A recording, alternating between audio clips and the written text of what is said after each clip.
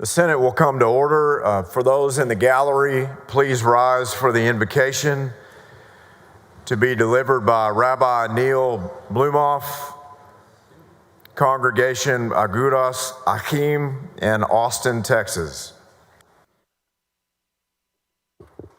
Good morning, everyone. Distinguished President, President Pro Tem, Senators, honorable staff, and respected guests. In the Jewish tradition, we have just entered the month of Nisan, the month of redemption. We are less than 2 weeks before the festival of Passover, the festival of freedom, when we recount the 10 plagues which stymied the Egyptian Pharaoh, and we relive the subsequent movement led by Moses from the land of slavery into the possibilities of freedom. Let us hear a prayer that Moses sent up before God when he and the children of Israel were on the shores of the Red Sea, escaping the judgments of Pharaoh with no obvious place to go. As Moses prayed, Ribono shel olam, master of this world, sustain this people. Give them the courage to see that they are in your divine hand. God, see their fragile nature as they were enslaved just yesterday. Have mercy upon them. Now we hear the hostile thunder of Pharaoh's approaching chariots, and we do not know what to do. God, help us act decisively and with vision to escape a return to servitude. Let us cultivate a humbleness to recognize your glorious signs and wonders constant in this world. We ask for a miracle. Help us see a path beyond the one that has led us to the water's edge. Let us move forward. In our actions, may we demonstrate bravery. As we leave the narrow places of Egypt, may we see the divine in the faces of our neighbors. May we pause in our own deliverance to help others also pass through the split sea into freedom. Kadosh Baruch Hu, the Holy Blessed One, may we know that redemption comes when we both listen to you and act in this world with compassion, knowing that we are but for a brief moment here in this world, but our legacy, what we do now and the laws that we make, is lasting. And in this particular challenge of our age, may each of you in this sacred place continue to rise and stand fast in the pursuit of nobility in your privilege of service. May your decisions, deliberations, and intentions be courageous and visionary, resolved to prosper the citizens of the great state of Texas. For the ancient freedom of Moses and the children of Israel can and must be our urgent freedom too. With gratitude and respect, Ken Yehi Ratzon, may this be God's will. Amen. Thank you, Rabbi Blumoff. Members, if time allows, please greet Rabbi Blumoff on his way out of the chamber.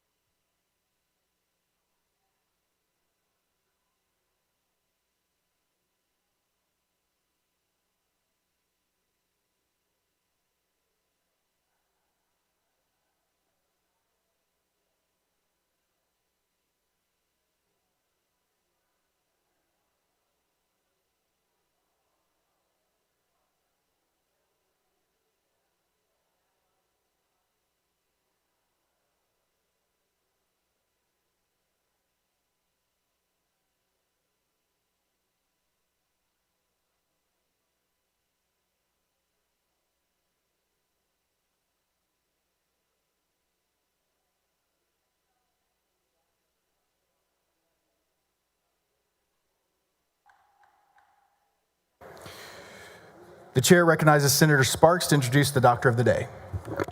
Thank you, Mr. President. It's my honor to introduce to you today Dr. Madhush Matna Panda. And with her today, she has medical student Paul Kester. So Dr. Panda is double board certified in family medicine and lifestyle medicine. She received her medical training from Veer Surendra Sai Medical College in India. Dr. Panda came to the Permian Basin in 2018. She completed her residency in family medicine with Texas Tech Health Science Center. Guns up. She currently practices medicine in Midland at Wall Street Internal Medicine. When Dr. Panda is not at work, she enjoys spending time with her family, traveling, nature walking, cooking, and reading. We are so thankful to have Dr. Panda in our West Texas community, and we're very thankful to have both of you here today serving us at the Capitol.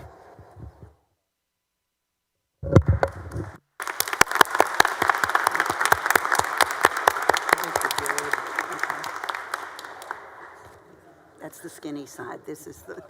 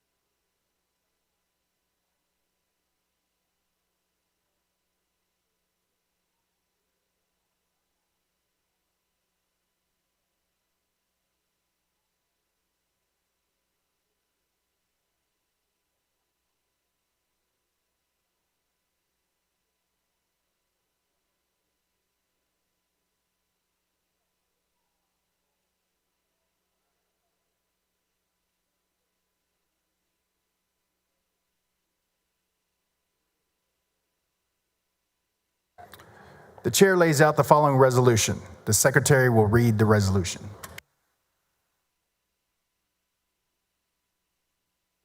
Senate Resolution 327 by Nichols, recognizing the Texas Forestry Association on the occasion of its seedling giveaway at the state capitol.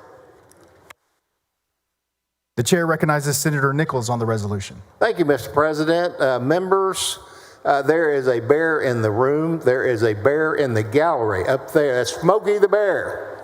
Smokey the Bear's up there.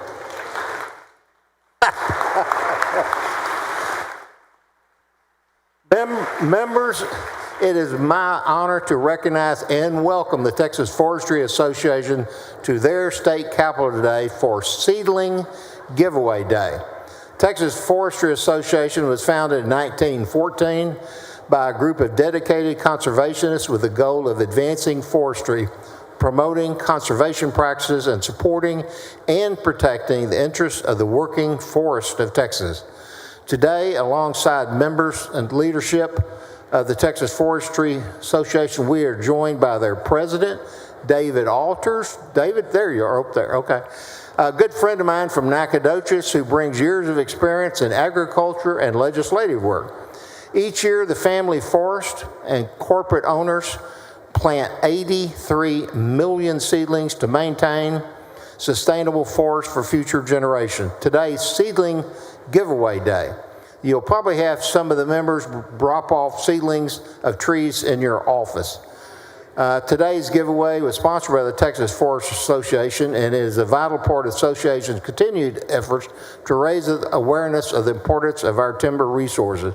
I am very proud of the Texas Forestry Association in the Senate today, and please help me welcome them to the Senate today. Thank you.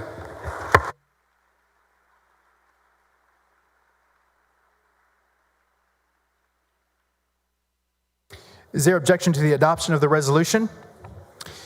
The chair hears none. The resolution is adopted.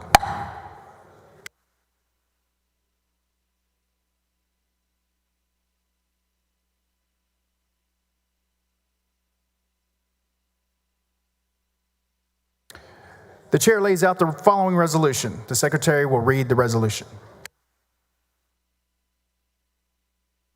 Senate Resolution 351 by Gutierrez, recognizing April 2nd, 2025 as Valverde County Del Rio Day at the state capitol. The chair recognizes Senator Gutierrez on the resolution. Thank you, Mr. President. Members, I want to get everybody's attention to the west side of the gallery where we have our friends from Del Rio, Texas. If we could please ask them to stand and welcome them here. We've got the mayor from Del Rio, Al Ariola. Mayor, are you here? Thank you for coming. Carmen Gutierrez, councilperson at large, Shauna Burkhart, Manuel Chavez, assistant city manager, Greg Velasquez, James DeRoos, Peter Ojeda, and with the county, we have Kerr Wordlaw, Fernando Garcia, and David Martinez.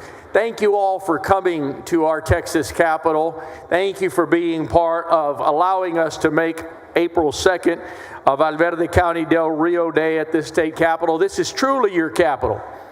But members, I want to tell you about Del Rio, Texas. It's the home of Laughlin Air Force Base. And for those of you that remember the Cuban Missile Crisis, you will remember that there was a U-2 plane that flew over Cuba, and it was taking pictures every day.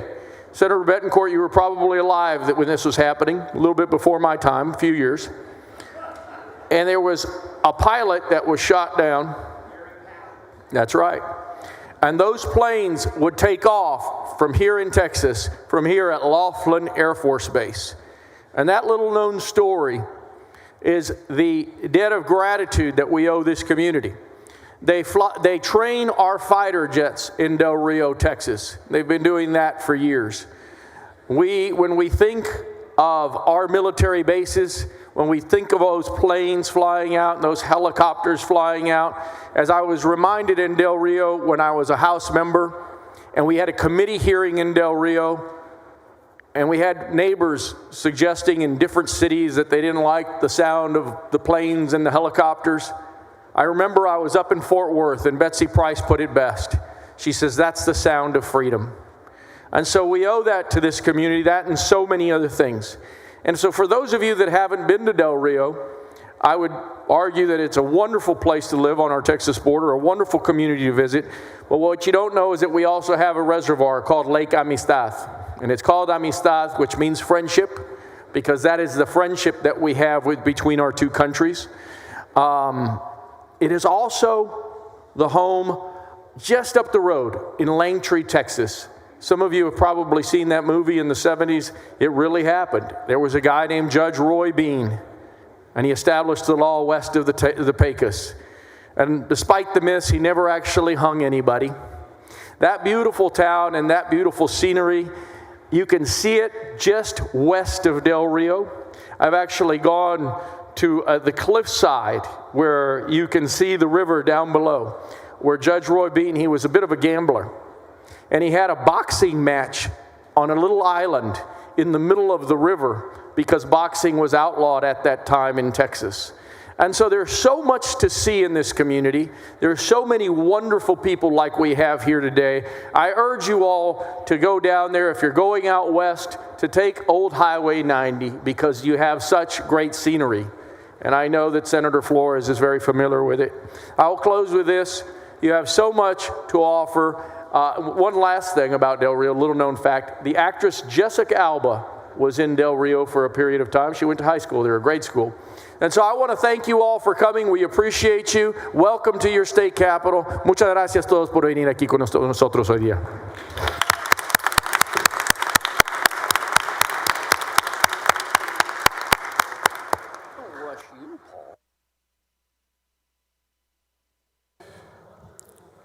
Is there objection to the adoption of the resolution? The chair hears none. The resolution is adopted.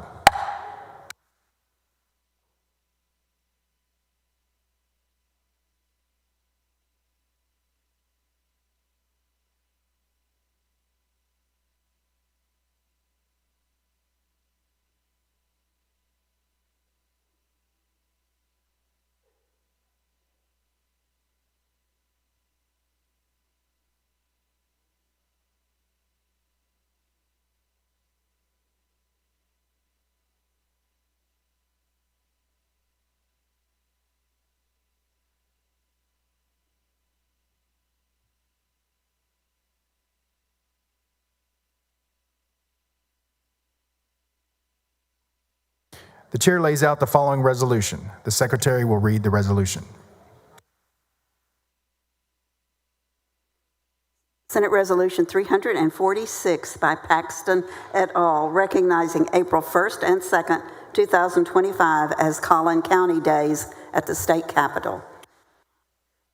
The chair recognizes Senator Paxton on the resolution. Thank you, Mr. President, and I am so proud to welcome the Collin County Days delegation to the state capitol. If you're here from Collin County, please stand up. Let's all welcome our friends from Collin County.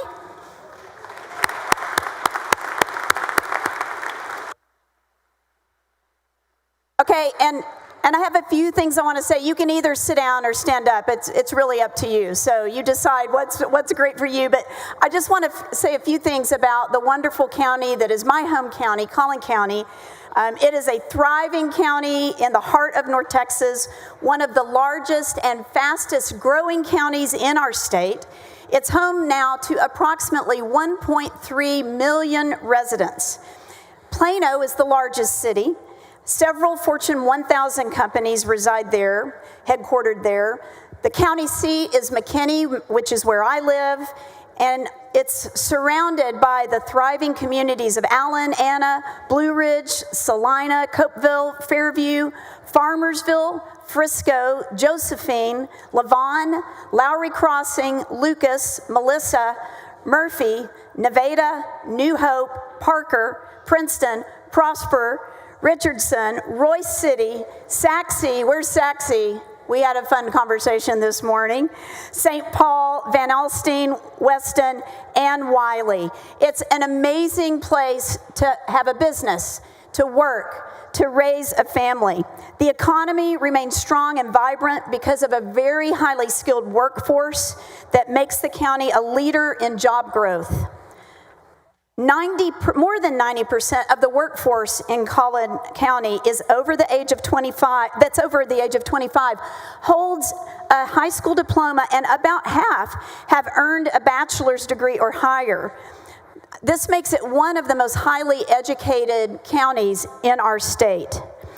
Collin County offers attractive scenery, excellent recreational opportunities, and it has an inviting, friendly group of residents who welcome every single day hundreds of individuals, families, and businesses. Members, I am so proud to represent Collin County for the last 6 years. I'm so happy while we're in session. As all of you know, it's so nice because we can't be home. It's so nice when home comes to us. I'm so thankful to all of you who've made time out of your life, your family, your business, to come and be here, to advocate for the things that matter to our families and businesses in Collin County. Members, I know that Senator Hagenbu has something to say, but I'm so glad you're here, and I yield to my colleague. The chair recognizes Senator Hagenbu on the resolution. Thank you, Mr. President. Yes, I'm proud to serve in a part of Collin County, and it's a great thing to join Senator Paxton here in celebrating Collin County Days today here in Texas Capitol.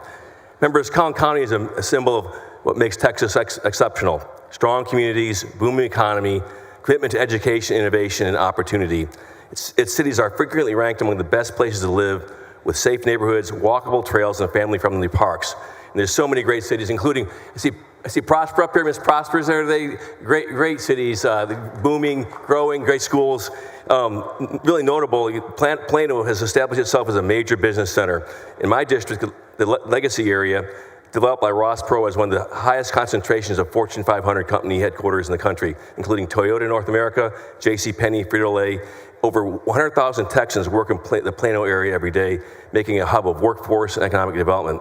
And Frisco stands out as a national model for smart growth and collaboration between the public and private sectors, and is a proud home of the PGA and the National Soccer Hall of Fame. Collin County's commitment to education is evident through its top-rated schools. Prosper is one of them. Frisco, Plano, Allen, all consistently ranked among the best in the state. Collin College continues to expand access to affordable, high-quality education and workforce development, programs that prepare students for the jobs of the future. But what really sets Collin County apart is its people. It's a community built on hard work, service, and Texas pride. I'm very proud to serve Collin County, and so glad you're all here today. Welcome to your capital.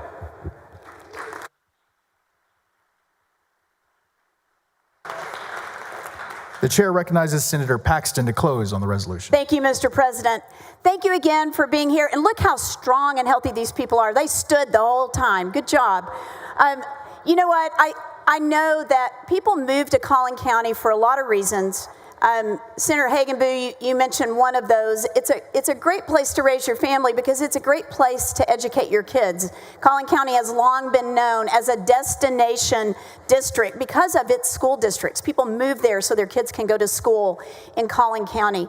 But I think at the end of the day, the reality is that the reason that Collin County grows and continues to grow is because greatness attracts greatness. Thank you for being such a great place to work, to live, to raise a family, to have a business. God bless you and welcome to your Texas capital.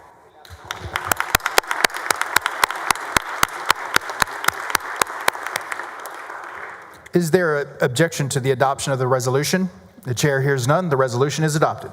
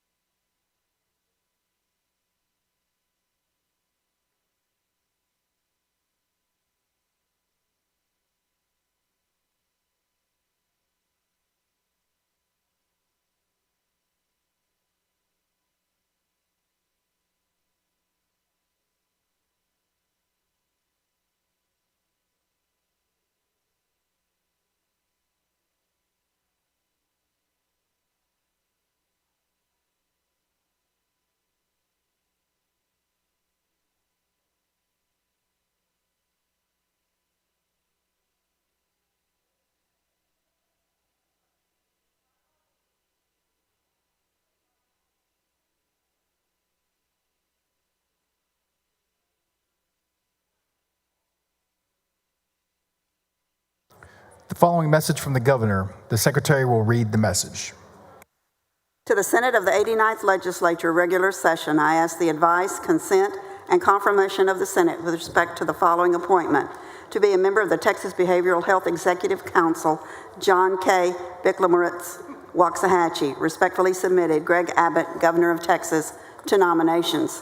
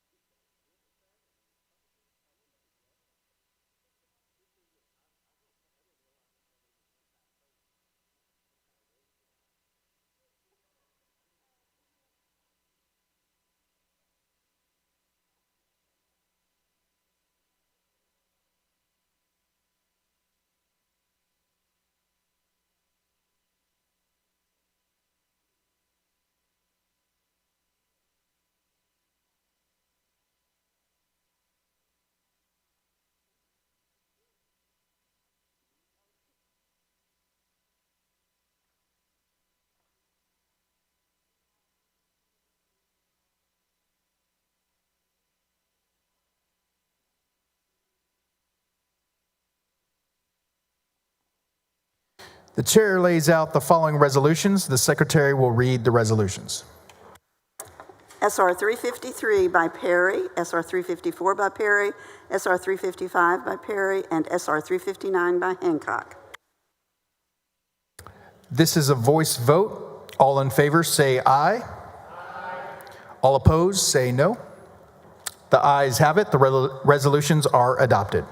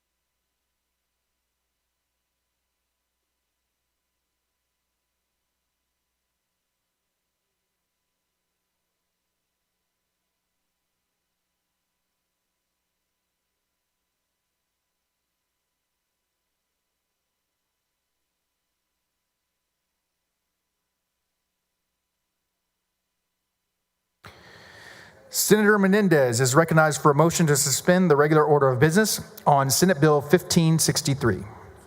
Thank you, Mr. President. I move to suspend the Senate's regular order of business to take up and consider at this time Senate Bill 1563. Members, this bill would require all county jailers to receive training on interacting with veterans in county jails. This training will be developed in collaboration with the Texas Veterans Commission to ensure we are meeting veterans where they are, and the program is made with veterans in mind. We know that there are hundreds of veterans in our county jails, and many of those veterans endured trauma related to their service, especially for those who engaged in combat. And while it's important to protect our community and keep folks detained if they are a threat to our community, their safety and those of others in the jails can be exacerbated when the behavioral health problems veterans have. So this means our veterans leave our jails many times worse than they entered them. So knowing that our veterans have a unique and often a complex mental and behavioral health needs, jailers must ensure that they are safe and supportive while in jails. One of the things that came up in the committee that was testified by a doctor with the Veterans Commission is that many times our veterans aren't aware of the services the state of Texas has for them. And so that many times it keeps recidivism down when they're made aware of the services made available to our veterans. And hopefully with that in mind, it also helps reduce the amount of veteran suicide rate, because we know that's around somewhere between 18 and 22 a day in the nation. So with that, Mr. President, I move suspension of the regular order of business. Senator Menendez moves suspension of the regular order of business on Senate Bill 1563. Is there objection? Hearing none, the rules are suspended. The chair lays out on second reading Senate Bill 1563. The secretary will read the caption. Senate Bill 1563 relating to county jailer training on interacting with veterans in the criminal justice system. Senator Menendez is recognized for a motion. Mr. President, I move passage to engrossment of Senate Bill 1563. Senator Menendez moves passage to engrossment. Is there objection? Hearing none, the bill is passed to an engrossment. Senator Menendez is recognized for a motion to suspend the constitutional 3-day rule. Thank you, Mr. President. I move to suspend the constitutional rule that bills be read on 3 several days. Senator Menendez moves suspension of the 3-day rule. The secretary will call the roll. Alvarado, Betancourt, Bardwell, Blanco, Campbell, Cook, Creighton, Eckhart, Flores, Gutierrez, Hagan, Boo Hall. How many? 31 ayes. Oh, there being 31 ayes and no nays, the rules are suspended. The chair lays out on third reading and final passage Senate Bill 1563. The secretary will read the caption. Senate Bill 1563 relating to county jailer training on interacting with veterans in the criminal justice system. Senator Menendez is recognized for a motion. Thank you, Mr. President. On behalf of Military City, USA, otherwise known as San Antonio, the 1% who served our nation and the families who love them, I move final passage of SB 1563. Senator Menendez moves final passage of Senate Bill 1563. The secretary will call the roll. Alvarado, Betancourt, Bardwell, Blanco, Campbell, Cook, Creighton, Eckhart, Flores. There being 31 ayes and no nays, the bill is finally passed.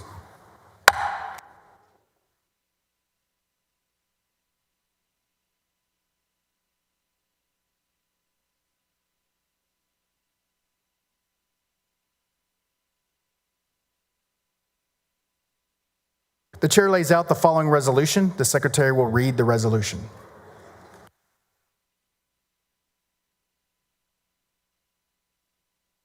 Senate Resolution 352 by Creighton et al. Recognizing April 2nd, 2025 as Texas Food Bank Day at the state capitol. The chair recognizes Senator Creighton on the resolution. Thank you, Mr. President. Members, I'm pleased to recognize the members of Feeding Texas for Texas Food Bank Day at their state capitol. Since 1986, Feeding Texas has been able to serve millions of Texans in providing them with food and resources to prevent hunger in this state. Feeding Texas has made it their mission to establish public-private partnerships, including partnerships with the Texas Department of Agriculture, Texans Feeding Texans, and the Texas Health and Human Services Commission. I'd like to take a moment to highlight the food banks in my district and the amazing work that they do for the community. Montgomery County Food Bank, Houston Food Bank, Southeast Texas Food Bank, and Galveston County Food Bank. These food banks and many others across our state not only serve Texans every single day, but they also show up especially in times of crisis. I remember the response during Hurricane Harvey, Mr. President and members, and other natural disasters. Food banks were there like first responders, of course, stepping in immediately to provide relief and help stabilize entire communities across Southeast Texas that were devastated. Their role in emergency response is just as vital as their daily mission to fight hunger. I want to have everyone here with us. Make sure you're standing. I know most of you already are. I'm so pleased that you're here in the state capitol today. Appreciate your hard work to help feed our communities across this great state and always providing our constituents with essential resources. Mr. President, if there are other members that wish to comment on the resolution, I'll yield at this time. The chair recognizes Senator Hinojosa of Hidalgo on the resolution. Thank you, Mr. President, and thank you, Senator Creighton, for bringing forth this resolution. I too would like to commend our food banks throughout the state of Texas. They do a wonderful job, and they are very quick to respond, not only volunteers, but also getting the community together to donate and contribute to provide food to those who are hungry, to those families that need help. And in South Texas, I have two food banks. One is the Coastal Bend Food Bank. Does a great job up in Corpus Christi, Robstown, cover the whole Coastal Bend area. And then the other one I have in the Rio Grande Valley. They also provide for the whole valley when there is a need for fresh fruit, fresh vegetables, and they collect on a volunteer basis food that other families who have an abundance of canned food do not want to use and give it away. So they play such a key role in providing healthy food and providing sustenance to our families. I just want to thank all the volunteers, thank for those who work at food banks for the wonderful work you do in taking care of our families. Thank you, Senator Creighton. Thank you, Mr. President. The chair recognizes Senator Menendez on the resolution. Thank you, Mr. President. I rise to thank Senator Creighton for bringing forward Senate Resolution 352. I'd also like to recognize representatives of the San Antonio Food Bank here with us in the gallery. Oh, I see our CEO, Eric Hooper and Mario Obledo. Thank you guys for being here.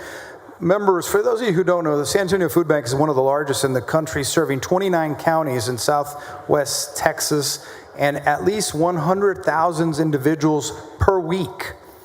Let that sink in for a second. 100,000 people per week. Every year they hand out millions of pounds of food each year, which could not be possible without their fearless leaders dedicated to volunteers and over 600 nonprofit partners. The San Antonio Food Bank also helps folks in the region file for federal SNAP benefits to improve their access to food and other basic needs. And so folks in our district, they really know they can count on the food bank when they need a meal. And I'll tell you, not only during the disasters, but during COVID, Senator Creighton, during COVID, there was an image, a picture that went around the world where people waited 8 hours. People who had never in their lives had needed a little hand up, but who suddenly were out of work because both members, family members, heads of household worked in the industry, tourism industry, and everything was shut down. These folks were in line, and the San Antonio Food Bank stepped up, and they do so much for so many. But I'll leave you with this, folks. Every Friday, there are lots of kids, Senator Bencourt, who receive a special backpack, 5-gallon Ziploc in there with food, so that those kids can eat over the weekend, because so many of our kids only eat at school. And the food banks, our food bank in particular, does so much to make sure that those kids, and I asked once, I said, why is it only food that's already cooked and stuff? He said, because sometimes the kids are feeding their siblings and there's no one there to help them. So y'all are doing God's work, really. I mean, it is one thing to to talk about just, you know, we have to care for one another all throughout the lifespan, and kids can't learn, and they can't do so many things if they're hungry. So thank you, Mr. President and members, and Senator Creighton, thank you for recognizing the important work of our food banks. The chair recognizes Senator Campbell on the resolution. Thank you, Mr. President. Well, I rise also to say thank you, Senator Creighton, for bringing Senate Resolution 352.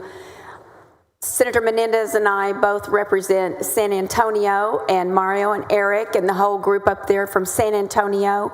Thank you so much. And I know you are in partners with New Braunfels Food Bank, and I've been to both of them. And with Senator Menendez, I know that whenever we've been there, there are just rows and rows of cars that are picking up food for their families, and I've helped put it in the trunks, but that's just, you know, occasionally when I've gone.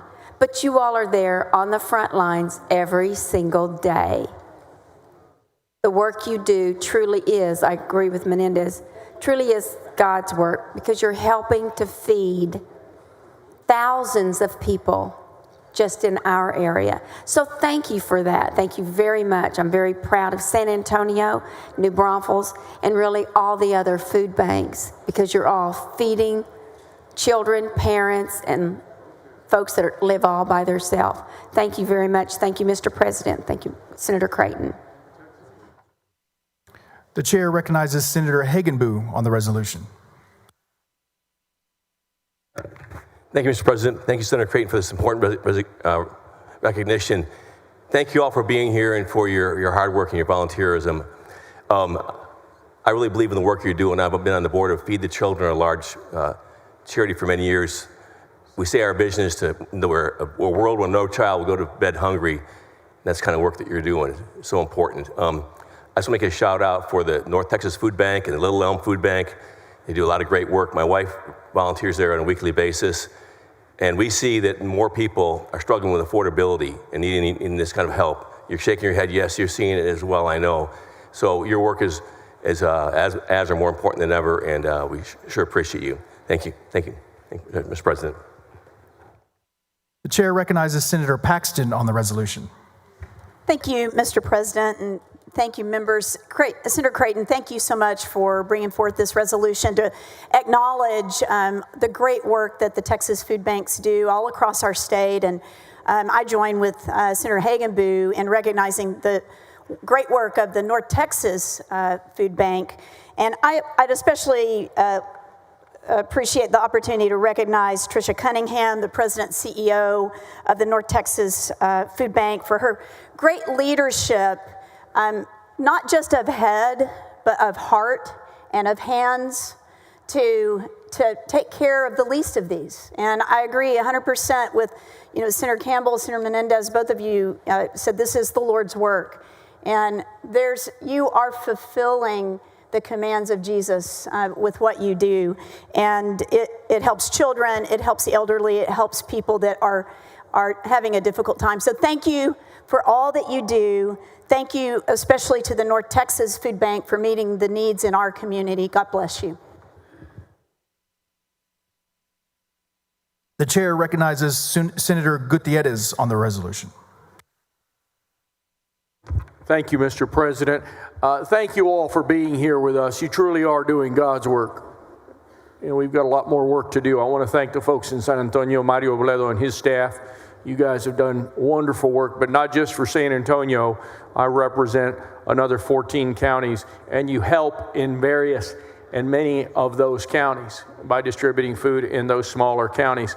I think everybody in this room gets it, but there's so many of our constituents, Senator Creighton, as you suggested earlier, that don't realize how many people struggle with food insecurity. There's so many people in our in those 14 counties that I represent that truly live in food deserts. And if it wasn't for the work of our food banks, if it wasn't for the work of the legislature, and we can always strive to do more, and I appreciate what you've done and what Senator Huffman has done by way of appropriating dollars to these causes, because it's not a cause. It's about feeding people and making sure that kids don't go to school hungry. so that they can learn and do what they need to do. So for you, the volunteers, a big thank you from the Texas Senate, and thank you for everything that you have done to make our world a better place to live. Thank you, Mr. President. The chair recognizes Senator Miles on the resolution. Thank you, Mr. President. Thank you, members, and especially a big thank you to my good friend, Senator Brandon Creighton, for recognizing the Texas Food Banks. My Houston chapter is here, and I just want to give him a recognition. My CEO is here, Brian Green. Would you raise your hand? And I've got 3 of my board of directors, my good brother, Michael Harris, Jeff Dodson, and James Bell. Thank you all for being here, and we'd like to see y'all come back soon. Thank you, and keep up the good work. Thank you, Mr. President. The chair recognizes Senator West on the resolution. Thank you very much, Senator Creighton. We are together on this one, okay, which is great. And the reality is that I have constituents from Dallas that are here. Y'all raise your hands up here, okay? That's Dallas right there. And these persons, and I look forward to getting our picture together too down there on the steps. These persons, just like others around this state, are frankly compassionate, purpose-driven to make certain that we serve the least of thee. And I know, Senator Perry, you and I last session set up at council over at the Department of Agriculture to make certain we look at issues concerning food deserts. It still hadn't developed the way it needs to develop, but we're still working on it. I want to let you know that. So there is, in fact,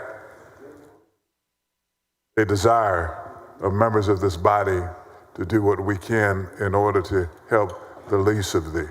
But you're on the ground, and you decided to come down to Austin today, and I just want to say welcome to your state capital, and every member of this Senate wants to make certain that we address the issues that you're down there for. Welcome to the state Senate.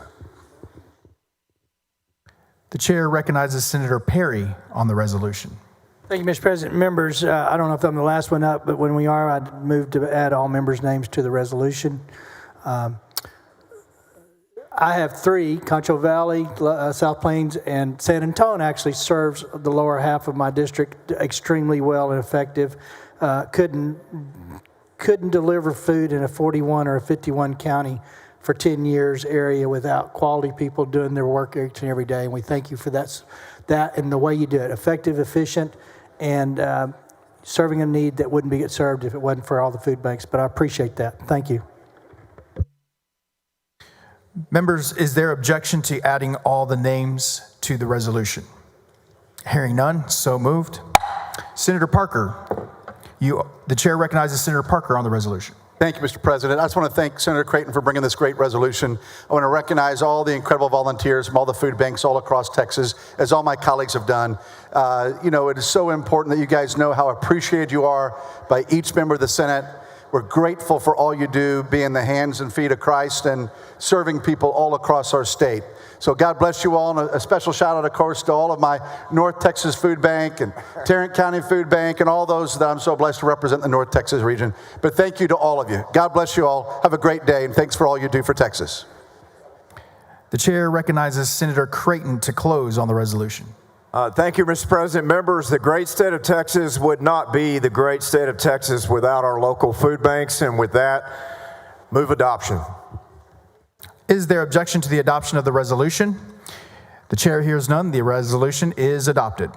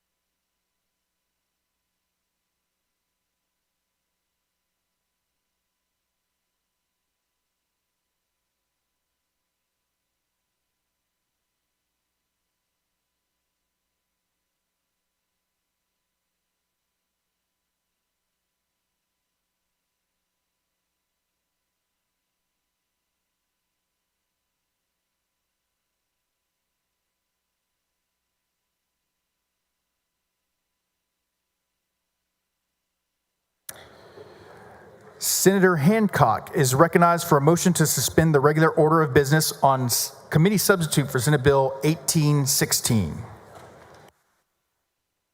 Yes, thank you, Mr. President. Members, we just finished hearing about our food banks and how they care for the least of these. This bill, too, is about the least of these.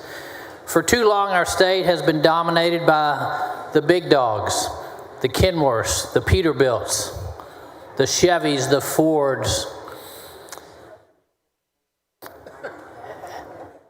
And now it's time for that to change. As Mrs. T used to say from time to time, it's time every once in a while for the legislature to let the little dogs eat. Well, committee substitute for Senate Bill 1816 allows the tiny trucks to drive.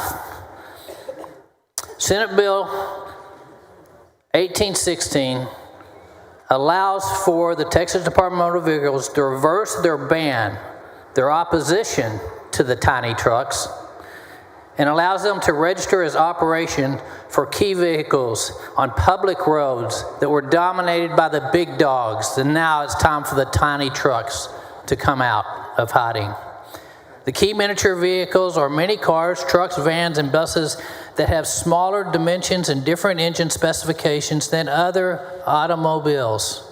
And this bill will define the miniature vehicles and codify key miniature vehicle operations as motor vehicles as they are, and allow them to register in accordance with the laws of the state and operate on the public highways that were once dominated by nothing but big dogs.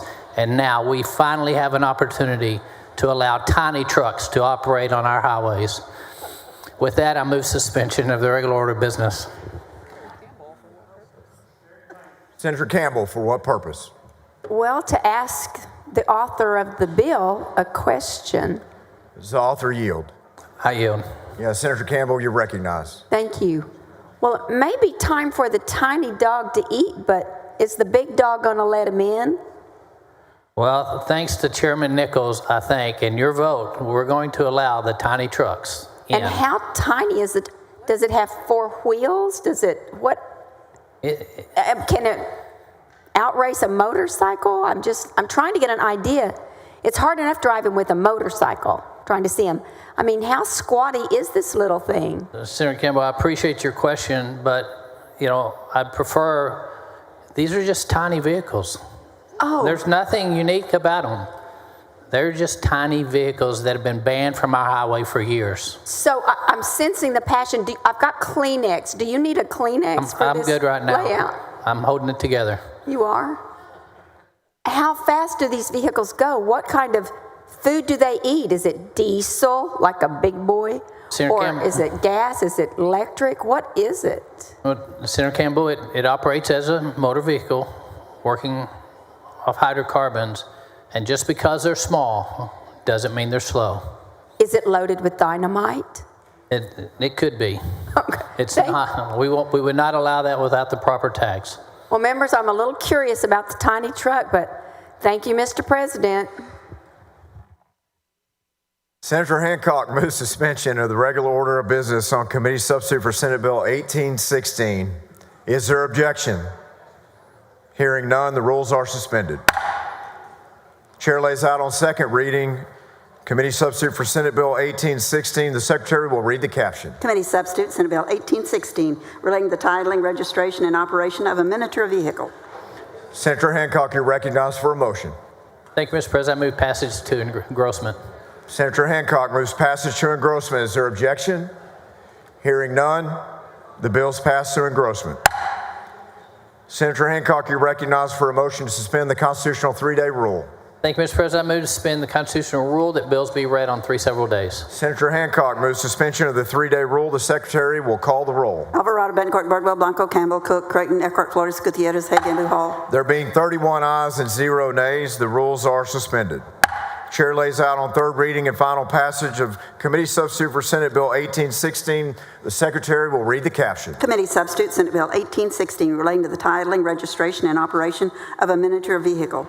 Senator Hancock, you're recognized for a motion. Thank you, Mr. President and members, and it's about time to move over, make room for the tiny trucks. With that, I move final passage. Senator Hancock moves final passage of Committee Substitute for Senate Bill 1816. The Secretary will call the roll. Alvarado, Betancourt, Bardwell, Blanco, Campbell, Cook, Creighton, Eckhart, There Flores. being 31 ayes and 0 nays, the bill is finally passed. Congratulations, Senator Hancock. Thank you.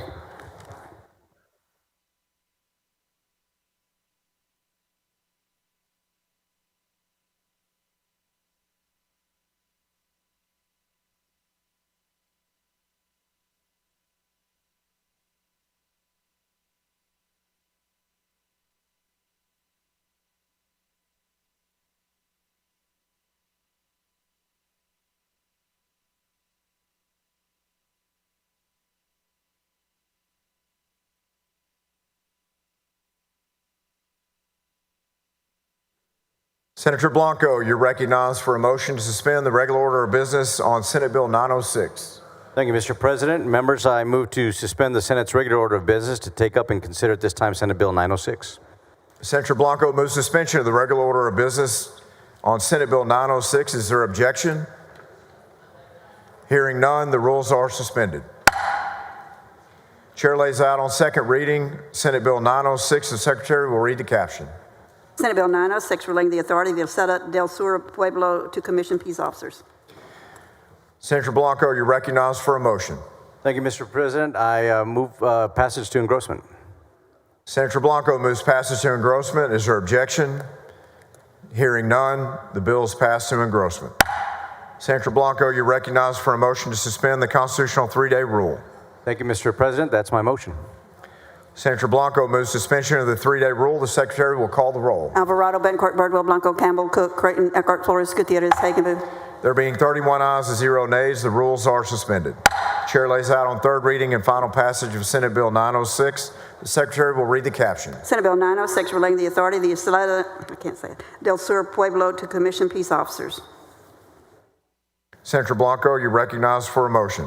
Thank you, Mr. President. I move final passage of Senate Bill 906. Senator Blanco moves final passage of Senate Bill 906. The Secretary will call the roll. Alvarado, Betancourt, Bardwell, Blanco, Campbell, Cook, Creighton, Eckhart, Flores, Gutierrez, Hagenbu. There being 31 ayes and 0 nays, the bill is finally passed. Congratulations, Senator Blanco. Thank you, Mr. President, members.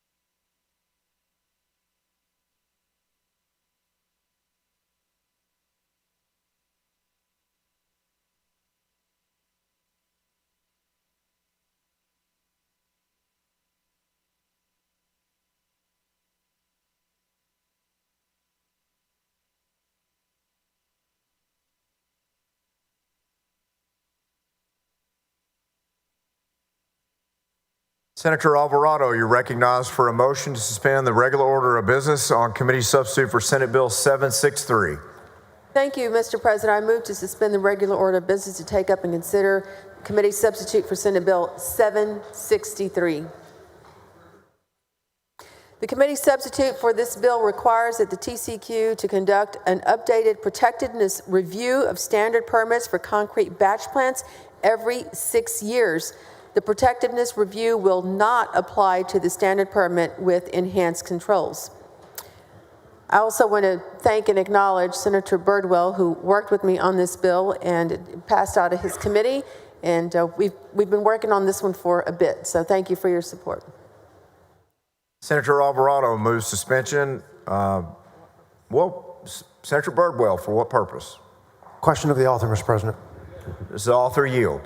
Yes, sir, I do. Senator Birdwell, you're recognized. Thank you, Mr. President. Senator Alvarado, thank you for your work on this. And I just wanted to put on the record your commitment to keep the bill clean as it comes back from the House and how we've worked it here to make it a precision munition, because with that caption, we certainly get a lot of bills related to concrete batch plants, trying to make sure that we're functional.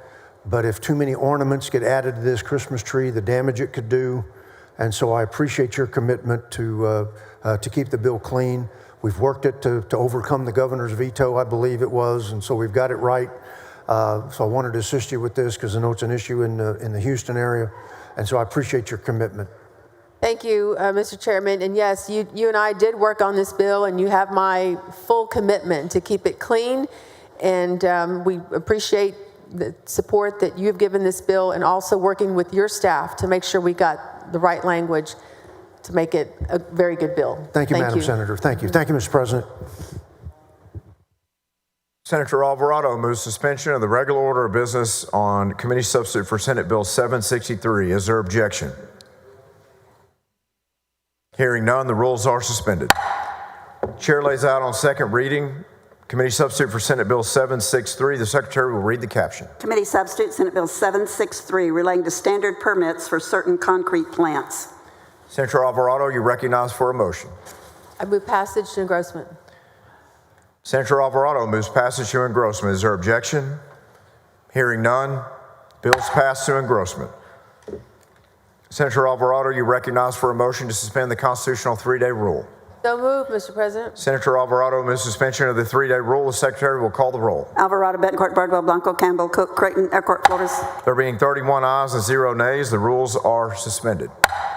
Chair lays out on third reading and final passage committee substitute for Senate Bill 763. The Secretary will read the caption. Committee substitute Senate Bill 763 relating to standard permits for certain concrete plants. Senator Alvarado, you're recognized for a motion.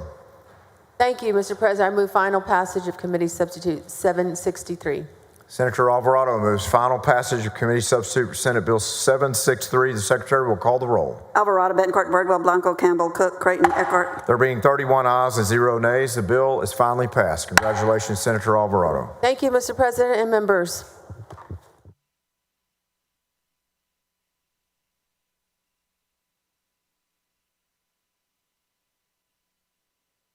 Senator Flores, you're recognized for a motion to suspend the regular order of business on Senate Bill 608.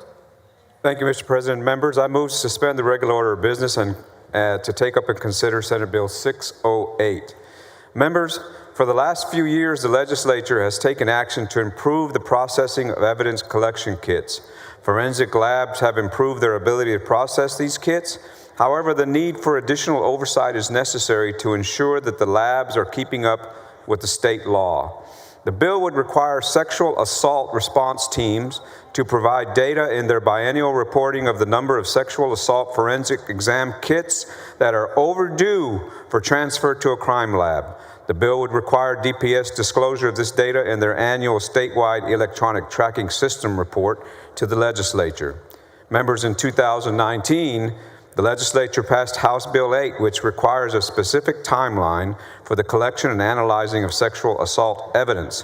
The bill states that law enforcement agencies must take possession of such evidence within 7 days of being notified by healthcare facilities, or they are allowed 14 days if they're located more than 100 miles from a healthcare facility.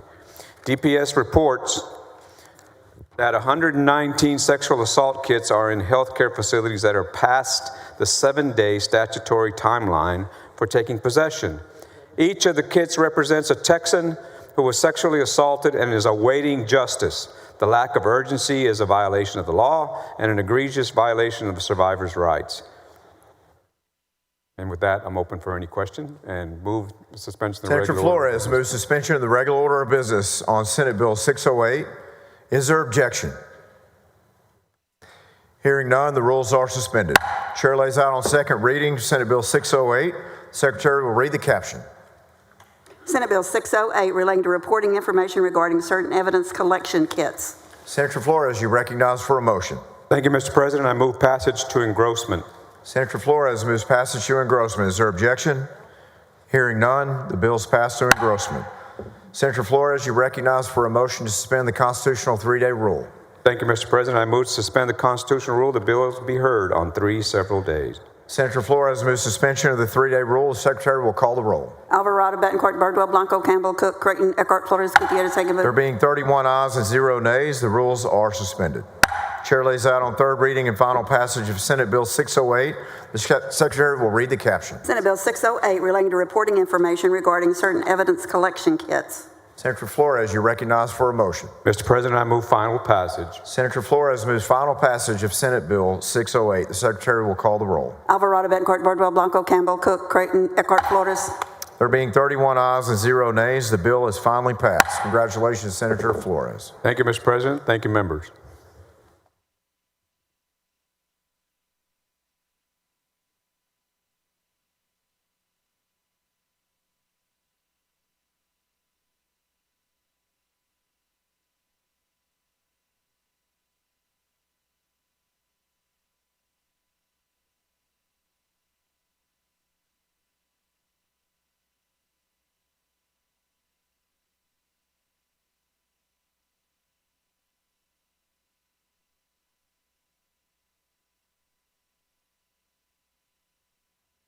Senator Huffman, you're recognized for a motion to suspend the regular order of business on Senate Bill 1737. Thank you, Mr. President and members. At this time, I move to suspend the regular order of business to take up and consider Senate Bill 1737. Members, certified law enforcement and custodial officers who work at certain Texas state agencies contribute to both a regular ERS retirement account, which is the ERS Trust Fund, and the Law Enforcement and Custodial Officer Supplemental Retirement Fund, called LECO.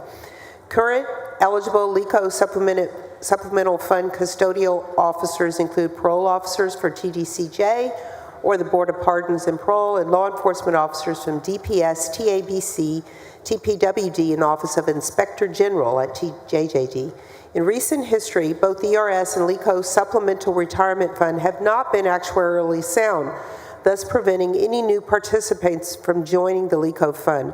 However, both pension plans are now actuarially sound by law, enabling the legislature the opportunity, after many years, to add additional participants to the LECO Supplemental Fund. Senate Bill 1737 expands the LECO Supplemental Fund membership to include those employed as correctional officers at TJJD and law enforcement officers for the Comptroller and Attorney General's office. In doing so, it retroactively provides LECO credit for ERS Group 1, 2, and 3 members employed at these agencies as of December 1, 2024. ERS Group 4 employees at those agencies only get LECO credit moving forward, since Group 4 has a cash balance structure, which is the new structure we added after pension reform. Finally, the bill only goes into effect if the new liabilities created are pre-funded with an appropriation. Adding these officers to the LECO fund will enable them to get an increased lifetime annuity payment and the potential ability to retire earlier, given their additional contributions and the demanding work that are performed by law enforcement officers. With that, I move suspension of the regular order of business. Senator Huffman moves suspension of the regular order of business on Senate Bill 1737. Is there objection? Hearing none, the rules are suspended. The chair lays out on second reading Senate Bill 1737. The Secretary will read the caption. Senate Bill 1737 relating to service retirement benefits payable by the Employees Retirement System of Texas to certain law enforcement officers and custodial officers. Senator Huffman, you're recognized for a motion. Move passage to engrossment of Senate Bill 1737. Senator Huffman moves passage to engrossment. Is there objection? Hearing none, the bill is passed to engrossment. Senator Huffman, you're recognized for a motion to suspend the constitutional 3-day rule. So moved, Mr. President. Senator Huffman moves suspension of the 3-day rule. The secretary will call the roll. Alvarado, Betancourt, Bardwell, Blanco, Campbell, Cook, Creighton, Eckhart, Flores, Gutierrez, Hagenbu, Hall. There being 31 ayes and 0 nays, the rules are suspended. Chair lays out on third reading and final passage of Senate Bill 1737. The secretary will read the caption. Senate Bill 1737 relating to service retirement benefits payable by the Employees Retirement System of Texas to certain law enforcement officers and custodial officers. Senator Huffman, you're recognized for a motion. Move final passage of Senate Bill 1737. Senator Huffman moves final passage of Senate Bill 1737. The secretary will call the roll. Alvarado, Betancourt, Bardwell, Blanco, Campbell, Cook, Creighton, Eckhart, Flores, Gutierrez, Hagenbu. There being 31 ayes and 0 nays, the bill is finally passed. Congratulations, Senator Huffman. Thank you, members.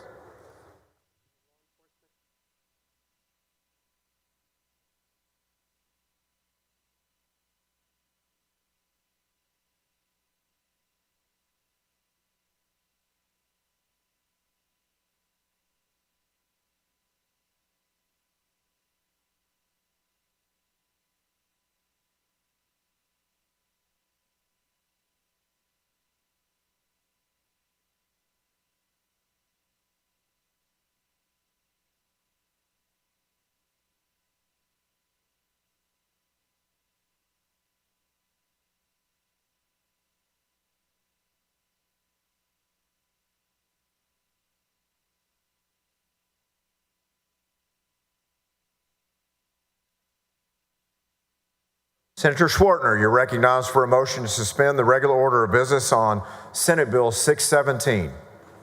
Thank you, Mr. President and members. I move to suspend the Senate's regular order of business to table and consider at this time Senate Bill 617. Members, this bill would require notice and a public hearing when a city converts property to house homeless individuals. A public hearing would be required at least 90 days before conversion of the property, and notification via mail to all residencies and businesses within a 1-mile radius, delivered no later than 36 hours prior to the hearing. Members, this bill, Senate Bill 617, champions transparency and accountability and collaboration when converting a municipal-owned property to house homeless individuals. With that, Mr. President, I move suspension of the regular order of business. Take up and consider at this time Senate Bill 617. Senator Eckhart, for what purpose? To ask questions of the author. Senator Schwartner, do you yield for questions from Senator Eckhart? Senator Eckhart, you're recognized. Senator Schwartner, this bill is precipitated by the purchase of a hotel by the city of Austin in Williamson County, inside the city limits of Austin, but in Williamson County, correct? That's right. We worked on this issue last session. This bill is similar to the exact same bill from last session that passed off this floor 31-0. I believe there are some individuals not receptive to it this time around, but it is the exact same bill. And we had discussed this bill last session with regard to trying to make the notice provisions reasonable and not punitive. We did come up with an alternative bill that did pass into law with regard to notifying the county judge, correct? Senator, I cannot recall that piece of legislation. This would be a notification to all residences and businesses within a certain geographic region, and a public hearing to be held within 1 mile of where that where that property that is going to be converted to house homeless individuals is located. It goes along with trying to address the homeless issue and making sure that the services are there, they're well planned, and that they're community backed. That's the purpose of this piece of legislation. So the Candlewood Suites that's now been turned into a low-income housing opportunity for people who are formerly or currently homeless. It is up and operational and thriving, correct?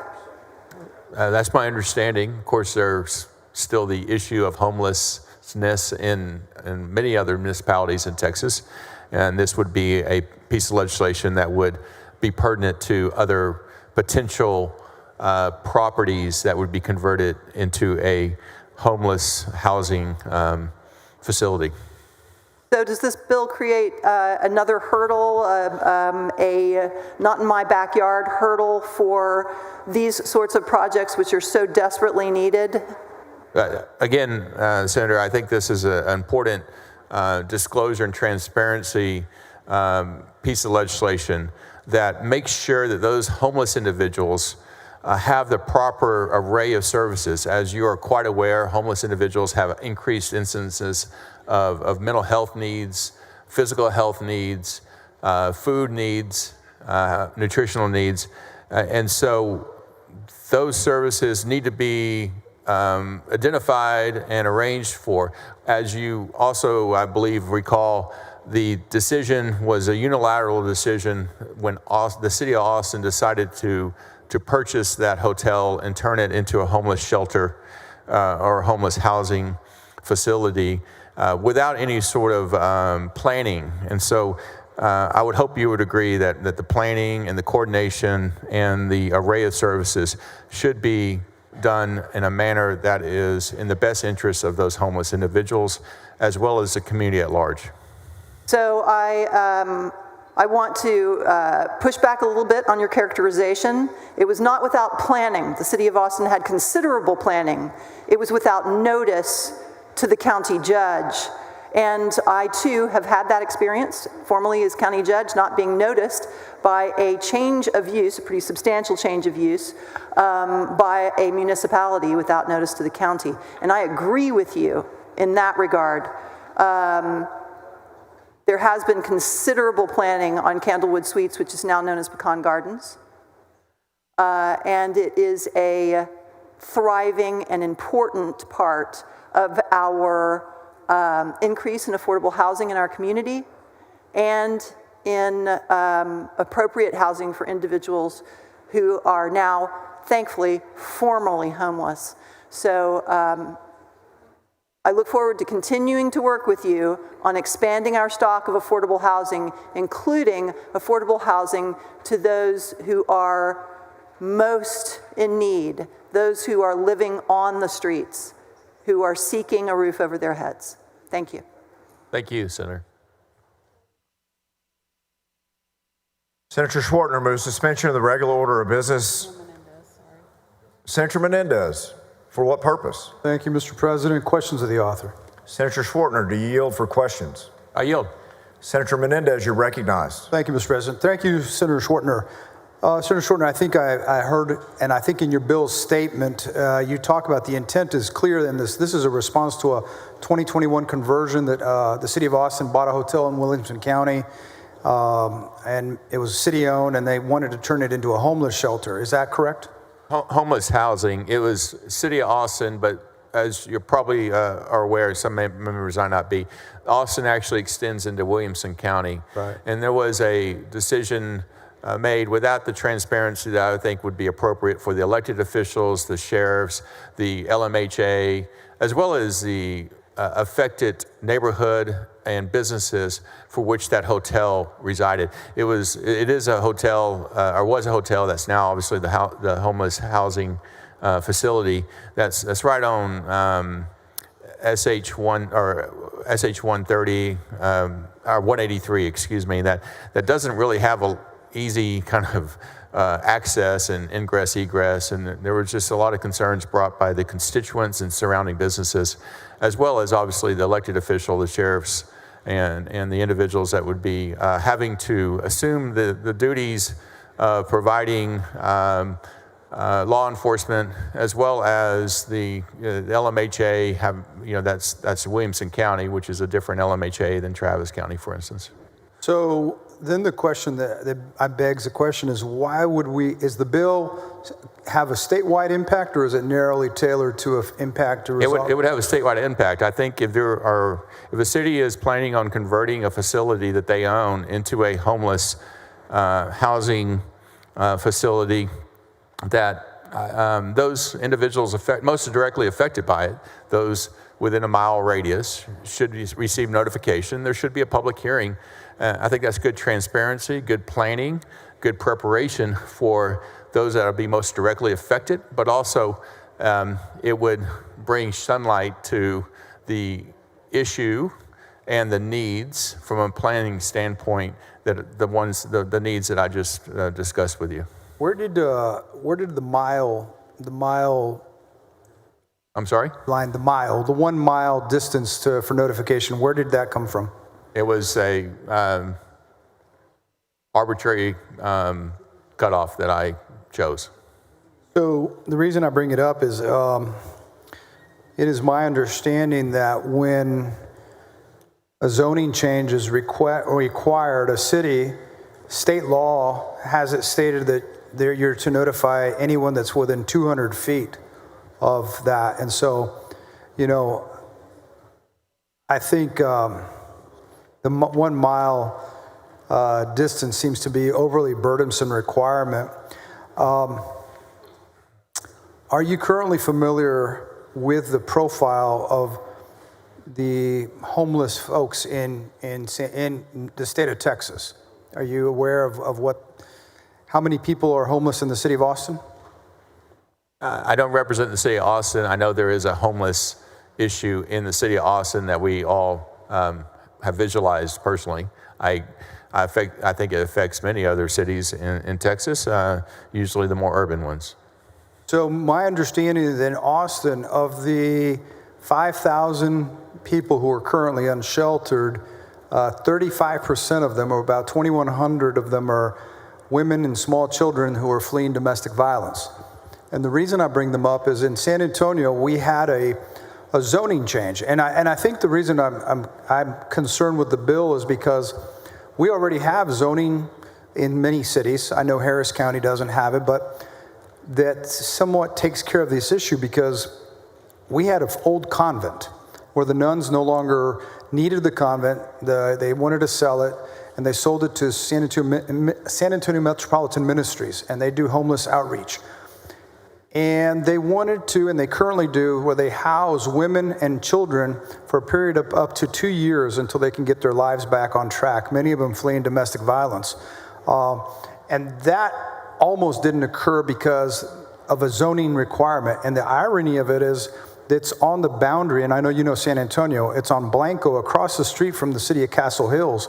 And it was the neighbors who didn't live in the city but lived in Castle Hills who were the most opposed to the issue. And it's been a perfect fit. There have been no issues, as you can imagine.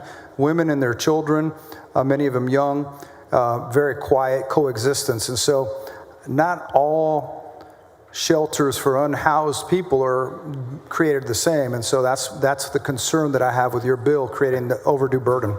There's certainly a difference in certain populations of temporary homelessness in maybe the population you're describing. And then there's the chronic homelessness for either by choice. Mental health, obviously, issues is a huge concern and prevalence in the homeless. And then obviously drug and other substance abuse that is prevalent in the homeless population. So it's multifactorial, and there's some homelessness situations that might be more receptive in some populations than others. I do think all populations that are going to be affected by a homeless new development that is being put there by a municipality, I think it is incumbent upon the municipality to be transparent in that and have a open discussion with those most affected. Curl, I completely agree. There needs to be an open and clear, transparent discussion. I do think that disclosing it up to 1 mile away creates for increased NIMBYism and fear. But I also think that we should maybe require examples of other shelters for people who are currently experiencing homelessness. Another example, we have, San Antonio is a tourism destination. We're going to host the Final Four coming up here in the next week or so. We have a downtown former hotel that is currently also being used for temporary housing, has a gate around it, has one entrance, a security guard, and they have absolutely no problems because nobody can come in and out, and then it's almost as if you wouldn't even know it was there. And so my concern is, and I think you share it, is we have had some of our colleagues, some of their staff, I know on Congress, at Starbucks, that have been accosted by people on the streets. And if we don't have places where people can avail themselves of resources, mental health resources, drug and alcohol dependency, of the services, then where should they go? We're finding them going to encampments around downtown. We find them in neighborhoods. And so if we're not helping the currently unsheltered or unhoused as a state, and we make it harder for these nonprofits, aren't we perpetuating the problem of having folks in situations where it's not healthy for them, they're getting arrested and they're going to jail and all of these things? We're almost making the problem a little worse, don't you think? Are you not concerned with that? I think the homeless population need to have a well planned out array of services when the municipality steps in and does something. And in this case, back in 2021, when the homeless situation in Austin was significantly worse than what it is under current Mayor Kirk Watson, that was not the case, at least in 2021, when the city of Austin chose to do what they did with this hotel on the outskirts of Cedar Park, right on the border of Cedar Park. And so I don't want that to happen in your district or anybody else's district in the future. And that's why I authored this bill and decided to go ahead and proceed with it this time around. I appreciate you answering my questions. You know, the problem of helping our neighbors, our constituents, you know, and on this floor we hear a lot of folks bring up how we're all created in God's image. And so, you know, and that we need to do the most, serve those who are least amongst us. I can't think of many more than those who are currently experiencing, you know, being unsheltered and unhoused, and many of them through no fault of their own. So I appreciate your concern. I know it's a balance with our constituents, but thank you for answering my questions. Thank you, Mr. President. Thank you, Senator. Senator Schwartner moves suspension of the regular order of business to take up and consider Senate Bill 617. There is objection. The secretary will call the roll. Alvarado, Betancourt, Birdwell, Blanco, Campbell, Cook, Creighton, Eckhart, Flores, Gutierrez. There being 22 ayes and 9 nays, the rules are suspended. Chair lays out on second reading Senate Bill 617. The secretary will read the caption. Senate Bill 617 relating to hearing and public notice requirements regarding the conversion by a municipality of certain properties to house homeless individuals. Senator Schwartner, you're recognized for a motion. Thank you, Mr. President. I move passage to engrossment, Senate Bill 617. Senator Schwartner moves passage to engrossment. The secretary will call the roll. Alvarado, Betancourt, Birdwell, Blanco, Campbell, Cook, Creighton, Eckhart, Flores, Gutierrez, Hagan, Booth. There being 22 ayes and 9 nays, the bill is passed to engrossment. Thank you, we'll Mr. hold President. there, Senator Schwartner.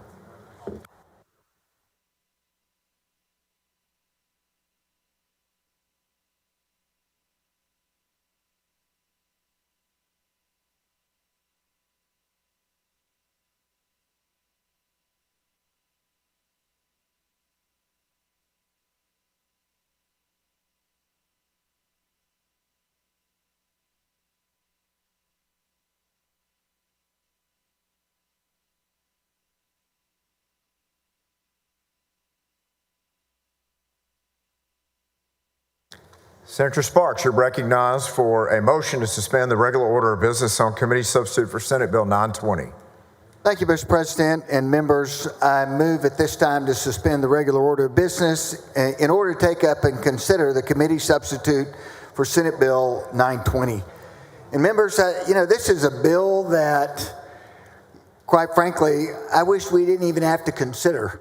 Because I think not too long ago, this would have just been filed in the common sense category.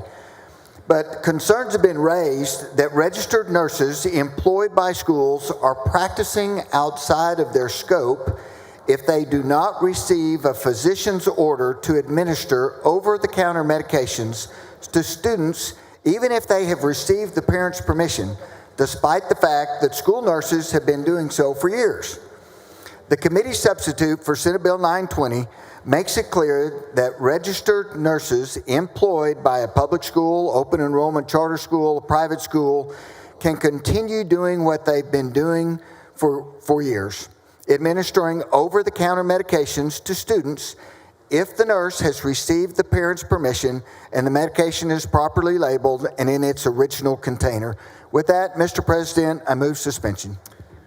Senator Campbell, for what purpose? To ask a question of the author. Senator Sparks, do you yield for questions? I most certainly do. Senator Campbell, you're recognized. Thank you, Mr. President. This is a good bill. Didn't you say that common sense really should have reigned in this and you shouldn't have to bring a bill up? I would think this should be common sense. Yes, ma'am. It is common sense. The nurse should be able to do it, and I wholeheartedly support this bill. Thank you, Mr. Chairman. Thank you, Senator Sparks. Thank you, Mr. President. Thank you, Senator Campbell. Senator Sparks moves suspension of the regular order of business on committee substitute for Senate Bill 920. Is there objection? Hearing none, the rules are suspended. Chair lays out on second reading committee substitute for Senate Bill 920. Secretary will read the caption. Committee substitute Senate Bill 920 relating to the administration of non-prescription medications to certain public and private school students. Senator Sparks, you're recognized for a motion. Thank you, Mr. President. I move passage to engrossment. Senator Sparks moves passage to engrossment. Is there objection? Hearing none, the bill is passed to engrossment. Senator Sparks, you're recognized for a motion to suspend the constitutional 3-day rule. Thank you, Mr. President. So moved. Senator Sparks moves suspension of the 3-day rule. The Secretary will call the roll. Alvarado, Betancourt, Birdwell, Blanco, Campbell, Cook, Creighton, Eckhart, Flores, Gutierrez, Hagenbu, Hall, Hancock. There being 31 ayes and 0 nays, the rules are suspended. Chair lays out on third reading and final passage of committee substitute for Senate Bill 920. Secretary will read the caption. Committee substitute Senate Bill 920 relating to the administration of non-prescription medications to certain public and private school students. Senator Sparks, you're recognized for a motion. Thank you, Mr. President. I move final passage of committee substitute for Senate Bill 920. Senator Sparks moves final passage of committee substitute for Senate Bill 920. The Secretary will call the roll. Alvarado, Betancourt, Birdwell, Blanco, Campbell, Cook, Creighton, Eckhart, Flores, Gutierrez, Hagenbu. There being 31 ayes and 0 nays, the bill is finally passed. Thank you, Mr. President. Thank you, members.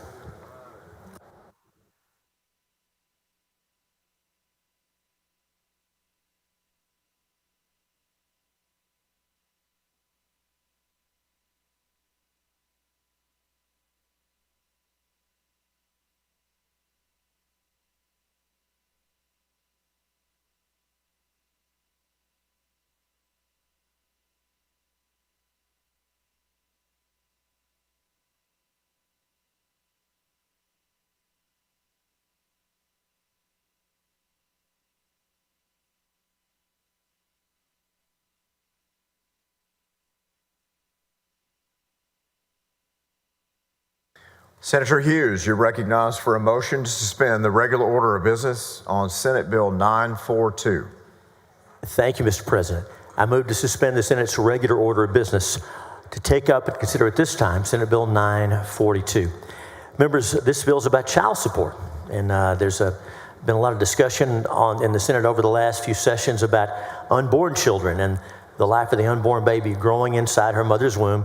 This bill will recognize that there's a life growing and there's responsibility there. And so for child support purposes, under this bill, the mom could get help for prenatal care, postnatal care, recognizing that the responsibility and the need for help begins before birth. That's what the bill does, and I move suspension.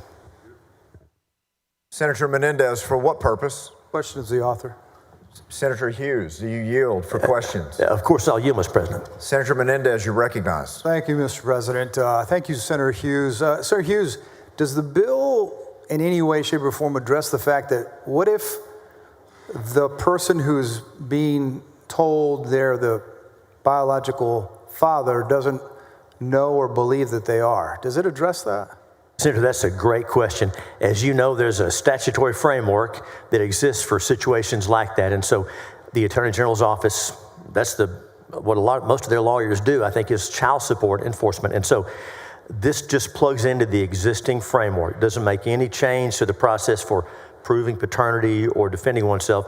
This just takes the existing framework and says that if a court finds there's a responsibility, that does not start at birth. It goes back to conception, when the mom was first experiencing needs and expenses. So it leaves the current framework in place for that issue you raised. So I'm not a medical expert, but if you're going to do a DNA test, wouldn't you have to wait for the child to be born?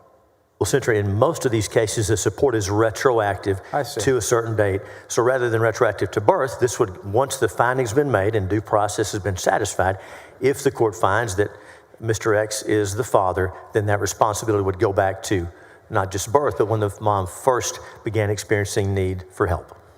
All right, thank you. Thank you for answering my questions. Thank you, Mr. President. Good question, Senator. Thank you. Senator Hinojosa of Hidalgo. Thank you, For Mr. what President. purpose? Will the senator yield? Senator Hughes, do you yield? Of course I'll yield, Mr. President. Senator Hinojosa, you're recognized. Thank you, Mr. President. And I just want to point out, following up on questions by Senator Menendez, that there's actually laws in the books right now where there's a way for in a lawsuit, in family law statutes, to establish whether or not that father is the real father of the child. And it happens on I don't want to say on a regular basis, but it does happen, quite frankly, under present family statutes, where a father will deny that he is the actual father of the child, and there's a process in court where they can prove whether or not he is the father. Am I correct in that? Explaining how that? Senator, yes, you're correct. And this bill does not make any change to that. This just says once that determination is made, if the man is determined to be the father, this is just when the responsibility would be retroactive to. You're exactly right. We're not touching that system at all. And the reason I describe that is because I have filed lawsuits for paternity lawsuits representing the mother, and there's a certain process in place to be able to determine whether or not that is a real father. But thank you for answering my question. Thank you, Mr. President. And Senator, thank you. Thank you for your good questions. Senator Eckhart, for what purpose? To ask questions of the author. Senator Hughes, do you yield for questions? Of course I'll yield, Mr. President. Senator Eckhart, you're recognized. So your bill is predicated on the life of the unborn beginning at conception? Senator, I would say fundamentally yes, recognizing that mom is going to have the need for prenatal care before the baby is born. When the baby is developing, the mom needs help then, and she's experiencing expenses and other challenges. And so this recognizes that the responsibility that the mom is bearing doesn't begin at birth, but starts months before that. And while I agree with you on that, I think we also agree on the free exercise of religion, correct? Oh, yes, ma'am. Definitely. Yes, Senator. So how does this square with Judaism, which believes that life begins at first breath? Well, Senator, I would say if the purpose of our child support system is to make sure that both parents are sharing in those responsibilities, and the mom, who's obviously physically bearing the child, that the mom isn't left without help. And so I don't think it's a matter of dispute that expenses and medical care, those needs arise before birth, and this recognizes that. But this bill is creating an obligation to the mother or to the child? Well, Senator, that's a great point. This makes sure that the mother is taken care of, prenatal care and postnatal care. Most of this, the framework that Senator Menendez and Senator Hinojosa were talking about, and you know, that framework already exists. We're just clarifying that the mom has already had some need for help before the birth takes place. Should parents start socking away money for what amounts to a performance bond if they have a male child once they reach puberty? I don't know. Help me out with that question. Once a boy child becomes sexually active, since they are now open to the risk of some financial responsibility whenever they have sex, should parents start establishing some kind of bond for that child's sexual activity until they become an adult and can pick up that bond on their own? Well, Senator, whatever risk that exists today without Senate Bill 942, the difference is that the financial responsibility would begin at birth. So we're talking about significant cost and significant child support responsibility once a child is born. In the grand scheme of the amount that a father would owe, this is not a whole lot of money, but it does recognize that to the mom, those expenses are real and those costs are real. So under your bill, the way for a sexually active young man to assure that they would not have this risk is to get a reversible vasectomy. Well, under current law, and I think we all agree that that the current law is correct in that a man is responsible for helping provide for his offspring. And so regardless of what we do on this bill, it sounds like you're talking about I don't want to put words in your mouth, it sounds like you're describing the child support system writ large, and it does recognize that the father has responsibility. So yes, men should be responsible. Once a child actually is alive in this world under current law, correct? That's correct. After birth, that's right, Senator. But does your bill recognize that even in the most diligent utilization of birth control, even by both partners, that a pregnancy can occur? Oh, yes, Senator. And current law recognizes that because the child support obligation exists. A father is responsible to help provide for the child, regardless of the circumstances or the intentions. Thank you for answering my questions. No, thank you, Senator. Thank you for your questions. Senator Paxton, for what purpose? To ask the author a couple of questions. Senator Hughes, do you yield for questions? Of course I'll yield. Senator Paxton, you're recognized. Thank you, Mr. President. Thank you, Senator Hughes. You know, as I've been listening to the conversation around this bill, it's interesting to me because as it turns out, you know that I'm adopted and we've talked about that story, and you know that I've met my birth mother and we have a wonderful relationship. But actually, just yesterday, I received a copy of my original birth certificate. So I've always seen the one that has my adopted parents on it listed, but just yesterday, I received a copy of the birth certificate with my birth mother's name on it, and the name that I was given at birth, right? Wow. So this is really kind of, it's just interesting timing for me as I'm thinking about this because, you know, I'm thinking about her, and of course, a woman would have a choice whether she pursues that help financially or not. But it's certainly the case that once a woman discovers she's pregnant, that the costs for bearing that child, which are part of caring for that child, they begin. Is that what this bill is designed to do? Senator, thank you so much. And I hope most of us have heard your story and that beautiful story of a mom, a birth mother who at the time didn't know if she was able to care for this precious child, so put you up for adoption into a wonderful home, and how you got to have a relationship with both of those mothers over the years. And it's a beautiful story. Situations like that. Many folks on this floor, many folks listening were born to traditional two-parent homes that didn't have any economic hardship. Some of us were born to single moms who had a hard time. And for all of those cases, yes, Senator, you're right. That mom, that precious mom, she needs help. And that responsibility should be there. You're right. So in my birth mother's situation, she was a college student, and she had a family that came around her and supported her in that pregnancy and in helping arrange for the adoption and everything. And, you know, they didn't seek anything after that. But there are many, many women who that is a burden, and the cost of it is a burden. We had 4 children, and I remember us thinking about, we had insurance that was all in place with the first 2, but we actually chose to have our last 2 with a midwife.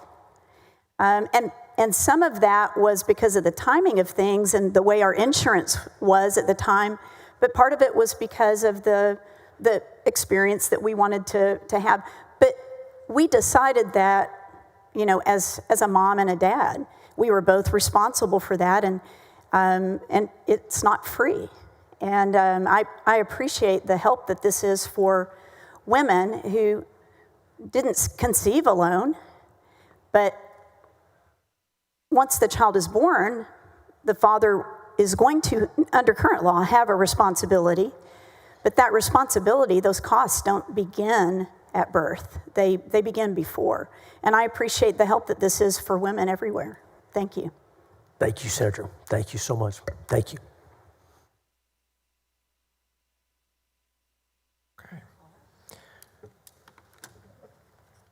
Senator Hughes moves suspension of the regular order of business to take up and consider Senate Bill 942.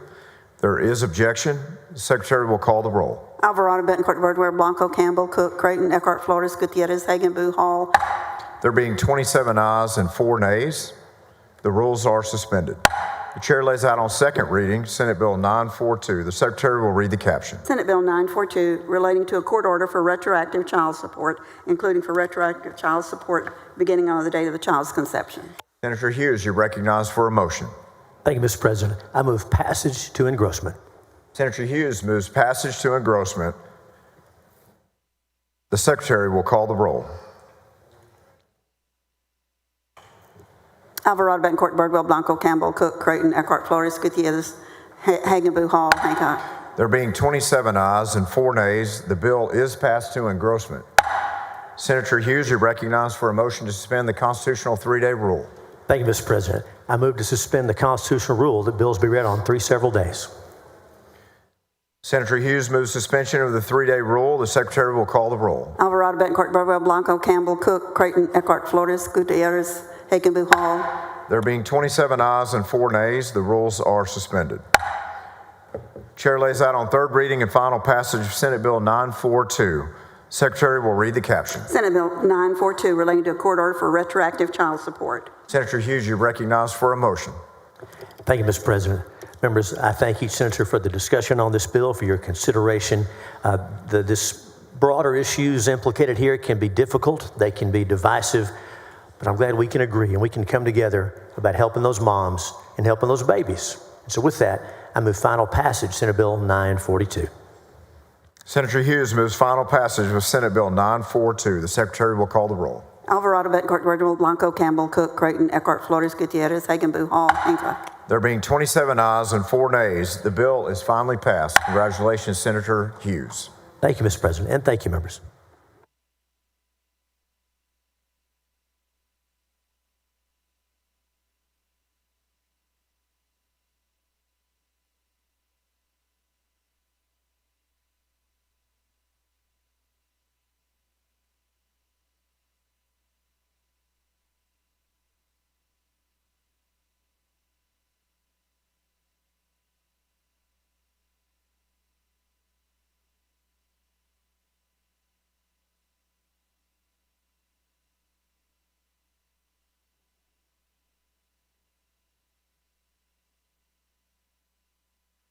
Senator Schwartner, you're recognized for a motion to suspend the constitutional 3-day rule. So moved, Mr. President. For Senate Bill 617, Senator Schwartner moves suspension of the 3-day rule. The Secretary will call the roll. Alvarado, Betancourt, Birdwell, Blanco, Campbell, Cook, Creighton, Eckhart, Flores, Gutierrez, Hagenbu, Hall. There being 25 ayes and 6 nays, the rules are suspended. Chair lays out on third reading and final passage Senate Bill 617. The Secretary will read the caption. Senate Bill 617 relating to hearing and public notice requirements regarding the conversion by a municipality of certain properties to house homeless individuals. Senator Menendez, for what purpose? Speak against the bill, Mr. President. You're recognized. Thank you, Mr. President. Members, I'll be brief. Members, if you hadn't noticed, this bill gives me pause. Why? Because as a state, we have responsibilities to all of our citizens. One of the biggest responsibilities that we have to our state, which I wish I could tell you we'd be doing a better job, we've done a better job, is our foster children. You know, and all too many times when those foster children age out of the program, they are often left to the streets. Our foster care system is one of the areas where a lot of our homeless come from. Our state's responsible for the safety of our citizens. And we have had staff from a member on this floor accosted on Congress by someone who probably needed mental health treatment, but unfortunately was unhoused. Every year, our large cities conduct a point-in-time survey to count their total homeless populations. And I understand why this bill was brought forward because of the hotel conversion City of Austin tried to do in 2021 in Williamson County. Last year, Austin had 6,235 homeless, with its count with more than 80% of those living on the street. As an example, San Antonio's point-in-time survey for a city that's 50% larger had 3,372 homeless individuals, with only 888 of those living outside. Why is that? Only a quarter of my city's homeless are on the street because of the great work of organizations like Haven for Hope or San Antonio Metropolitan Ministries, otherwise known as SAM, Corazon, and others. In close partnerships with our city, SAM and Haven and others operate a number of facilities, some of them downtown, including a hotel like the one that prompted this bill. If I took all of you all down there and we walked by on the sidewalk, you wouldn't even know what it was. Matter of fact, it's in the heart of downtown, and tourism's alive and well all around it. These converted facilities have guards, they have a strict entrance requirements. They also have inside wraparound services for rehabilitation and job training. These facilities are good neighbors. In this season of Lent, I have been reflecting on the fact that the Bible also calls on us to be good neighbors to them. Members, I'm reminded of the Bible verse, and it tells us, God tells us, that if we lose the chains of injustice and we set the oppressed free, and we share our food with the hungry, and we provide shelter to those without shelter, and provide clothes to those without clothes, and do not turn away from our own flesh and blood, then our light and our righteousness and all our glory will go forward. How do we heed the call when we make it harder to serve them? When many of our homeless are veterans who served our country honorably. Many are mothers with young children fleeing domestic violence. Neighbors forced to choose between medical bills and increasing rent cost. These are our most vulnerable. If we don't want them in these types of hotel conversions that this bill seeks to address, where do we want them? I know we don't want them on the streets. I know we don't want to have job services or mental health services because we don't want them panhandling in our streets. We don't want them possibly spilling into our neighborhood residential neighborhoods. These issues need to be addressed. San Antonio is not perfect, but it can serve as a model. And we should be very careful to tie the hands of all of our cities, just as prices are going up, rents are going up, and I promise you the rates of homelessness will increase. Thank you, Mr. President, members, and for these reasons, I'm going to be voting in opposition to Senate Bill 617. Senator Schwertner, you're recognized for a motion on final. Thank you, Mr. President. For those businesses, citizens, communities, and individuals that would be most affected by a unilateral action by a municipality placing a homeless center in their community. This bill is about transparency. I move passage of Senate Bill 617. Secretary will call the roll. Alvarado, Bettencourt, Birdwell, Blanco. 22 ayes and 9 nays. The bill is finally passed. Thank you, Senator.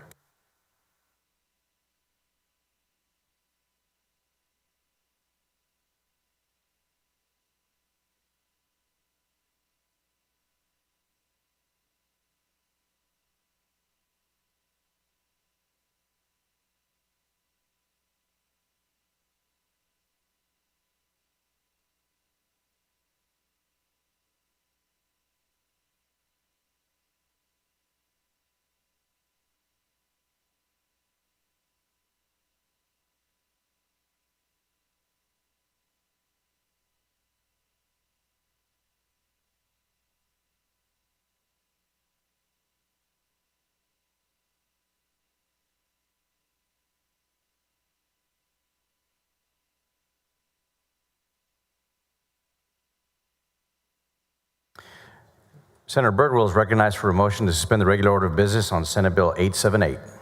Thank you, Mr. President. Members, I move to suspend the Senate's regular order of business, take up and consider Senate Bill 878. Members, this bill is a refile of Senate Bill 1419 from last session, which was the result of study by the Natural Resources and Economic Development Committee in the 87th interim. The bill passed through the Senate 27-4, but it did not receive a hearing in the House. Chapters 380, which governs cities, and Chapters 381, which governs counties, of the Local Government Code have been utilized frequently to promote economic development for local communities within the state of Texas. The broad authorization has led to some creative and beneficial agreements between local governments and businesses, while leaving the door open to agreements with questionable practices and little to no transparency. As such, there's a need to improve taxpayer confidence and transparency and implement some sensible guardrails to protect public dollars and ensure the programs remain viable. Of particular note, Chapters 380 and 381 currently do not require public meetings to be held prior to authorization of an agreement. As such, there's potential for agreements to be made with little to no public input, unlike similar economic development chapters such as Chapter 312 of the tax code, which allows property taxes to be abated for a period of 10 years. Additionally, in growing instances, citizens have utilized a chapter, or cities have utilized a Chapter 380 or 381 agreement to offer a property tax abatement that is similar but much larger in scope than what is authorized in Chapter 312 of the Property Tax Abatement Code. This workaround was not the intent of the legislature when transparency reforms for Chapter 312 were passed in the 86th session during that chapter's reauthorization. Further, some agreements that involve sales taxes extend more than 100 years, long after any of the individuals in the agreement that made the agreement are around to be held accountable, and that 100 years is without review and analysis at any appropriate interval within that 100-year period. To address these concerns, Senate Bill 878 requires public meetings to be held for Chapter 380 and 381 agreements, as is currently required for Chapter 312, as well as the replacement chapter that Senator Schwertner authored to replace Chapter 313. Further, the bill implements sensible time constraints on Chapter 380 and 381 agreements. Specifically, agreements are limited to 10 years, but can be renewed up to 3 times for a period not to exceed 5 years for each renewal, culminating in a total 25-year execution of the chapter. The initial 10-year agreement and each renewal would be subject to appropriate performance metrics as presented to the taxpayers by the local jurisdiction. Lastly, the bill excludes ad valorem tax abatements from Chapter 380 and 381 because abatements or upfront reductions of property taxes owed are already addressed in Chapter 312. This way, Chapter 380 and 381 are not a workaround for the limitations on abatements in Chapter 312, and agreements are only made with taxes that have already been paid and within the local jurisdiction's general revenue. Members, I will have an amendment related to the tax increment reinvestment zones, the TIRZ, that I will explain momentarily. But with that, Mr. President, I move suspension. Senator Birdwell moves suspension of the regular order of business on Senate Bill 878. There is objection. The Secretary will call the roll. Alvarado, Betancourt, Bardwell, Blanco, Campbell, Cook. There being 27 ayes and 4 nays, the rules are suspended. Chair lays out on second reading Senate Bill 878. The Secretary will read the caption. Senate Bill 878 relating to limitations on the use of public money under certain economic development agreements or programs adopted by certain political subdivisions. There is an amendment. The Secretary will read the amendment. Floor Amendment Number 1 by Birdwell. Senator Birdwell, you're recognized on the amendment. Thank you, Mr. President. Members, based upon testimony we received in committee from many of the interested parties, this amendment was, I brought this forward amendment. This amendment simply adjusts the language that prohibits ad valorem tax abatements from Chapter 380 and 381 to ensure that cities and counties can still use 380 and 381 agreements to spend the incremental increase in ad valorem revenue in a tax reinvestment zone to incentivize businesses to locate to the zone. While my bill does not make any adjustments to this TIRZ statute, there were some concerns from local economic development professionals that there could be an unintended consequence as a result of the language in the bill that bifurcates the types of revenue used across the economic development chapters. This amendment ensures that TERS agreements will not be unintentionally impacted. I move adoption, Mr. President. Senator Eckhart, for what purpose? To ask questions of the author on the amendment. Does the author yield? Yes, Mr. President, I yield. Senator, I'm going to give you an example from my district just to see how it would play out, because I'm just trying to work through this amendment. I think it's a good amendment. I have a small municipality called Manor in eastern Travis County. They have in the past used 380 agreements, and in those agreements they have required of the recipient that the recipient use the value of the abatement to build infrastructure necessary to directly support the development. Because Manor doesn't have the money to loan. They don't have the tax base or the money to loan, and they don't have a TERS. So I'm a little concerned that the bill, as it currently stands, will prevent Manor from doing that in the future, although your amendment seems to say that if they were to develop a TERS, they could do that. That is correct. If they develop or executed a TERS agreement, that the additional revenue in that is generated by that TERS is available for use in the 380 and the 381. Thank you so much for that. I remain concerned that small municipalities with small tax base will not be able to avail themselves of economic development if they are not able to utilize 380s as they have been. But thank you very much for the amendment. Thank you, Senator.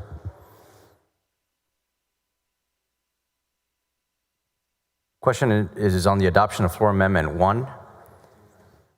Is there objection? Hearing none, the amendment is adopted. Senator Birdwell is recognized for a motion. Move passage to engrossment, Mr. President. Senator Birdwell moves passage to engrossment. Is there objection? There is objection. The Secretary will call the roll. Alvarado, Betancourt, Birdwell, Blanco, Campbell, Cook, Creighton. There being 27 ayes and 4 nays, the bill is passed to engrossment. Senator Birdwell is recognized for a motion to suspend the constitutional 3-day rule. So moved, Mr. President. Senator Birdwell moves suspension of the 3-day rule. Is there objection? There is objection. The Secretary will call the roll. Alvarado, Betancourt, Birdwell, Blanco, Campbell, Cook, Creighton, Eckhart, Flores, Gutierrez. There being 27 ayes and 4 nays, the rules are suspended. Chair lays out on third reading and final passage Senate Bill 878. The Secretary will read the caption. Senate Bill 878, relating to limitations on the use of public money under certain economic development agreements or programs adopted by certain political subdivisions. Senator Birdwell is recognized for a motion. Move final passage, Mr. President. Senator Birdwell moves final passage of Senate Bill 878. The Secretary will call the roll. Alvarado, Betancourt, Birdwell, Blanco, Campbell, Cook, Creighton, Eckhart. There being 27 ayes and 4 nays, the bill is finally passed. Congratulations. Thank you, Mr. President and members.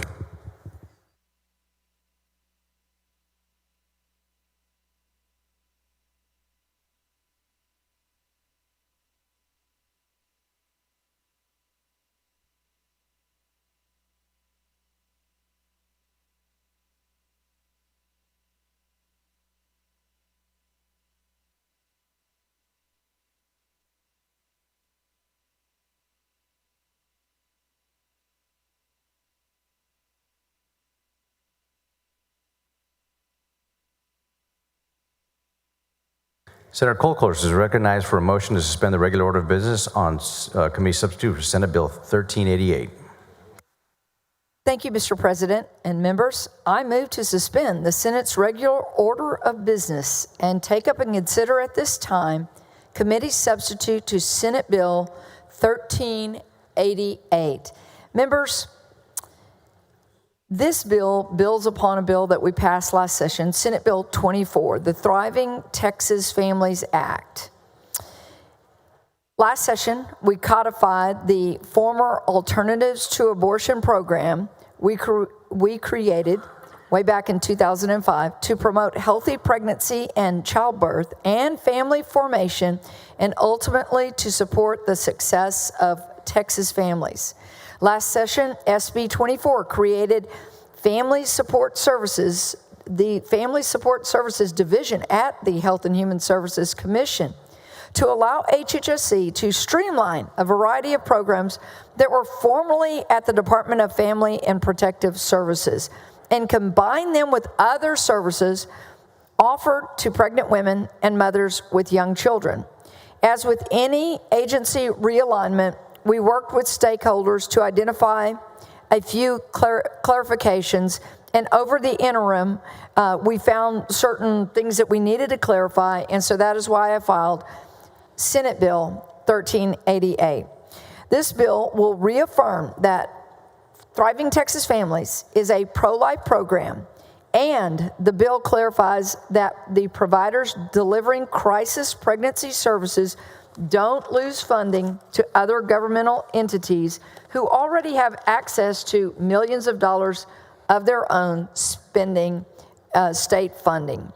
We learned a great deal when HHSC rolled out a pilot project last year to allow different groups to sample some of the new offerings and approaches in the Texas Thriving Family Program. We learned that among the awarded recipients were LMHAs and hospital districts, two groups who already receive billions in Texas state funds. Committee substitute to Senate Bill 1388 ensures that the core mission of Thriving Texas Families is to provide pro-life, family-focused services. Historically, grant contracts from the Alternatives to Abortion program made it clear that no abortion-related services could be provided with those funds, and no organization with legal affiliations to abortion-related providers could receive funding. With committee substitute to Senate Bill 1388, we are applying that same principle into new statute to reflect how the program is already operating.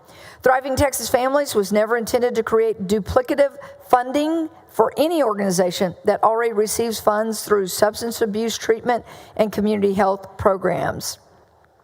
This is a unique program with a statewide combination of maternity homes and pregnancy centers who are dedicated to helping any woman with a crisis pregnancy to embrace the gift of life, and in many instances, actually even help a single father. By passing Senate Bill 1388, we are making an honest effort to see that every Texas mother, child, and family thrives into the future. Mr. President, it is really, I will take any questions. I am so grateful to all the groups that worked with us over the interim to identify the problems and to work through those as we look to pass Senate Bill 1388. Senator Kolkhorst moves suspension of the regular order of business on committee substitute for Senate Bill 1388. There is objection. The secretary will call the roll. Alvarado, Betancourt, Birdwell, Blanco, Campbell, Cook. There being 25 ayes and 6 nays, the rules are suspended. The chair lays out on second reading committee substitute for Senate Bill 1388. The secretary will read the caption. Committee substitute, Senate Bill 1388, relating to family support services provided under a Health and Human Services Commission program. Senator Kolkhorst is recognized for a motion. Thank you, Mr. President. I move passage of committee substitute Senate Bill 1388 to engrossment. Senator Kolkhorst moves passage to engrossment. There is objection. The secretary will call the roll.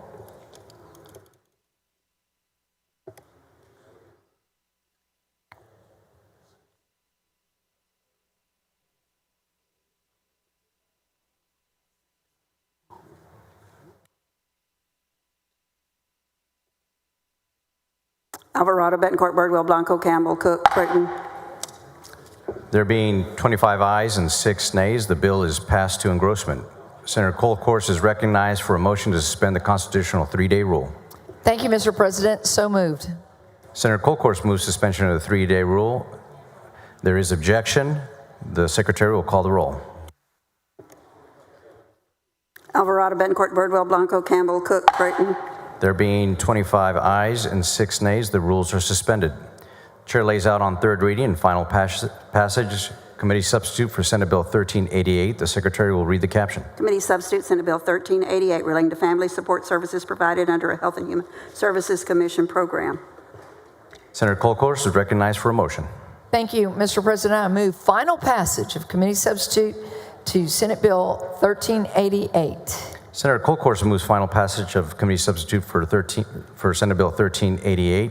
The Secretary will call the roll. Alvarado, Betancourt, Birdwell, Blanco, Campbell.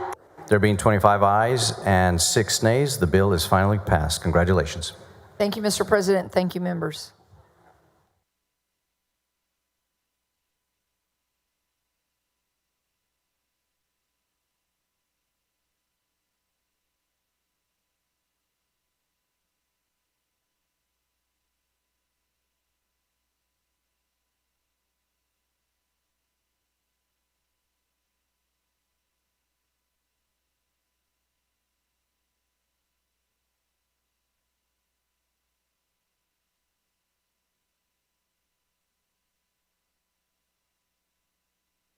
Senator Campbell is recognized for a motion to suspend the regular order of business on Senate Bill 1084.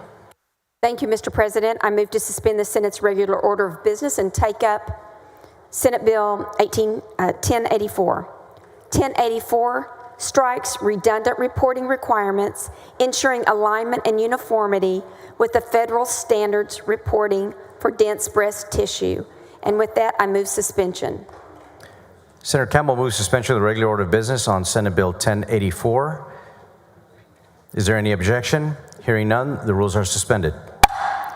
Chair lays out on second reading Senate Bill 1084. The Secretary will read the caption. Senate Bill 1084 relating to certain mammograph reports providing required breast density information. Senator Campbell is recognized for a motion. I move passage to engrossment. Senator Campbell moves passage to engrossment. Is there any objection? Hearing none, the bill is passed to engrossment. Senator Campbell is recognized for a motion to suspend the constitutional 3-day rule. I move to suspend the constitutional rule that bills be read on 3 several days. Heard on 3 several days. Senator Campbell moves suspension of the 3-day rule. Is there any objection? Oh, I'm sorry. The Secretary will call the roll. Alvarado, Betancourt, Birdwell, Blanco, Campbell, Cook. There being 31 ayes and 0 nays, the rules are suspended. The Chair lays out on third reading and final passage Senate Bill 1084. The Secretary will read the caption. Senate Bill 1084 relating to certain mammography reports providing required breast density information. Senator Campbell is recognized for a motion. I move final passage. Senator Campbell moves final passage of Senate Bill 1084. The Secretary will call the roll. Alvarado, Betancourt, Birdwell, Blanco, Campbell, Cook, Creighton. There being 31 ayes and 0 nays, the bill is finally passed. Congratulations. Thank you, Mr. President. Thank you, members.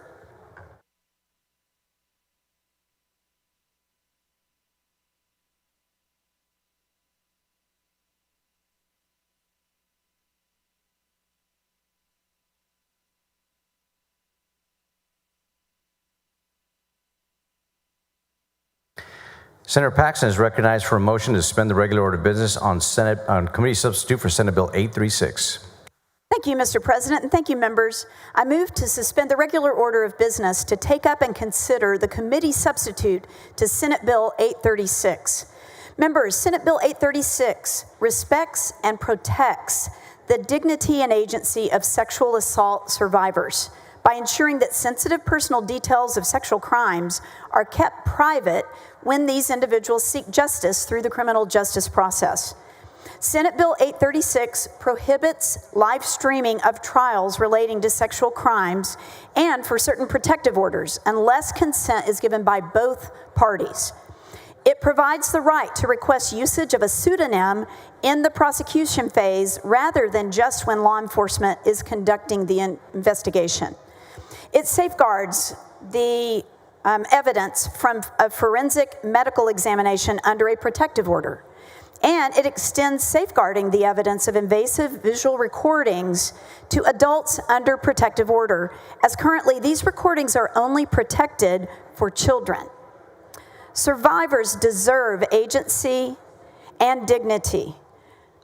And Senate Bill 836 helps ensure that survivors who bravely choose to seek justice are not re-traumatized or shamed for doing so. Mr. President, I move to suspend. Senator Paxton moves suspension of the regular order of business on committee substitute for Senate Bill 836. Is there objection? Hearing none, the rules are suspended.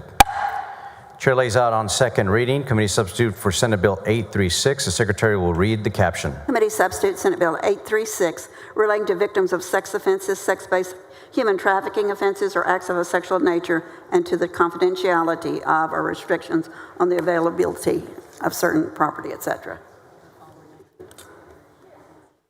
Following amendment, the secretary will read the amendment. Floor amendment number 1 by Paxton. Senator Paxton is recognized on the amendment. Thank you, Mr. President.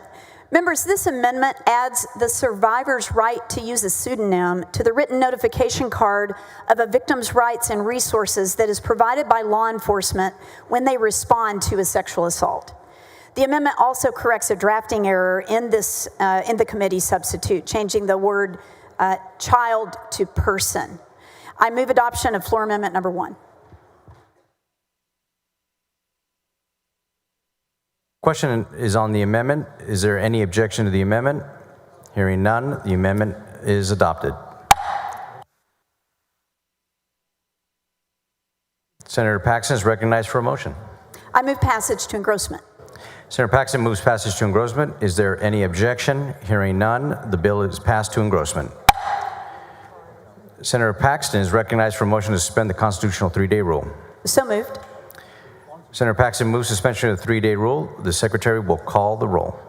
Alvarado, Bencourt, Birdwell, Blanco, Campbell, Cook, Creighton, Eckhart. There being 31 ayes and 0 nays, the rules are suspended. The chair lays out on third reading and final passage committee substitute for Senate Bill 836. The secretary will read the caption. Committee substitute Senate Bill 836 relating to victims of sex offenses, sex-based human trafficking offenses, or acts of a sexual nature, and to the confidentiality of or restrictions on the availability of certain property regarding those victims.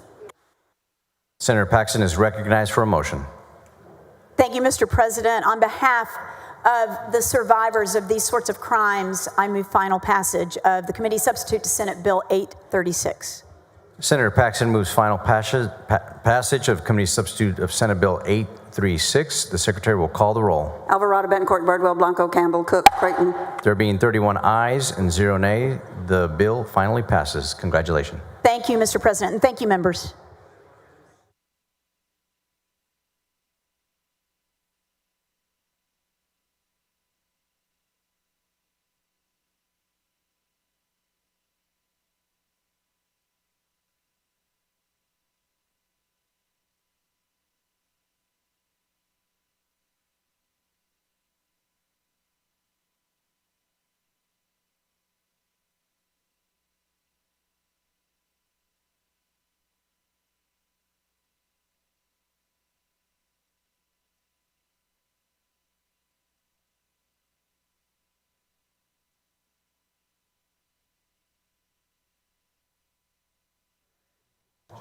Senator Hall is recognized for a motion to suspend the regular order of business on committee substitute for Senate Bill 125. Thank you, Mr. President and members. A directed blood donation is when blood is collected for transfusion intended for a specific individual. An autologous donation is when an individual donates their own blood for future use. There are significant cases in which patients benefit from these types of blood donations, specifically cases where individuals have rare blood types and or suffer from certain blood disorders. As a matter of medical freedom, the directing of blood donations by a patient ought to be protected, which unfortunately is not currently being done. Many blood centers and hospitals refuse the right of the patient to conduct and direct their blood donations, even in the case where the donation is ordered by a physician. In this case, patients are forced to use the less favorable and uncontrolled blood sources from whatever third-party sources the hospital utilizes and suffers miserable side effects in response. This bill would require hospitals that facilitate blood donations to allow autologous and direct blood donations in cases where the donation is physician ordered. It will also require blood banks to facilitate these donations when they are ordered by a physician.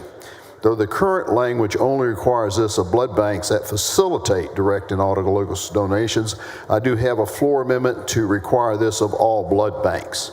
For organizations that solely exist to facilitate blood donations, the medical safety and freedom of patients outweigh the arbitrary decisions made by a blood bank. Mr. President, I move suspension. Senator Hall moves suspension of the regular order of business on committee substitute for Senate Bill 125. Senator Paxton, for what purpose? To ask author a question. Does the senator yield? Yes. Thank you, Mr. President. Thank you, Senator Hall, for bringing this bill. And, this is something that I was really not aware of until the hearing. And I had the just real treat of meeting Maylee and Faith, two little girls who came to testify on this bill because they need special blood, in their words. They could not live without this blood. And, as I think about these two little girls that now have faces, I don't think they're alone. Do you? No, I believe that there are others. It's not a lot. This is a fairly rare disease, but they do depend on blood for life. They have, this particular case is they were born without the ability to produce blood. And so they have to have blood transfusions on a regular basis. And by getting it from donors, they get fresh blood. And it's very important to have fresh blood because that reduces the frequency with which they have to have the transfusion. If they take it off the shelf, they may have to go back in just a couple of weeks and do another transfusion, whereas the donated blood that's quickly used, transferred to them, they're able to delay that another 3 or 4 weeks. Well, I can only imagine the stress on a family dealing with that, not with just one child, but with both children. They're both adopted little girls, I think, and which is just a sweet story with their family, but a tremendous amount of stress on the family. And I think this bill is going to remove at least one element of that stress of trying to find that blood that will last the longest for them. Do you think? Oh, absolutely, because they're perfectly normal other than that. Mm-hmm. And this is just their life's blood. Well, thank you, Senator Hall, for bringing the bill. Thank you, Mr. President, for allowing me to ask a question. Thank you. Senator Hall moves suspension of the regular order of business on committee substitute Senate Bill 125. There is objection. The secretary will call the roll. Alvarado, Bencourt, Bardwell, Blanco, Campbell, Cook. There being 25 ayes and 6 nays, the rules are suspended. The chair lays out on second reading committee substitute for Senate Bill 125. The secretary will read the caption. Committee substitute Senate Bill 125 relating to autologous and direct blood donations.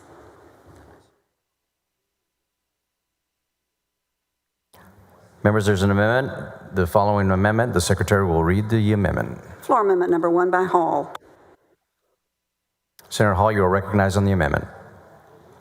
Thank you, Mr. President. This amendment just simply strikes the section that says that facilitates autologous blood or directed blood donations.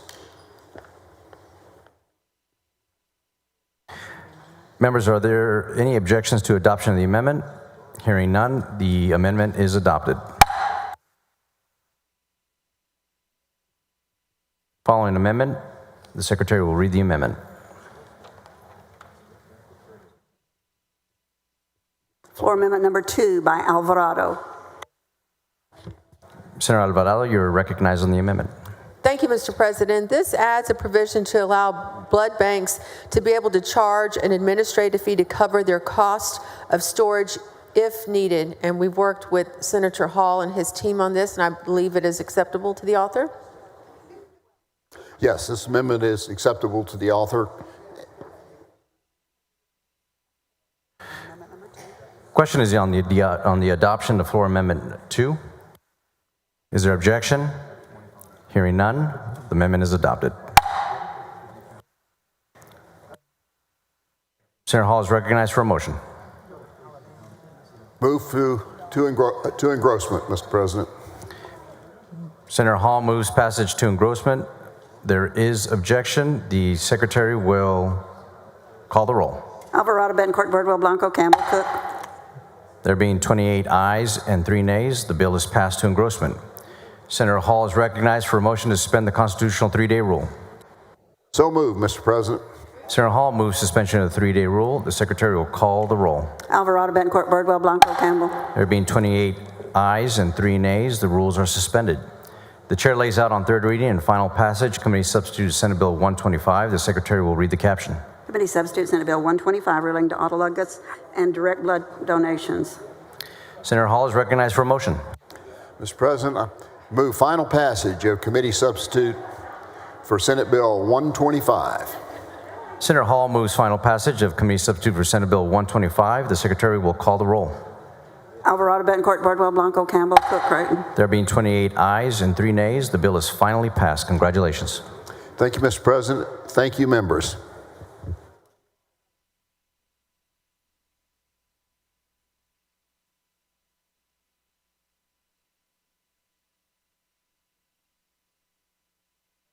Senator Nichols is recognized for a motion to suspend the regular order of business on Senate Bill 1366. Thank you, Mr. Chairman. I move to suspend the regular order of business on Senate Bill 1366. The members, this has to do with saving lives in construction zones on the highway. Construction work zone safety is a growing issue in Texas. There were approximately just under 28,000 crashes and 215 fatalities in construction zones in Texas last year. There was another 26,000 crashes and 192 fatalities in construction work zones the year before.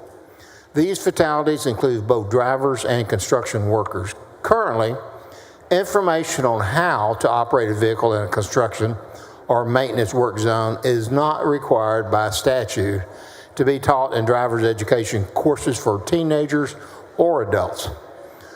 This bill will amend the Texas Education Code to add construction or maintenance work zone safety to the list of items that must be taught in driver's education curriculum by statute. The curriculum must teach the dangers associated with violating traffic laws in construction or maintenance work. The Texas Commission of Licensing and Regulation will consult with the Department of Public Safety to develop those rules for administering it. This bill aims to increase safety for drivers and construction workers. We have lost over 400 people in the last 2 years. And with that, I move suspension of the regular order of business. Senator Nichols moves suspension on the regular order of business on Senate Bill 1366. Is there objection? Hearing none, the rules are suspended. Chair lays out on second reading Senate Bill 1366. The Secretary will read the caption. Senate Bill 1366 relating to the inclusion of information about construction or maintenance work zones in the curriculum of driver education and driving safety courses. Senator Nichols is recognized for a motion. I move passage to engrossment of Senate Bill 1366. Senator Nichols moves passage to engrossment. Is there objection? Hearing none, the bill is passed to engrossment. Senator Nichols is recognized for a motion to suspend the constitutional 3-day rule. I move we suspend the 3-day rule. Senator Nichols moves suspension of the 3-day rule. The Secretary will call the roll. Alvarado, Betancourt, Birdwell, Blanco, Campbell, Cook, Creighton. There being 31 ayes and 0 nays, the rules are suspended. The Chair lays out on third reading and final passage Senate Bill 1366. The Secretary will read the caption. Senate Bill 1366 relating to the inclusion of information about construction or maintenance work zones in the curriculum of driver education and driving safety courses. Senator Nichols is recognized for a motion. I move final passage of Senate Bill 1366. Senator Nichols moves final passage of Senate Bill 1366. The Secretary will call the roll. Alvarado, Betancourt, Birdwell, Blanco, Campbell, Cook, Creighton. There being 31 ayes and 0 nays, the bill is finally passed. Congratulations, Senator. Thank you, Mr. President and members.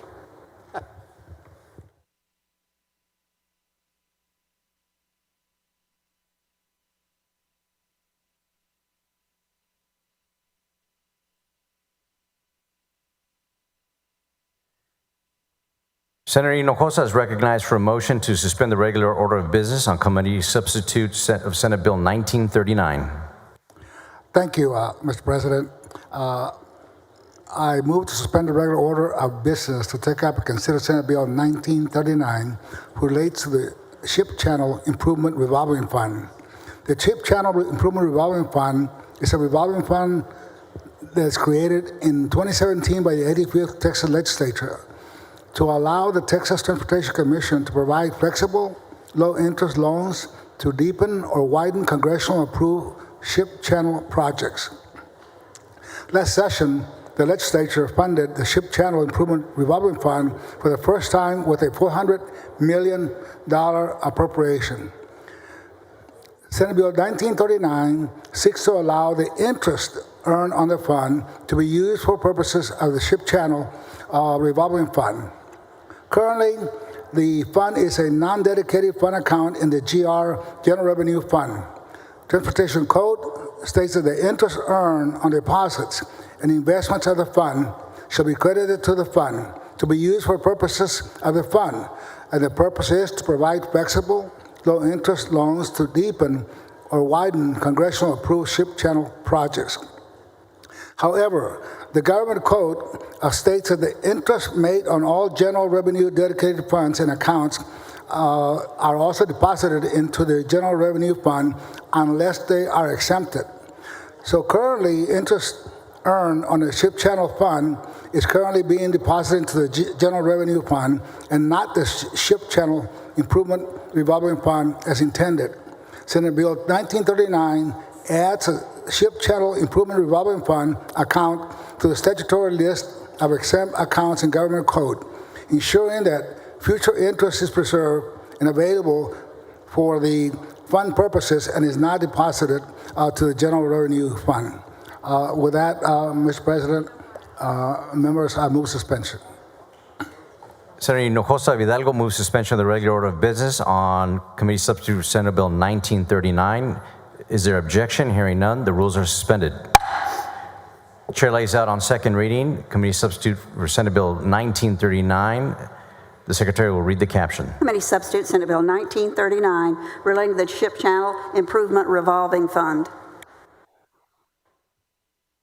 The following amendment, the Secretary will read the amendment. Floor Amendment Number 1 by Hinojosa of Hidalgo. Senator Hinojosa, you are recognized in the amendment. Thank you, Mr. President and members. This amendment is a clarifying amendment. It removes Section 2 and 3 of the bill, which created a legal conflict with Section 1. By maintaining Section 1 only, the bill provided a simple fix without relocating the fund or disrupting the current fund management. The interest remains available for reinvestment in future ship channel projects consistent with the legislative intent of the bill. With that, Mr. President, members, I move adoption. Question is on the amendment. Is there any objection to the amendment? Hearing none, the amendment is adopted. Senator Hinojosa from Hidalgo is recognized for a motion. I move passage to engrossment. Senator Hinojosa moves passage to, Senator Hinojosa moves passage to engrossment. Is there any objection? Hearing none, the bill passes to engrossment. Senator Hinojosa is recognized for a motion to suspend the constitutional 3-day rule. I so move, Mr. President. Senator Hinojosa moves suspension of the 3-day rule. The Secretary will call the roll. Alvarado, Betancourt, Bardwell, Blanco, Campbell, Cook, Creighton. There being 31 ayes and 0 nays, the rules are suspended. The Chair lays out on third reading and final passage Committee Substitute Senate Bill 1939. The Secretary will read the caption. Committee Substitute Senate Bill 1939 relating to the Ship Channel Improvement Revolving Fund. Senator Hinojosa is recognized for a motion.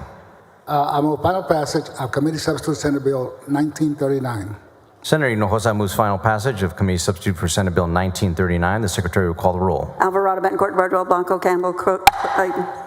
There being 31 ayes and 0 nays, the bill is finally passed. Congratulations, Senator. Thank you, Mr. President and members.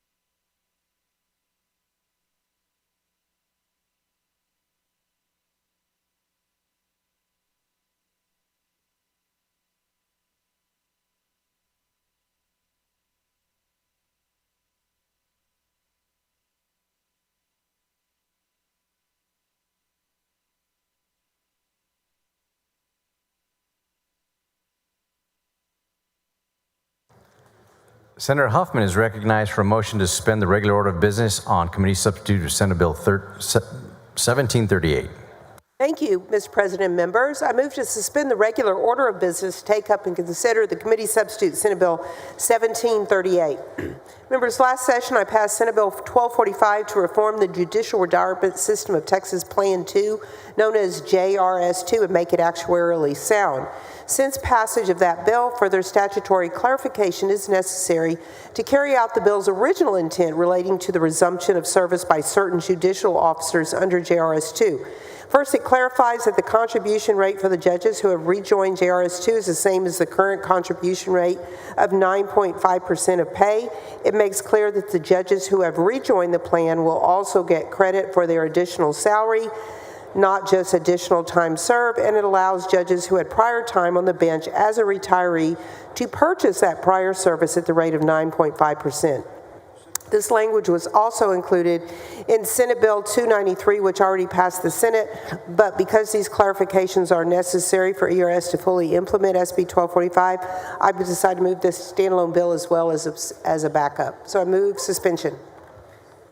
Senator Huffman moves suspension of the regular order of business on committee substitute Senate Bill 1738. Is there objection? Hearing none, the rules are suspended.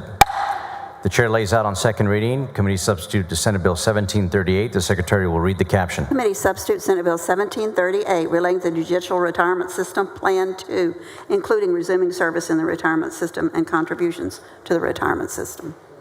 Senator Huffman is recognized for a motion. I move passage to engrossment of the committee substitute Senate Bill 1738. Senator Huffman moves passage to engrossment. Is there objection? Hearing none, the bill is engrossed. Passed to engrossment.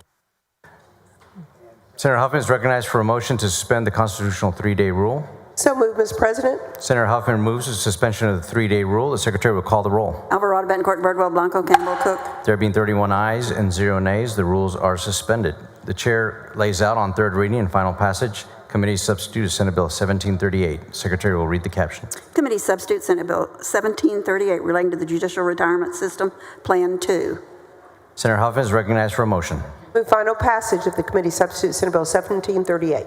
Senator Huffman moves final passage of committee substitute to 1738. The secretary will call the roll. Alvarado, Betancourt, Birdwell, Blanco, Campbell, Cook. There being 31 ayes and 0 nays, the bill is finally passed. Congratulations. Thank you, sir.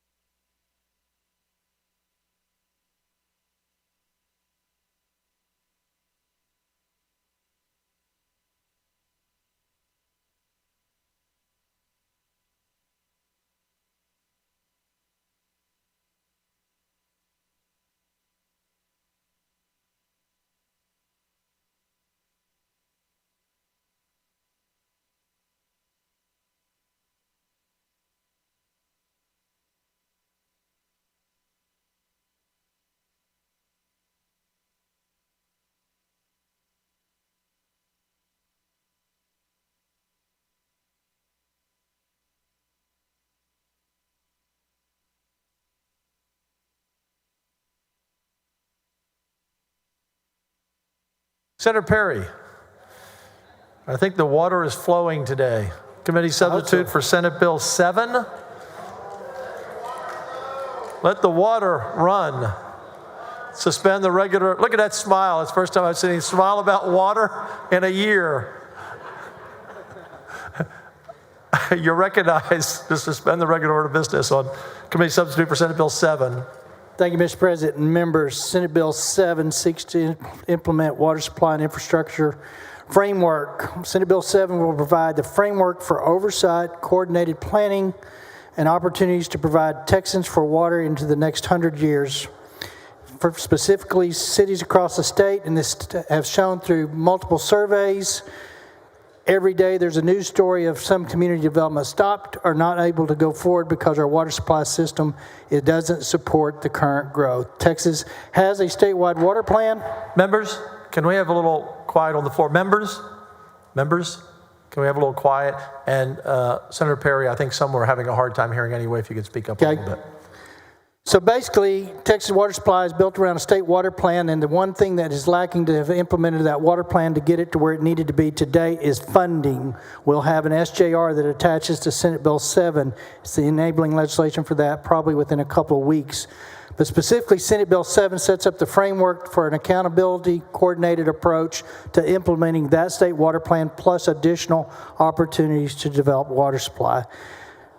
Over the last 2 years, through interim work and studies traveling the state, it's been clear to me that cities are asking, are we going to have water for future development, and how would we do it if we could? And that's what Senate Bill 7 seeks to do. It does it through several ways. Specifically, after our interim 319-page report, it outlined what the state should be doing to develop future water supply to meet the future needs today as well. I want to appreciate the support of Lieutenant Governor and Governor Abbott and the Speaker, making an emergency item, priority item of at least $1 billion a year in the future HJR are better in the future SJR to come, or HJR. But Senate Bill 7 is about how we go about making sure an accountability system is in place for that funding. The bill expands the categories of water supply projects that can receive funding from the new Water Supply Fund, specifically reservoirs that are shovel-ready, meaning all 404 and state permitting have been achieved, as well as they actually own the property, so eminent domain. So those will be projects that are ready to dig the hole for the capture of that water. That's being added to the eligible projects for water supply. It also authorizes the Water Development Fund to finance new water supply and conveyance projects through state participation, new water imports from out-of-state sources, the development of common technical standards for water supply pipelines, facilitating interoperability and interconnectivity between pipelines conveying new water supply from different sources, facilitating the communication between all stakeholders to use existing right-of-ways where it makes sense. To meet the state's water needs, Senate Bill 7 also prioritizes wastewater treatment projects in rural cities of less than 150,000, authorizes the use of water fund dedicated revenue streams for flood infrastructure projects. We're moving flood infrastructure underneath the Texas Water Fund, so it will be eligible for the new funding to be set up with the SJR. Senate bill also has strong oversight by creating the Water Fund Advisory Committee to oversee the distribution of money from the Water Fund in support of water projects, establishes legislative reporting requirements for Texas Water Development Board. A couple of things that it does do in the way of landowner rights and water rights. To protect local control of surface water, Senate Bill 7 prohibits the use of state funding for new water projects to buy in-state surface water rights out of their basins of origin. It also provides private protection over groundwater rights, prohibiting the movement of fresh water at the groundwater level across the states through the new pipes or the new vehicles as afforded to by Senate Bill 7. Also, associated constitutional amendment, a generational leap forward in Texas water policy. Basically, members, I believe after traveling the state and what we see every day in the news, that we are about 25 years behind on where we need to be in supply development. Here's the good news. There are undeveloped water supplies that we can go forward with. Our current water plan has multiple phases of water supply development. We've developed all the cheap water, all the low-hanging fruit's been obtained. There is no more of it, and it's depleting what's left. We're going into the second phase of water development through brackish marine, brackish produced water, brackish aquifers, and then we can also find other surface unpermitted or willing to lease or sell to the state for surface water, as well as we do have some opportunities to states contiguous. We need 6 million acre feet of new supply on top of what the plant's going to give us. We are doubling our water supplies needs under the current plan by 70, but you really need to back that up to 2050. Everything in water is 20 years plus. If you need water 20 years from now, if you're not working on it today, you will not achieve the goal of having it. So that's the challenge with water, is everything's long term. Some of it involved in landowner rights and all those kind of conversations, eminent domain and all those conversations. Senate Bill 7 doesn't create any new eminent domain authority. The vehicles in which this water supply plan will be implemented, accounted for, and planned will be utilizing existing eminent domain authority that exists already. So we're not going down that path, but that's why water is complicated, and that's why Senate Bill 7 is taking a more coordinated oversight of how we plan for water in the future. If it's implemented correctly, as I believe it will, we will create a hub and spoke environment to where large water suppliers of today will be able to have more water supply to be able to distribute to communities that could not afford to do it on their own. So that's kind of the magic behind Senate Bill 7. It's that coordinated approach of having a target for all water supplies, future development, to shoot for and shoot to. I stress, it is a 254 county water supply plan, or it's no plan. And as we go through on how we fund and where we start this process and look forward to, we will have a 254 county target. And that in itself makes it a challenge, but we have the vehicle and the way to do it if we just choose to commit to doing it. So with that, I'll move to suspend the regular order of business or take questions. Senator Menendez, what purpose? Comments with the author, Mr. President. Do you yield? I yield. Thank you, Mr. President. Thank you, Senator Perry. Senator Perry, you know I've had many conversations about the situation in water, and you know that I represent a large portion of San Antonio. And it is not lost on you the growth going on between San Antonio and Austin. Are you aware that we're expected to grow 63% to about 8.3 million people? The growth in Texas. Yeah. They're not bringing water with them. Phenomenal. We don't currently have the water necessary to take care of the future growth. So I want to thank you for what you're doing. I do believe that this bill is going to help enable the state to better fund the water projects and effectively plan for the future. Does the bill in any way, shape, or form encourage conservation? Because conservation is something that's been used to a large extent in Bexar County, and up until recent years, we were using per capita about the same amount of water because of a lot of the work that we've done to lower the amount of water each person's using. So there's nothing that's changing in the world of conservation today. Everybody has their plan of conservation. About 2.5 million acre feet of the existing water plan is planning on conservation efforts. I will caution, we need new inputs. We need new supply.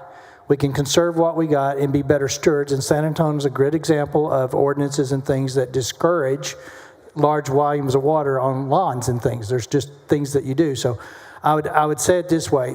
I'm not changing what the conservation efforts that are currently on tap are planned going forward. This plan, and I can't say it enough, when people are looking at coming to Texas for economics, i.e. factories, companies, they're not asking if the pipes leak or do you have conservation areas. They're asking, is there water in the pipes? Right. And that's the thing that we've got to get ahead of and move forward on. And all of these other things, I think, are going to play out as they're already lined up in the system. So there's no discouragement of it. There's incentive, but to get 2.5 million acre feet of conservation, you're relying on a lot of changes in consumer behavior. Yeah. And to date, in Texas, that consumer behavior has been a little bit of a tough change, right? Now, when water gets more expensive, people stop using it. Right. So I will quote something that most people don't know. Almost 70% of the municipal use is lawn irrigation. I'm not here to tell you quit watering your yard. I'm here to tell you, going forward, the expense of watering your yard will probably be prohibitive of being up. So there are things that will kick through this system over the next 20, 30 years that kind of self-regulate. But conservation's important. I want people to be good stewards of it. But Texas has to address the supply issue. It takes decades and billions of dollars to develop supply issue. I appreciate that answer. And I know how hard you work. When it comes to water, I know how hard it is to get so many parts of the state to work together. On this financing of these infrastructure matters, will they be judged or graded as projects? They're going to be in competition with each other? How is that going to work in terms of, is it a grant, is it a loan? How does it work? So the Water Development Board has about 7 existing programs that some are supply related, some of are infrastructure, leaky pipes, if you will, some of them are treatments, right? So they have an existing framework of where a portion of that money will go through. That framework of those 7, I remind people, is also eligible for federal match dollars. A good example, in the current biennium budget we're working on, $130 million state match got us a $700 million drawdown opportunity that go to those 7 buckets. Last session, we set up a separate bucket specifically called New Water Supply to encourage new water supply, new inputs. So history in Texas is if you've got water and Lois needs it, Senator Colcourse needs it, we just move it over there and call that supply. It's not. It didn't add to the overall volume. Right. So that bucket is very rigid, I guess, from some people's perspectives. It has to add new inputs to the system. So in that, we're going to allow Water Development Board to come up with the rules. What I anticipate for that new bucket of supply is being a counterpart to these other programs. And in those other programs, there are grants, there are low-interest loans, there are SWIFT fundings where we have literally leveraged about $13 billion of projects with $2 billion of corpus. The truth of the matter is, it needs a recharge because we kind of tapped. We got really good aggressive participation in that and have met our expectations plus. So we've got to kind of slow back on SWIFT or put more money in it. Part of the funding, when we do the HJR coming over from the House and we put that funding model in, it will subject more money to SWIFT and actually be able to fund some SWIFT. So we've got some other things in the work, but it will look, at the end of the day, the new bucket will have a lot of the counterpart of how they fund some of those projects coming out of there. I guess the last question is, where I was looking for, I'm still curious about how projects would be graded, if you will. Let's say if you have a desal versus, whether it's at the Gulf or a desal brackish water versus pipeline, how do we decide which ones are more? Is it cost effectiveness? Is it amount of water? I just don't know. Those rules will be developed, but here's what I believe the conversations we've had, because that question comes up a lot. How do I get mine, and am I on the list, right? That's the question. Right. First of all, $1 billion a year, if that's where the HJR ends up, is a significant amount of money, but in the water world and considering the cost of these projects, it's not, right? So we're going to have a very strategic way of going about and doing those projects. Here's what I have said when people asked. My envision is who's in the worst need today, who needs it today the worst, and then you prioritize that list of who needs it today according to who's ready. So in your question, if you take a desal from Marine, you typically get a federal interaction in that conversation that could extend that permitting anywhere from 5 to 15 years. So they may need it the most, but we may have an opportunity to shovel-ready a reservoir that in 6 or 10 years could be done. And that need was just as equal, right? So until we have the funding and sit down with the master planners, if you will, and what I envision is a river authority, a regional planning group meeting, water development people, wholesalers that already have mapped out the opportunities for new supply that I can't tell you where they all are, but there's some low-hanging fruit. So if there's some low-hanging fruit, and all of these other big needs are out there, but they're not ready to go. We will capitalize on the low-hanging fruit and get those things moving. It could be conveyance pipelines, it could be reservoirs, it could be desal. But take the highest needs first: growth, no development permits, refineries shutting down or curtailing. You start prioritizing all that, and then you look to that region and what supply opportunities exist, and then you figure out in that batch who's ready to go. Okay. Does that make sense? It makes sense. And I think, let me finish with this. Just recycling of water helps communities use less water. Right. And you can water golf courses and do a lot of industrial uses with recycled water, that I think we need to think about ways to save the potable water, the clean water, and figure out others. Thank you for answering my question. Thank you. Thank you for your hard work. Thank you very much, Mr. President. Senator Hinojosa from Hidalgo, for what purpose? Senator, yield for questions. Do you yield? I yield. First of all, thank you, Senator Perry, for making water a priority, pushing it all over the state to educate people on what's happening in terms of our water shortage that we are experiencing here in our state. And I'll just focus on South Texas. As you well know, the Rio Grande Valley is experiencing a great severe drought. We lost the sugarcane industry, hundreds and hundreds of jobs. The citrus industry is under a lot of stress. And I know that we have a treaty with Mexico, the 1944 treaty, and we talk about leveraging and pressuring Mexico to deliver the water.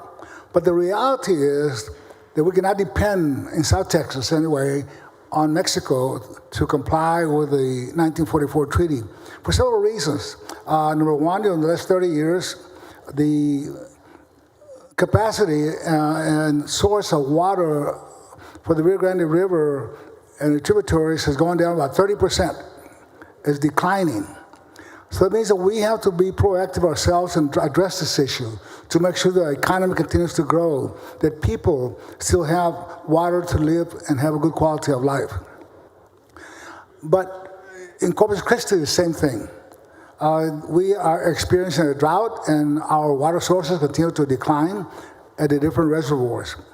The Panhandle, where you're from, as you well know, the aquifer has continued to decline in water capacity. So this is an issue that has to be a priority, has to be a complete focus, and a commitment by the state of Texas. Because on many of these projects, I would say probably most, if not all, the local communities cannot fund and have the resources to be able to do it on their own. Would you agree with that? Yeah, and Senator Hinojosa, you raised the point that I think got lost in our current planning. These projects are so long and so expensive that the opportunity for a mayor on a local level to go to its constituency and said, I need $30 more a month for 30 years, and on the 31st year, you'll be able to drink a glass of water from those fruits. So we don't live in a pay-it-forward society anymore. It's what's in it for me. And so what this plan will do is it will front-load the upcharge. It will mitigate some of those having to ask constituents to pay for something they don't have or won't see or possibly won't even be there for the next generation of Texans. It'll front-load some of that, and then when that water delivery occurs, the state will get its money back. But again, anything in water is 20 years plus. So if we rely on the current process of forcing locals to develop and fund, Texas will not have a water system that will keep the Texas Miracle going. So this is why the state is fortunate to have the wealth to do some of the front loads and planning. And the most important thing is a coordinated planning approach. We've left every local up to its own planning process, and it's created a patchwork of very inefficient uses of, one, the resource, and two, money, and they just end up doing the bare minimum only to have to go back to the well again, and the well's being dry. So it's just really more of a final planning of kind of a bolt-on to the existing water plan. We will now have a very coordinated look at how we're developing water, because there's efficiencies. When you look across the state, three regional planning groups may be thinking of three individual projects that had they been thinking together, that whole group could have been satisfied by one larger project and not had all of that infrastructure and expense. So it's going to produce that coordinated, but you hit on the reason we're not further along is most taxing jurisdictions can't afford these, number one, but the political will to start these is absolutely zero, because if you tell your constituents you're going to do this, they need to pay more today and never will get that asset. It's just a no-go politically anymore. So we just have to recognize the world we're in. That's the rules they are. And this is vital and critical to the state of Texas, because if they don't do it and we don't encourage them and incentivize them to do it on a more coordinated look, we won't have the water supply. And I'll tell you, I had a conversation with the water district today. They believe they're on their current depletion of their aquifer in a high growth area. In about 9 to 10 years, they could be in real trouble. I've got cities, there's not a member on this floor, with the exception of 2, that I can't point to and say, your cities are telling me within 10 to 20 years, they're going to have water supply that they currently today don't have a way to do it. And a good example of that is, as you well know, we now have the first desalination plant in Corpus Christi. And that has been going through a whole process of getting all the proper permits, not only from the state to TCEQ, but also from the federal government. And that alone, the state has put in about $750 million in conjunction with local funding. That's an example of why the state needs to be involved in providing the support that's needed to be able to create additional water resources. And that's a 36 million a gallon a day plant with the potential going up to 70 million. And that project would not have been possible had it not been for the state getting involved, providing the proper loans at low interest rates. That's correct. And they're a good example of somebody stepped up, but they've been working on that permit for probably 10 years now. And that just kind of highlights that everything in water is long term. A survey that I used, 52% of the small rural providers, wholesale water providers, they're out of water in 20 years or less. 81% of that survey said they would be out of water at some point in the future, but didn't have the time. And under 10 years, a large percentage of those providers. These are people that are responsible for figuring out where they're going to get supply for. And they're saying, we don't have the supply past point X. So we got to, it's time to start. And actually, your bill, Committee Substitute Senate Bill 7, takes a multi-pronged coordinated approach to water in the state of Texas. It is not just trying to make sure we get and fund these desalination plants of seawater, but also brackish water, but also focus on trying to replace many of our infrastructure aging pipelines, and also improving our water treatment plants, replacing some of the ones that are already are not working or just about to go out to take care of the growth. So this is not just a bill dealing with one aspect of the water needs that we have here in the state.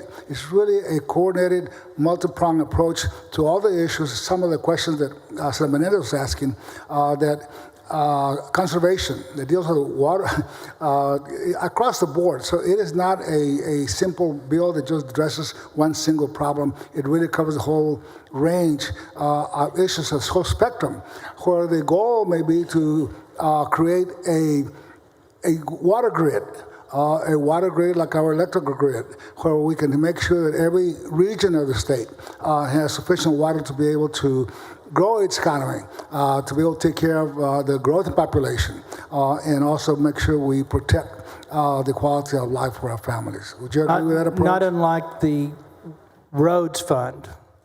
For the first time in the history of the state of Texas, there will be a consistent revenue stream to address all of those things you just said. And that's what we've been lacking. It's kind of been a start-stop. We have a little money, throw it to this area. We have a little money, throw it into this area. Everything that's water is now under the water fund. After this session, we'll move the flood infrastructure funding into that eligibility rank for these new dollars. Vendors that are taking on multi-year projects need to know that there will be funding to pay them for that effort. And this is what the game changer is. It's changing it to look more like a state highway conversation. It's making a state infrastructure conversation. And with that continuity of funding coming into that fund and the division of those supplies and leaky pipes, vendors will come to the table and start projects that if not but for that, they wouldn't do it. And one last question, and that is that every region of the state is a little bit different. But one thing that is not different is they all need water. And if you look along the coast, we certainly can fund and help out with desalination plants of seawater. But also in areas like the valley, we also have the coast there in Brownsville, Cameron County. But the South Texas, Rio Grande Valley and deep South Texas, we lie on top of an aquifer. So we also have to do and work on desalination of brackish water.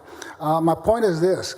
Your bill provides the flexibility needed to address the needs of every region, which may differ somewhat, but some are the same: water, infrastructure replacement, and how to increase our resources and capacity for water, for agriculture, and grow our economy. But again, I just want to thank you for your leadership on this bill. Thank you. Thank you, Mr. President. Senator Gutierrez, for what purpose? Just a few questions. Does the gentleman yield? I yield. Well, Senator Perry, I don't want to get your head any bigger, but this is a great bill.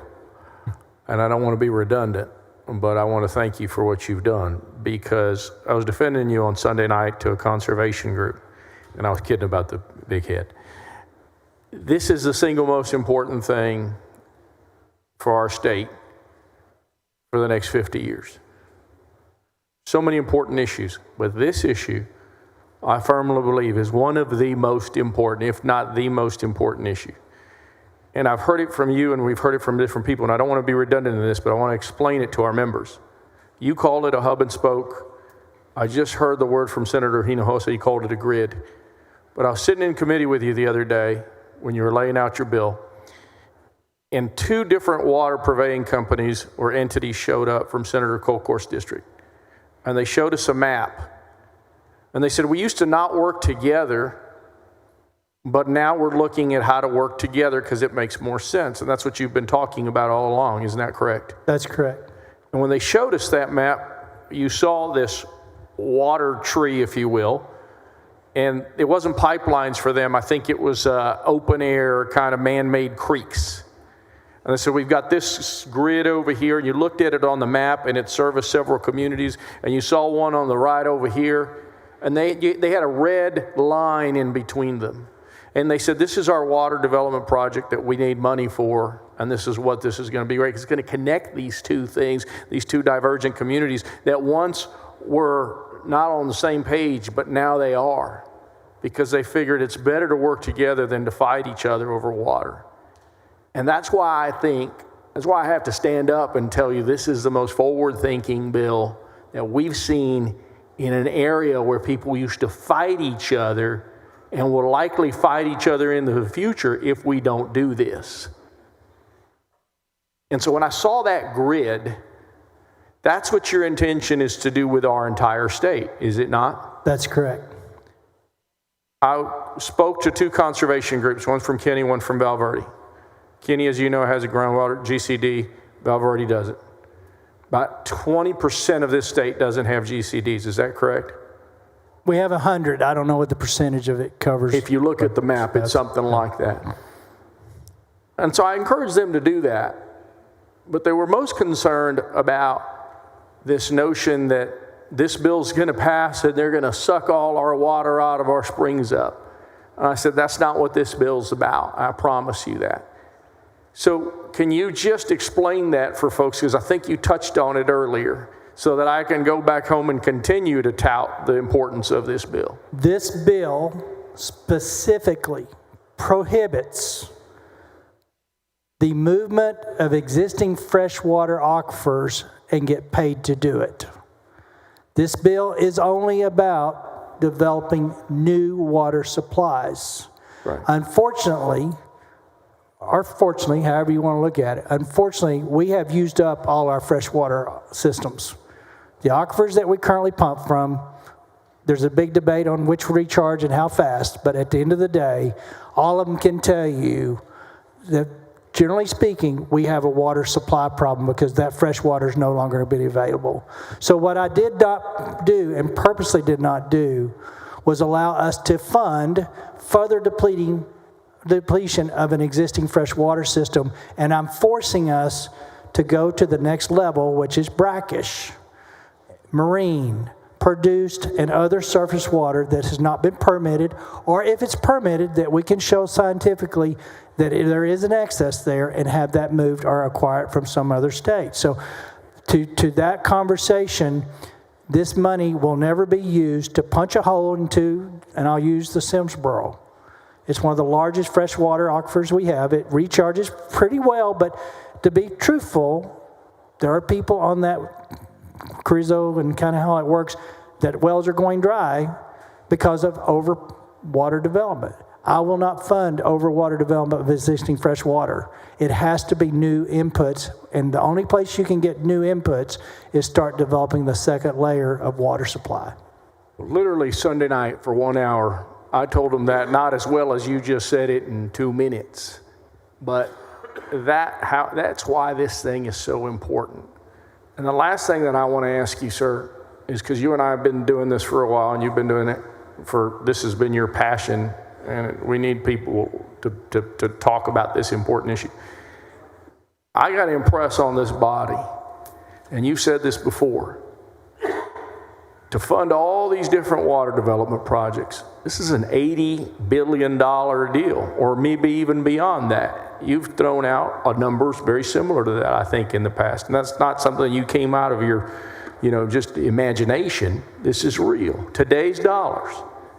And so my point here is, as we come back in subsequent sessions, and when we are financially healthy, we still need to keep feeding these programs like SWIFT, like our Leaky Pipes program, like so many other things in this space so that we can begin to bridge this gap that's growing. And I think that what you're doing here today is tremendously helpful, but I don't want people to think that you made the touchdown and we got to the finish line and this is it. And so I applaud you for your leadership in this space.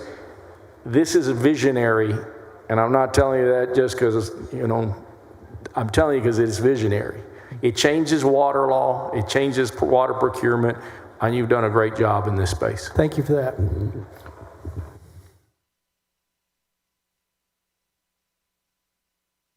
Senator Cole, course, what purpose? To ask the author of Senate Bill 7 a question or two. I yield. Thank you, Senator Perry, for all your hard work on this, your vision, looking at it for years. You've been chairman of Water, Agriculture, and Rural Affairs since 2015, am I right? 15. A decade. I've been honored to serve on that committee during that time, and we've faced a lot of different issues. One of the things that you've always been really good about is a little bit about Senator Gutierrez's points, is understanding the pressure that is on like Senate District 18, whether it's Lee County or Burleson County or Gonzales County, and some of the water marketers that acquired water rights. Honestly, when I went to the House way back in 2001, carried some water district bills, got to know Chapter 36 of the Water Code really well. And so just a couple of questions about that. First of all, thank you for working with myself and Senator Nichols on issues that are concerning to our districts. So in the bill, like you said, this is not about some of the water contracts that are currently in our districts. I'd like to say hitching a ride on a state-funded pipeline. It is about new water sources, and I want to make sure that I can say that to my constituents. The bill is really clear. Great. On that we will not fund with this money. I'm not going to tell you you're not going to continue to have the pressures you have, but funding through this vehicle, Senate Bill 7 and the HJR to come, is not going to be eligible to fund just punching another hole in the low-hanging fruit of a freshwater aquifer that's already on its downhill slide. It's not going to be eligible for funding. So the inverse could be a benefit to Senate District 18 is this. Because we're identifying new water supplies, it will take pressure off of the aquifers that I have the blessing and the people that I represent have the blessing of living above. Is that correct? That is correct. And what I've told my water districts, because they've all asked these questions, right? Does this mean you're going to come suck my aquifer dry? This is not going to be money to do that. Does this mean you're going to get to the brackish underneath it? Yeah, absolutely. That's the next fruit. But I'm going to alleviate the pressure on the districts by giving them another supply opportunity that will literally reduce the pumping out of their existing. And over time, I hope those recharge. There's a whole lot of other attributes that when you get a recharge in an aquifer system that's been heavily pumped, you get springs, you get wildlife, you get all kinds of things. Rivers actually flow. So there's just things long-term when we turn this supply nut around and get things literally moving in that to where water is being developed, your freshwater aquifers, your districts are going to find that they can now manage their water versus trying to hang on and fight for every drop they got through the courthouse. That's what's going on right now. The guys with the biggest checkbooks are the ones that are getting water supply. Even though it may be a depleting source, they still get it beyond that because it's going to litigation. That's how we're settling our water supply issues at the courthouse right now. And that's a thing that's time to come. But what's lost in that is the place they're pumping from is not going to be there in 30 years.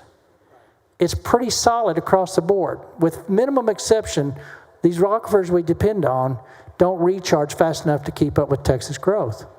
Well, and the beauty, I do live where our aquifers do recharge, but you're right, we got to give them a chance to recharge.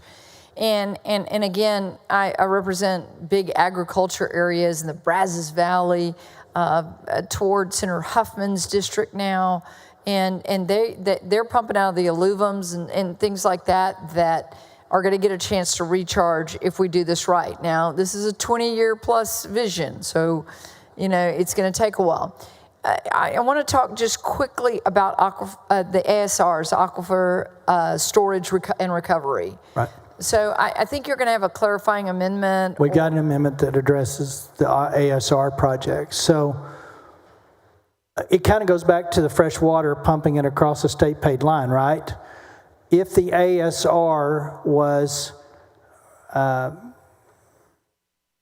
water that would have qualified as a brackish or something, that is okay. But you can't effectively move fresh water through the ASR system and store it somewhere else. So it's got to be water that was eligible for development with money underneath it to move it.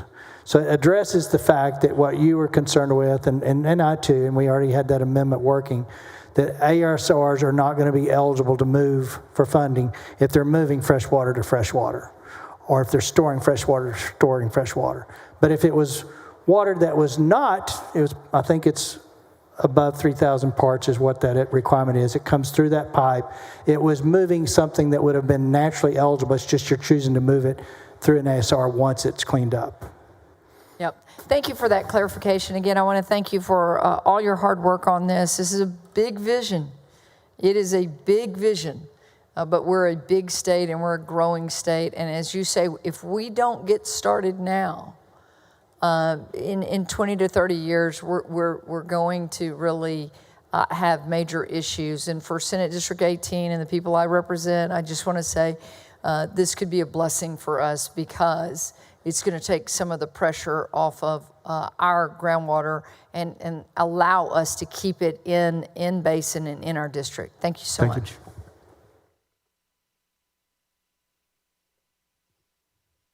Senator Schwertner, what purpose? To ask questions of the author, please. Do you yield? I yield. Thank you, Mr. President, and thank you, Senator Perry, for your leadership as well. Getting started on such a large project, actually getting it done is it's a great reflection on yourself. I just wanted to clarify some specific points and make it in a way that I think the people watching can fully understand. And so I'm going to ask some kind of basic questions. Right now, the state of Texas is utilizing how much water on an acre-foot basis? I think the last number I had was 15 million acre feet per year. And how 15 much million is acre feet. anticipated that the state of Texas will need? I'm looking at it, what we're currently projecting and adjusting it for things I know are not going to happen through our estimates. It's around 12 million acre feet. So we're almost doubling. By what time frame?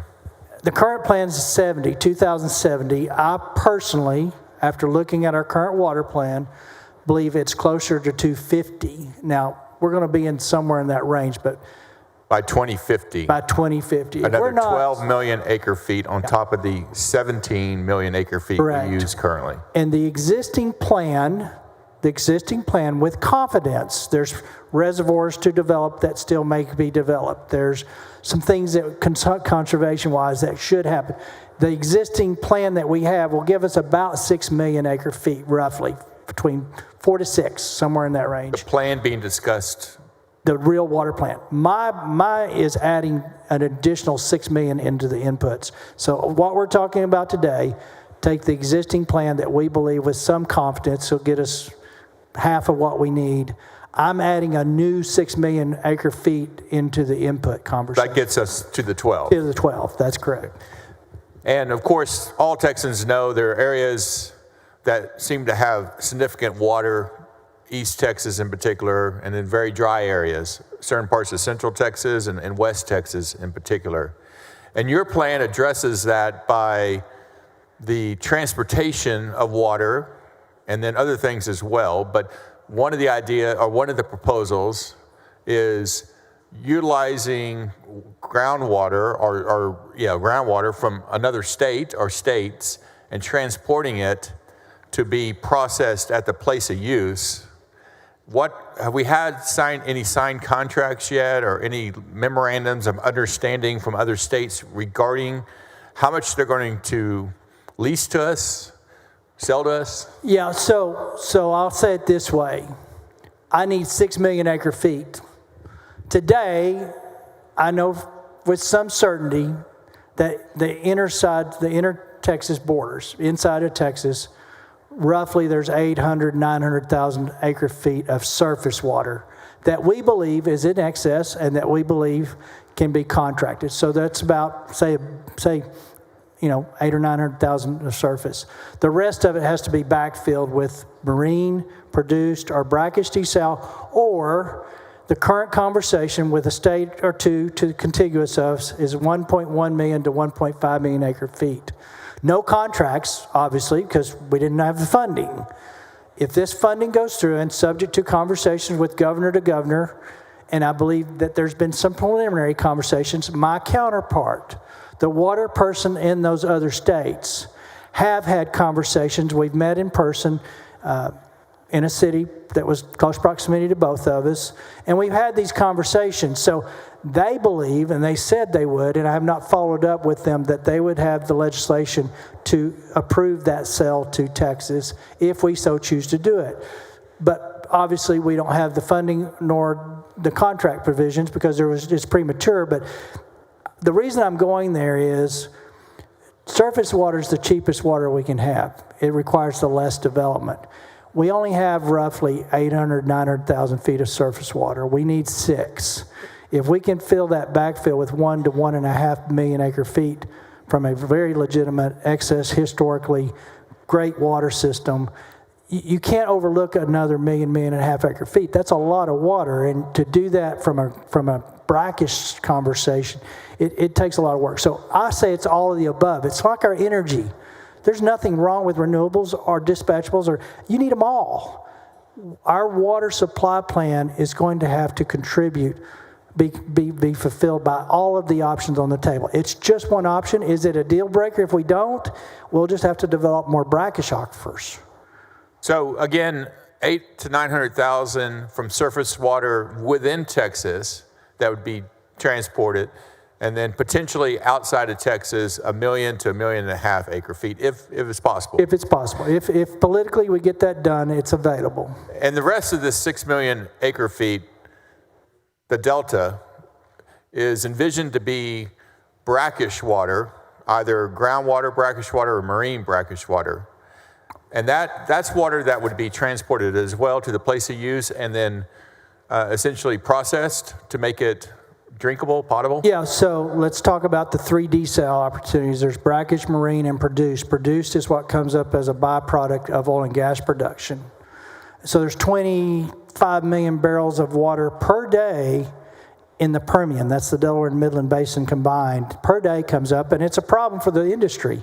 They need to find a way to do something with it besides injecting it. So that's roughly 500,000 acre feet if we can crack that nut. And we are 6 pilot projects into that conversation that we started about 4 to 6 years ago, and we should have some pretty definite science back.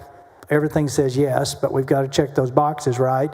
So produced water, marine desal, and brackish desal is your backfills. Brackish being the biggest backfill opportunity. There's 5.2 billion acre feet estimated from the state of brackish, billion acre feet of brackish to backfill the shortfall. As far as the transport goes, obviously West Texas and Valley is more depleted than our East Texas, Mid-Central Texas, but all have a water need. So when we say transport, if we're going to go to the region and develop the source that's within that region first. Marine desal is not available in West Texas. I've seen maps that take Gulf all the way up to the Panhandle. From 1940s forward, it's not possible to do that economically. But the brackish aquifers out in far West Texas exist in great volume.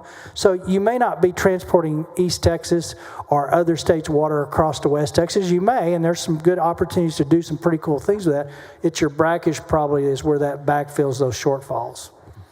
It's interesting to think that brackish water, who's historically has been considered not really worth anything, now might be worth significant amounts of money. And I assume there's different types of brackish water. I don't want to get there is. I'd say it this way: the estimates by the state brackish zones that they've mapped, the 5.2 billion, 3.2 billion of that is quote 10,000 parts or under, meaning the solids. And just as a reference, seawater is around 40,000 parts.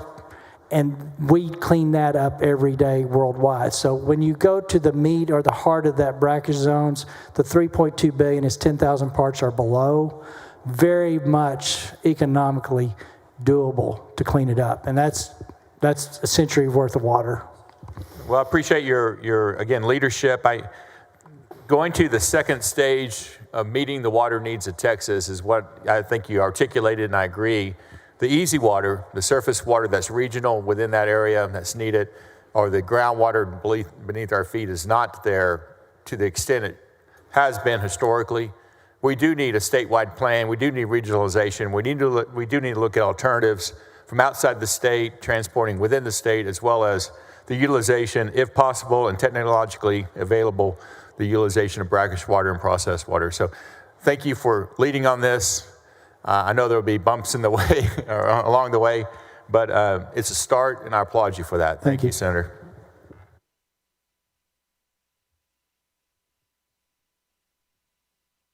Senator Betancourt, what purpose? Ask a question of the author. To yield. I yield. You know, Senator Perry, you have a great vision on this, and importantly, it's very timely. Because I may not be able to make your 6 a.m. ag meetings, okay, but I do pay careful attention as a city slicker to what's going on with water in the state. And in the last week, I've seen, Georgetown and Bryan College Station locked in a bitter duel about water supply that was in Bryan College Station's mind, theirs, and that Georgetown is now poaching. But of course, Georgetown thinks they've got a contract with a supplier with a pipeline. And the mayor, Bryan, wants to take it all the way to the Supreme Court. Okay? He's going to fight it all the way, Senator Swartner. And I've seen articles about the Coastal Bend, Senator Colcourse. They think they're out of water and they desperately need a desalinization plant now.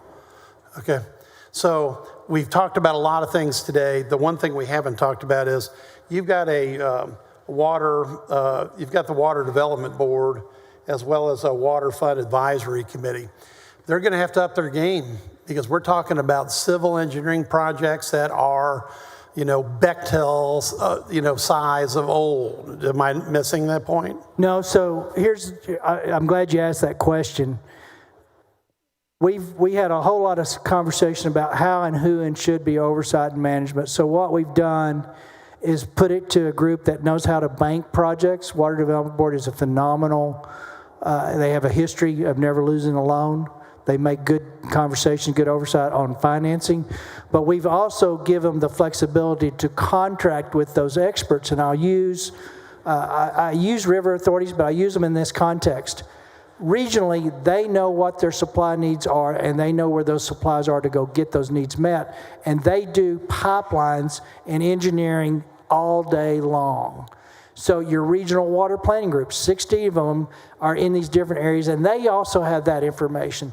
So what this plan will do is take all of those planning groups and all those river authority experts in pipes and pumps and drilling and all the things that come with that, and they're going to force kind of a master planning conversation with all of those to say, hey, we had this reservoir on tap, but you have one and it can serve our needs. We'll just do one, and that eliminates a lot of the political pushback on eminent domains and stuff. So we're not going to ask Water Development Board to be an engineer firm. That's not their wheelhouse, nor is it fair, nor do I think that's best use of dollars. So through this model, we're going to take existing resources, which will expedite a lot of these project conversations and start building a real pragmatic application versus years and decades of trying to figure out how to get engineers on staff and figure out how to get them ingrained. These people already know the water plan back and forth. They're ready to go. To Senator Gutierrez's, when they figured out where we were going, they're all getting giddy with excitement because they've had all these different conversations and planning opportunities, but never really extended that into the next region. Now they're talking regionally, and they're seeing all the synergies for best use of dollars to get the most water. And this has also started a conversation about leaks and other major problems in urban areas. I'll point out the vulnerability Houston has with the Lynchburg pumping station because it provides 60% of the potable water in the Houston area and 100%, Senator Swardner, of the Houston processed contact water the ship channel uses. Now, we found out about that vulnerability 20 years ago when we had a hurricane blow through and Energy lost all their ability to supply the Trinity pumping station with water. We were within 5 days of running out of water, but then CenterPoint actually pulled off a moonshot and they sent out effectively an extension cord, found an old switch underneath the river, re-energized it, and brought power back to the Trinity pumping station. So we didn't have to find out what would happen if we lost water supplies in 5 days. But you've got a secondary pull through that once this bill goes, there's going to be all these other issues that are coming through. So how would you recommend us handling that? Well, I'm going to say it this way. The total water picture in Texas, if you consider the supply I'm talking about, if you consider the flood funding that everybody's talking about, and if you talk about the leaky infrastructures, well up to $200 billion.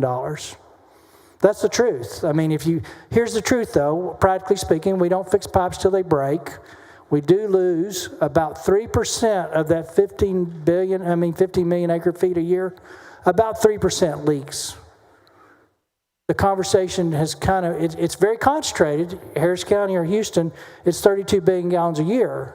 So in pockets, but you'd expect that, right? That's where your most users are. That's where your most opportunities. So it's real. And here's what I answer that is, for the first time in the history, there will be a consistent stream of funding that will help provide relief in all of those different areas. I don't want to disillusion. The biggest challenge I have here is we're 25 years behind.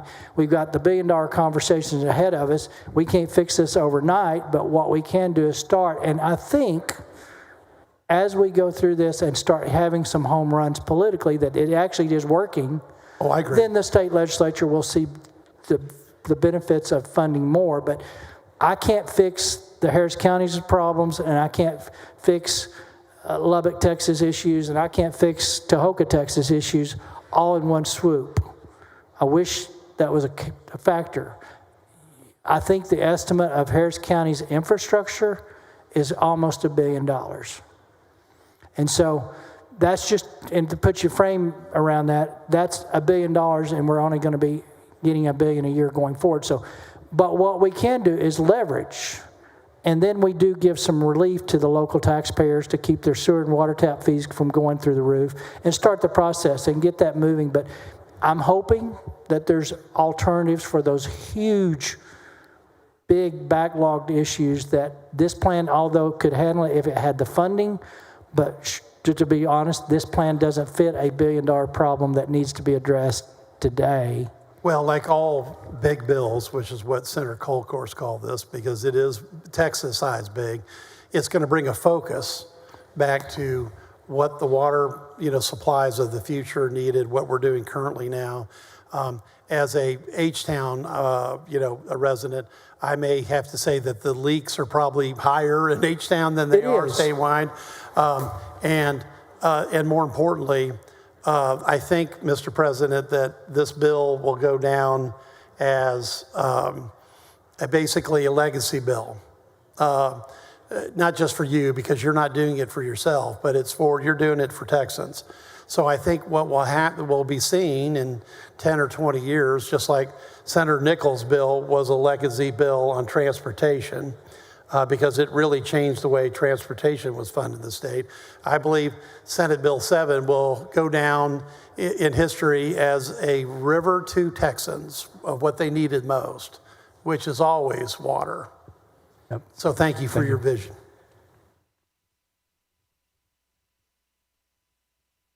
Senator West, what purpose?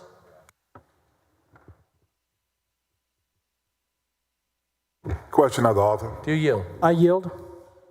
Senator Perry, let's talk about North Texas a little bit more, specifically the Dallas area, obviously one of the fastest growing areas that we have in our state.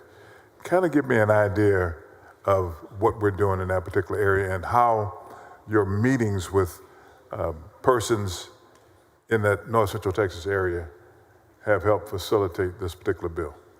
Yeah, and I met as many places across the state. Me and my staff, Andrew Parks, were in a truck or in a plane going somewhere for the last 2 years. I literally was out of my home in Lubbock more than I was in it the last 2 years. And with that, I gained a really good perspective on where everybody was at. Specifically to your area needs about 100,000 acre feet by 2036. Now, 100,000 acre feet. By 2036. Most of us understand that, but how can you help the person in the 8th grade visualize what that is? I would say 1 acre foot, that's 325,000 gallons, takes care of 9 people per year. 9 people? 9 people, 1 acre feet per year. So that kind of gives you, and you can go up or down 2 people, but you use 36,000 gallons a year as an individual in the state on average. One person, 36,000 gallons. So they need 100,000 acre feet, so multiply 100,000 times 325,000 gallons, and that's the volume of water per year that they're projecting they need by 36. That's 11 years.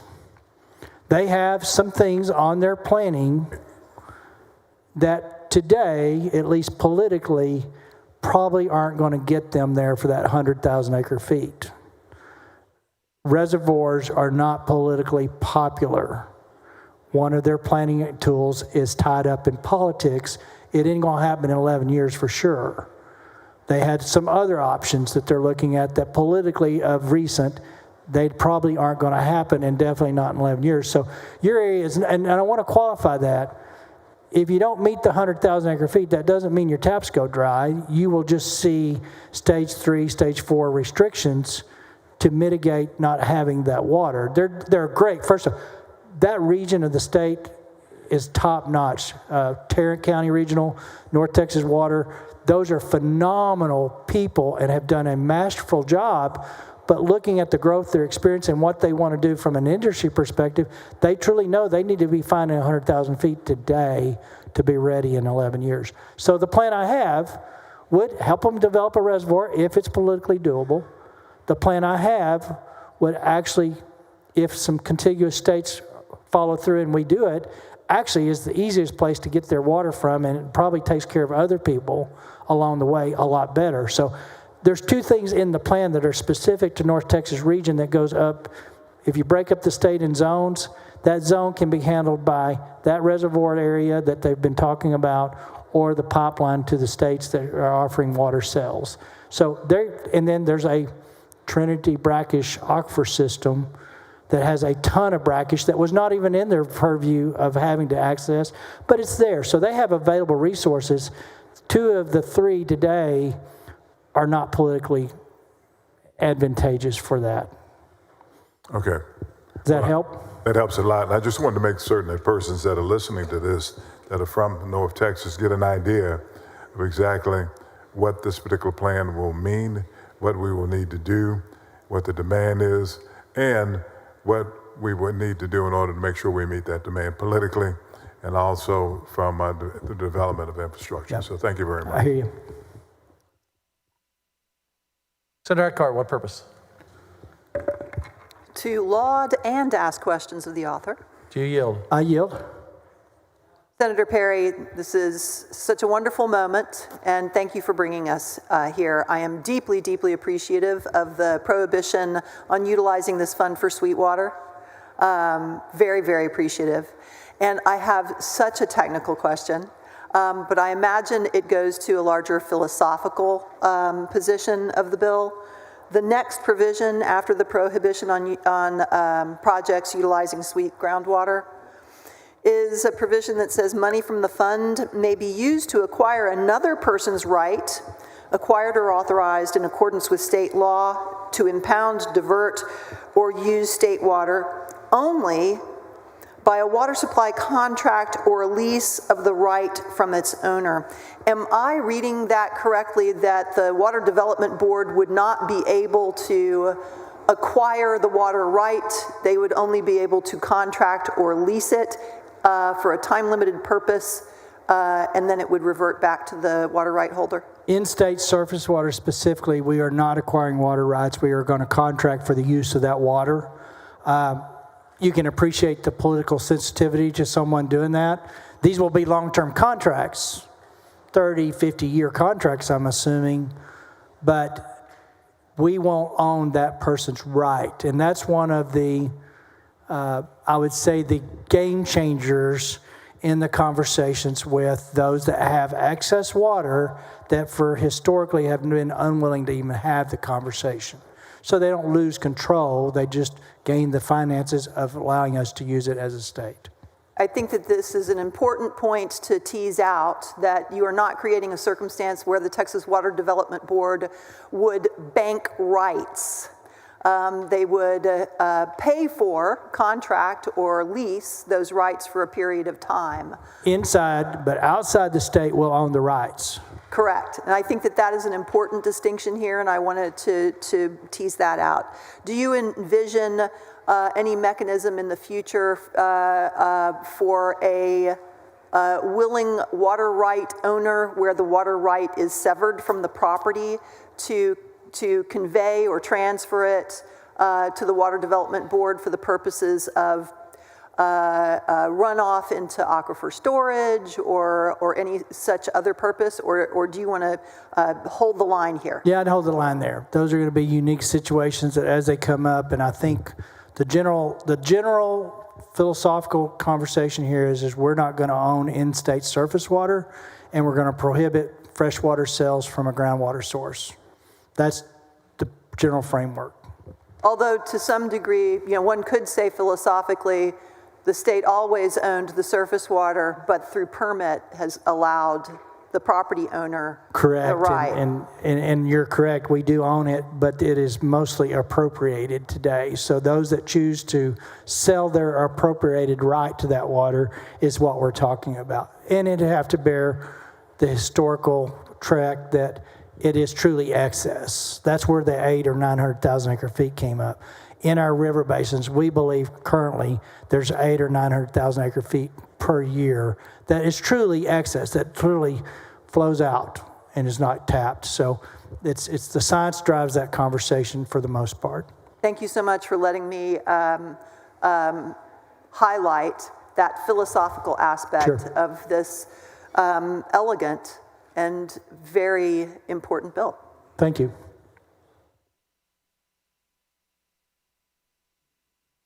Senator Perry, I think you've talked a lot about water today. I think we have, Mr. A lot of good questions, a lot of good answers. Yeah, that was good. I know you put in tremendous work on this over the last several years. You're recognized to suspend the regular order of business. Move to suspend regular order of business committee substitute Senate Bill 7. Any objection? Hearing none. Rules are suspended. Chair now lays out a second reading. Committee substitute for Senate Bill 7. Secretary, read the caption. Committee substitute Senate Bill 7, relating to the oversight and financing of certain water infrastructure matters under the jurisdiction of the Texas Water Development Board. Following amendment, members. Secretary, read the amendment. Floor amendment number 1 by Perry. You're recognized. Yeah, so members, in talking to Comptroller and LBB, for those that don't remember or don't know, we actually set up in Senate Bill 28 and HJR 75 last session the ability for the Water Development Board to use up to 2% of the funding for their administrative costs. And so just as an example, I think they're getting 30 some odd FTEs this biennial, and they will add 131 once the $1 billion a year conversation goes on to be able to manage the volume of contracts and oversight and coordination with engineers and things. So this is paid out of the money going into the fund. It's 2% of the funding, and the LBB and Comptroller both thought it would be wise to segregate that 2% into an administrative bucket so that as a legislature, we know it's where it's at. If they don't use it all this year, it carries forwards, and that's really what that amendment does, is establish that. It does add the flood funding infrastructure fund over under the umbrella water fund. That's currently outside the water fund today. Is that your completion? That's it. All right. That's Any what it does. objection? Hearing none. Hearing no objection. The amendment is adopted. Following amendment, Secretary, read the caption. Read the amendment.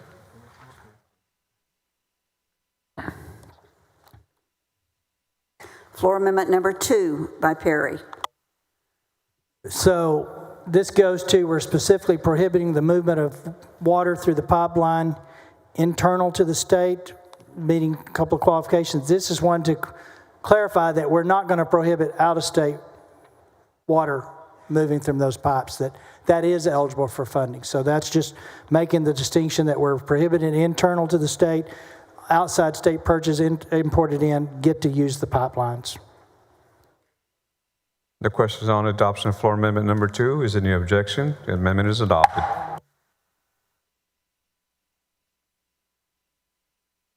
Following amendment, Secretary, read the amendment. Floor amendment number 3 by Perry. Senator Perry, recognized. This goes to the conversation that we've had across the board as with Senator Gutierrez and Senator Eckhart, that is specifically prohibits eligible for funding under this plan if the water solids that are being pulled up were less than 3,000 parts. So that goes to, we're not going to fund freshwater depletion of an existing freshwater aquifer. It's got to be new supply. Question is on the adoption of floor amendment number 3. Is there objection? Hearing none, the amendment is adopted.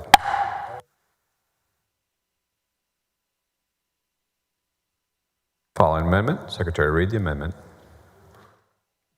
Floor amendment number 4 by Perry. Senator Perry, you're recognized. This was brought to us by Water Development Board. Currently, there are confidentiality provisions built into planning that they get from local municipals that outline very specific inner workings of their infrastructure. That's protected so that for security reasons. This just reaffirms that this information that's coming through the water planning process has the same confidentiality protections that currently exist. Question on the adoption of floor amendment number 4. Is there objection? Hearing none, the amendment is adopted. Following amendment, Secretary, read the amendment. Floor amendment number 5 by Perry. Senator Perry, you recognized. Members, this is the last one. We are going to accept the HJR coming over from the House as being the constitutional amendment that will go to the ballot. So this is just changing what was once an SJR 66 to refer to the HJR 7 coming over from the House for that constitutional amendment yet to be seen in the House, in the Senate yet. We haven't heard that yet. Questions on the adoption of floor amendment number 5. Is there any objection? Hearing none, amendment is adopted. Senator Perry, you're recognized for a motion. Move passage to engrossment. Senator Perry moves passage to engrossment. Is there objection? Hearing none, the bill is passed to engrossment. Senator Perry, you're recognized for a motion to suspend the constitutional 3-day rule. Move to suspend the constitutional 3-day rule. Senator Perry moves suspension of the 3-day rule. Secretary will call the roll. Alvarado, Betancourt, Birdwell, Blanco, Campbell, Cook. 31 ayes, 0 nays. Rules are suspended. Chair lays out on third reading and final passage of Committee Substitute for Senate Bill 7. The Secretary will read the caption. Committee Substitute Senate Bill 7 relating to the oversight and financing of certain water infrastructure matters under the jurisdiction of the Texas Water Development Board. Senator Perry, you're recognized for a motion.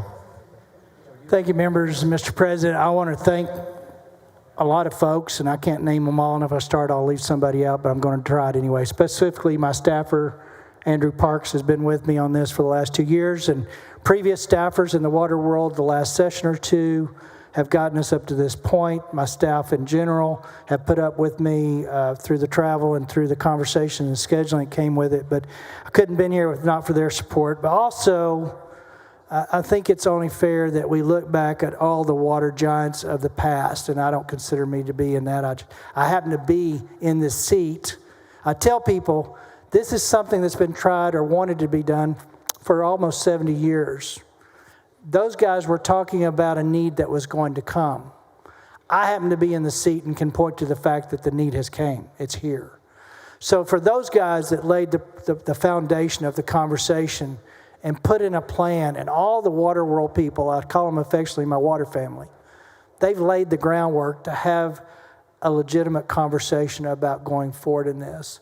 I'm never going to drink a glass of water from what I'm talking about today, and many of you guys might, many of us won't. But this will be in 20 or 30 years a look back point where Texas got a hold of the single biggest challenge we have. We address our grid, we're working through those, but this will be a point in time that people point back to. A good example, one of the old timers in a meeting said, there was a bunch of people after the drought of 50s that wondered why we need all these dams built, and the Corps of Engineers and the state partnered after the drought of 50s and built out all these dams that we're beneficiaries of today. And he said, if not for Livingston Dam, there would be no Houston, Texas today. And it's built back in the 60s and 70s. So this is where this is going. I hope, my commitment is we're going to do it as efficiently and effectively as possible. To Senator Swertner's point, there's some bumps in the roads we haven't seen, but we've done the best we can. And my biggest challenge is it's past a 2-year election cycle. So as we go through our next period and we see money's accumulating but not spent, but they're already committed, we're just going to have to be patient and remember the bigger package here. That it has to occur, it's going to take some time, and that we're fortunate to live in a state that has the undeveloped resources and the ability to jumpstart the finance side. So with that, I thank every member's support. I haven't had any pushback of significance, some legitimate conversations that made the bill better. Senator Nichols and Senator Goldhorse and the HJR is going to reflect those changes. But it didn't happen because of me. It happened, one, there's a need, and two, we had the courage to embrace it and recognize that it's here and move forward. With that, I move final passage of Committee Substitute Senate Bill 7. Senator Perry moves final passage of Committee Substitute for Senate Bill 7. The Secretary will call the roll. Alvarado, Betancourt, Birdwell, Blanco, Campbell, Cook, Creighton. 31 ayes, 0 nays. The bill is finally passed. Congratulations, Senator Perry.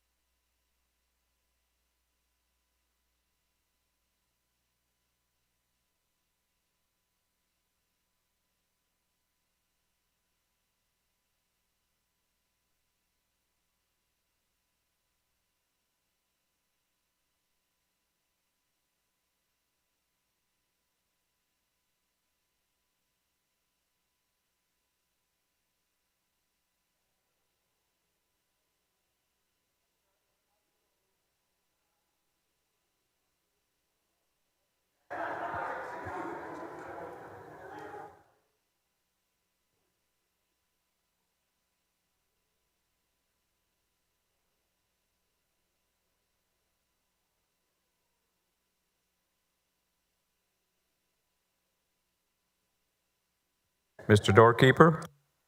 Mr. President, there's a message from the House. Admit the messenger. Mr. President, I am directed by the House to inform the Senate that the House has taken the following action.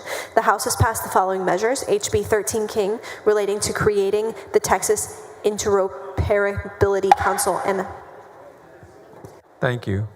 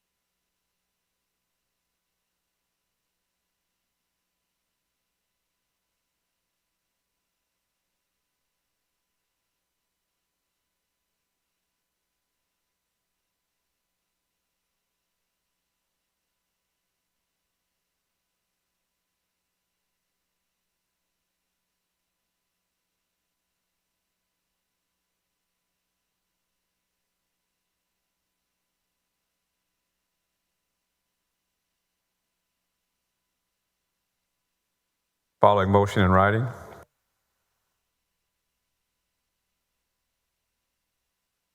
Motion in writing. Mr. President, I move suspension of Senate Rule 5.14, the intent calendar rule, in order to move the intent calendar deadline to 5:00 p.m. today. I further move that the rule be suspended to allow the Secretary of the Senate to make the calendar available as soon as practicable. Motion by Zaffarini. Is there objection to the motion? Hearing none, motion adopted.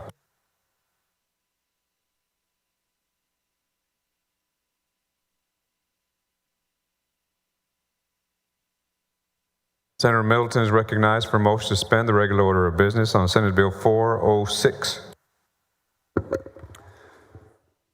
Thank you, Mr. President. Members, I move to suspend the Senate's regular order of business to take up and consider Senate Bill 406. And Senate Bill 406 ensures that Texas birth certificates remain accurate, consistent, and reflective of biological reality.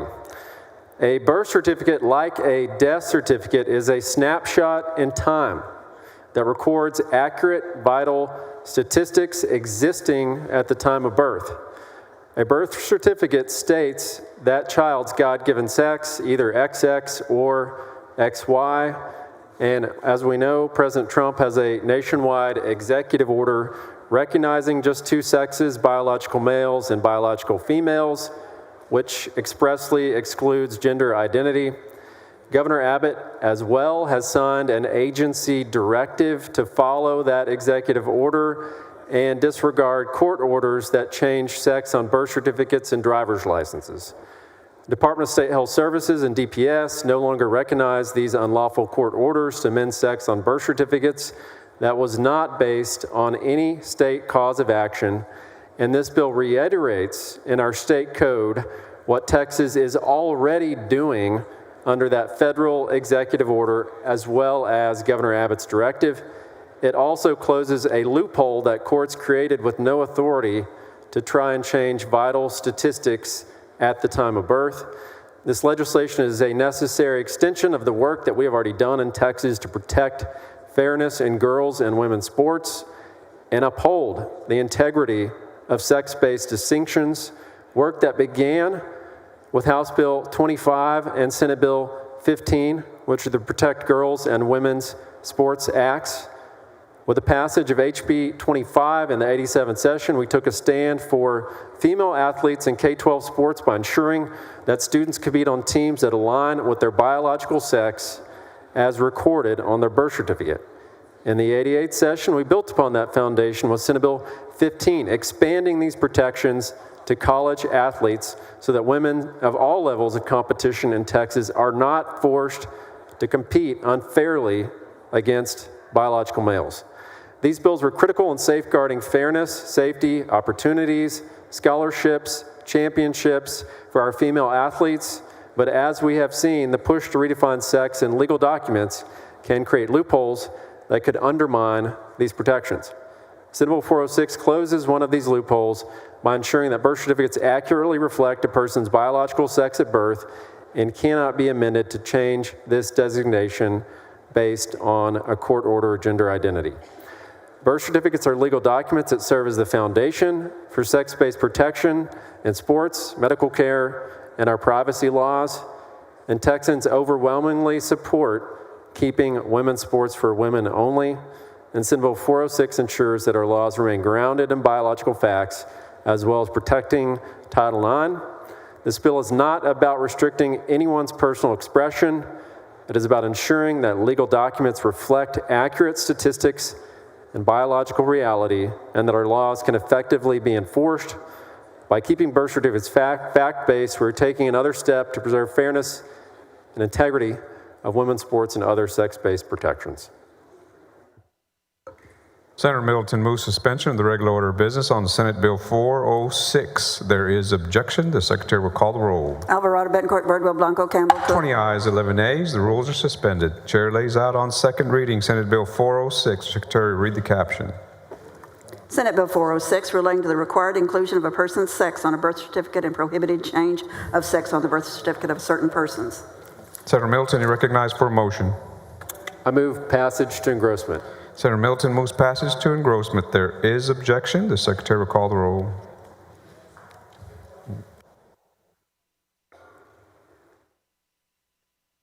Alvarado, Betancourt, Birdwell, Blanco, Campbell, Cook, Creighton, Eckhart. 20 ayes, 11 nays. The bill is passed to engrossment, and we'll pause there. Thank you, Mr. President.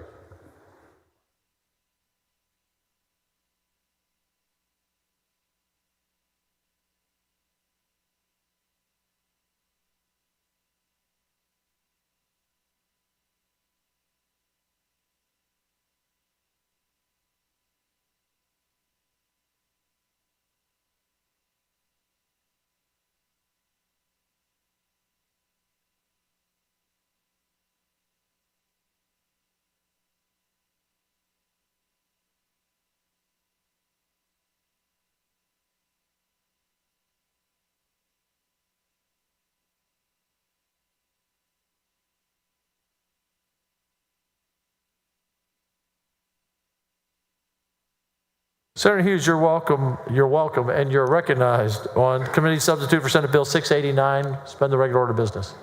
Thank you, Mr. President. I move suspension of the Senate's regular order of business to take up and consider at this time Senate Bill 689. Members, this bill is about equal treatment under the law, equal opportunity under the law. That's what we believe as Texans, as Americans, but we've seen how identity politics and divisive programs have kind of become the norm within many, even state government institutions. And so that's what this bill is about. As a condition of employment, some Texans who've devoted their careers to serving fellow Texans in government have had to submit to training that implicitly or even explicitly accuses them of racism, ignorance, insensitivity. This has happened at the Department of Transportation. We've seen this at other state agencies. And so what does Senate Bill 689 prohibits state agencies from establishing and staffing taxpayer-funded offices that are dedicated to promoting DEI. The bill also updates the Texas Labor Code to make it consistent with the U.S. and the Texas constitutions by prohibiting the consideration of race, color, sex, national origin, religion, age, or disability when making a hiring decision. That's what this is about, treating people the same and not treating them differently based on the color of their skin or based on their sex. And I move suspension of the regular order of business. Senator West, what purpose? Questions of the author? Do you yield? Of course, I yield, Mr. President. Senator? Yes, sir. You would agree to me that racism has been a part of Texas's history, would you not?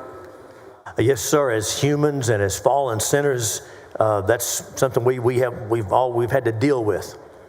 And so race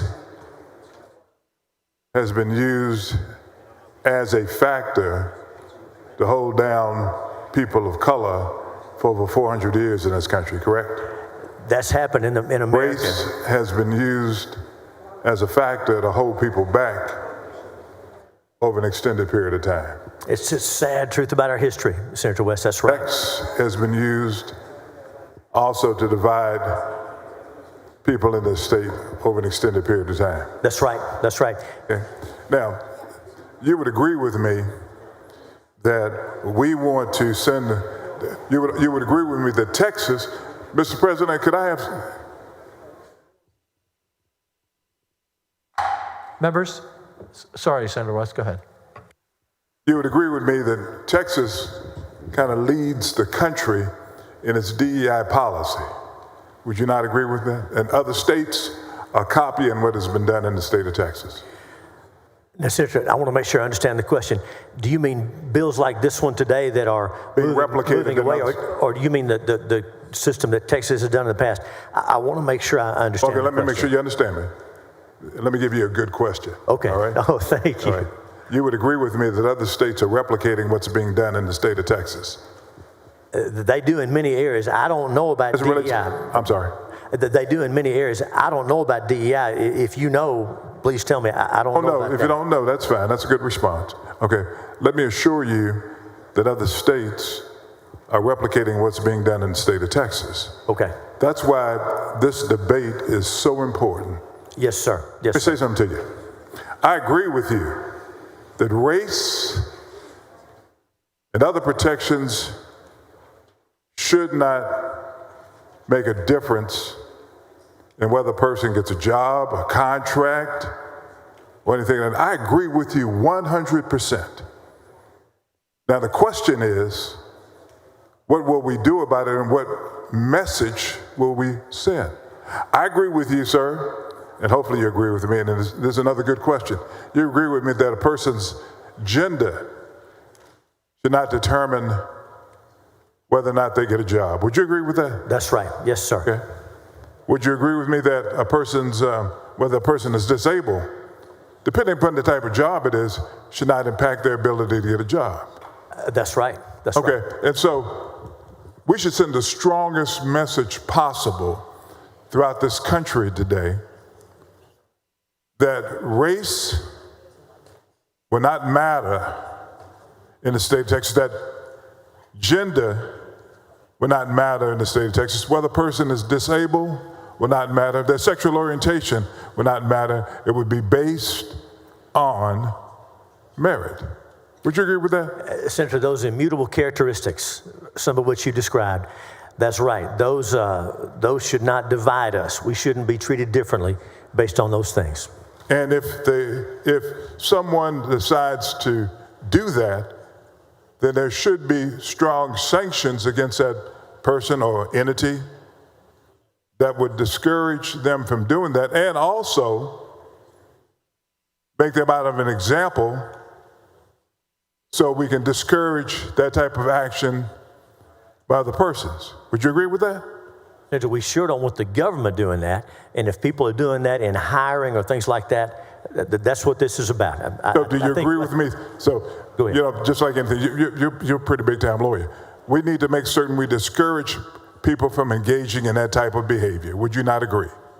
Oh, Senator, that's what the bill's about. I'm sure you would agree. I'm so sure you we would agree in principle. Yes, okay. sir. And so from that vantage point, shouldn't we have sanctions in this bill that prohibit that type of behavior and make examples out of institutions and individuals that engage in this type of behavior?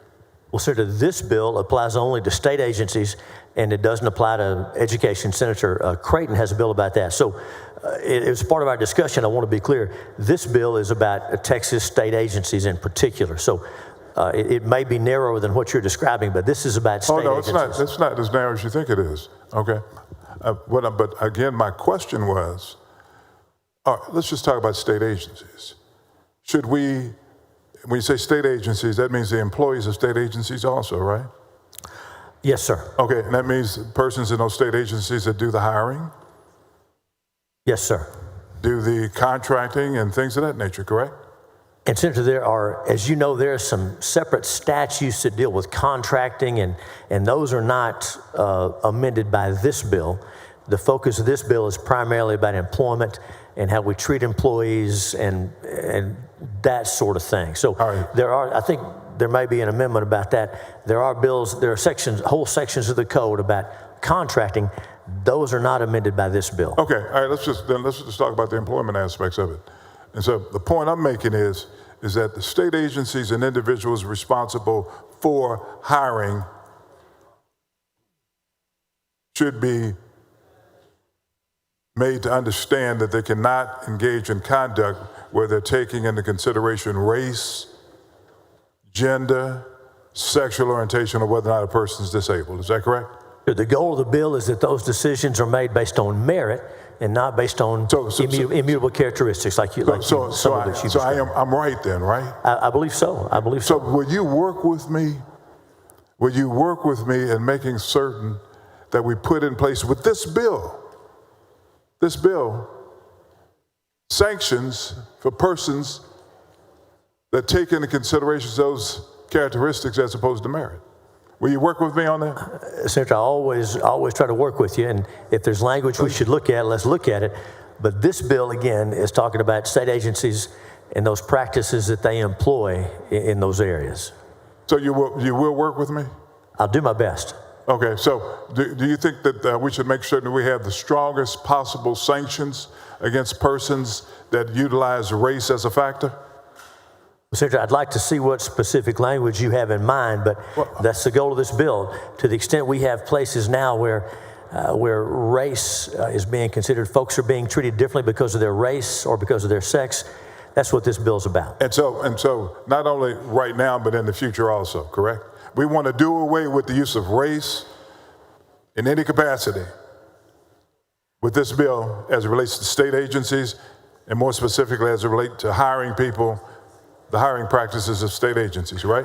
Those decisions should be made based on merit. That's right. Okay, and you've said that 2 or 3 times, and I agree with you 100%. I know you do. Now, I'm going to test you on it. I know you do. To see whether you really, really mean it. I'm going to test this body on it. Because you're right, because we've got a lot of DEI bills in higher education and probably also in our utility industry and things like that.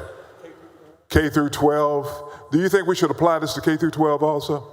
Senator Creighton has a bill that deals with education. I understand that. I'm saying, do you think we should? Well, I want to make sure and give you an accurate answer.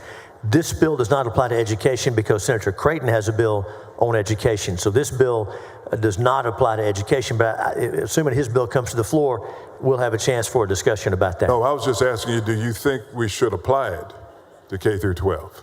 If we're talking about hiring and decisions based on merit, yes, sir. I think we all agree that this is where we want to get. And I think we all agree, too, that if someone utilizes race, sex, and some of those other categories, then we should make certain that we do everything in our power to prohibit that type of conduct. We want to get closer, as close as we can, to a colorblind society where we're treated, each of us, based on our merit. That's right. Because I'm going to tell you, the perception is that everybody's, because you want DEI programs, that everybody's a racist. And that's why the programs are being legislated by this body and other bodies throughout the country, because of people being a racist. And I know you, and I know that's not you, okay? I know Creighton, and it's not Creighton. No. And so what I want to be able to do, and I've thought long and hard about this, okay? I thought long and hard about this. What can we do in order to have a color-blind society, okay? Because I know that's what you want to do, and all of us want to do. And so I'm offering an amendment, probably need some work done to it. And so at the appropriate time, I'm going to offer an amendment, and I'd like to go through that amendment with you to make certain that we do everything in our power to make this a color-blind, gender-blind, sexual orientation-blind, disability-blind society. Will you work with me on that? I look forward to it, Senator. Thank you. Thank you.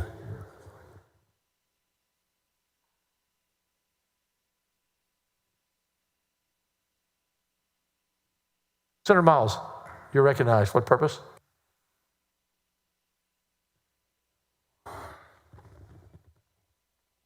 Some questions, once again, to the author, Mr. President.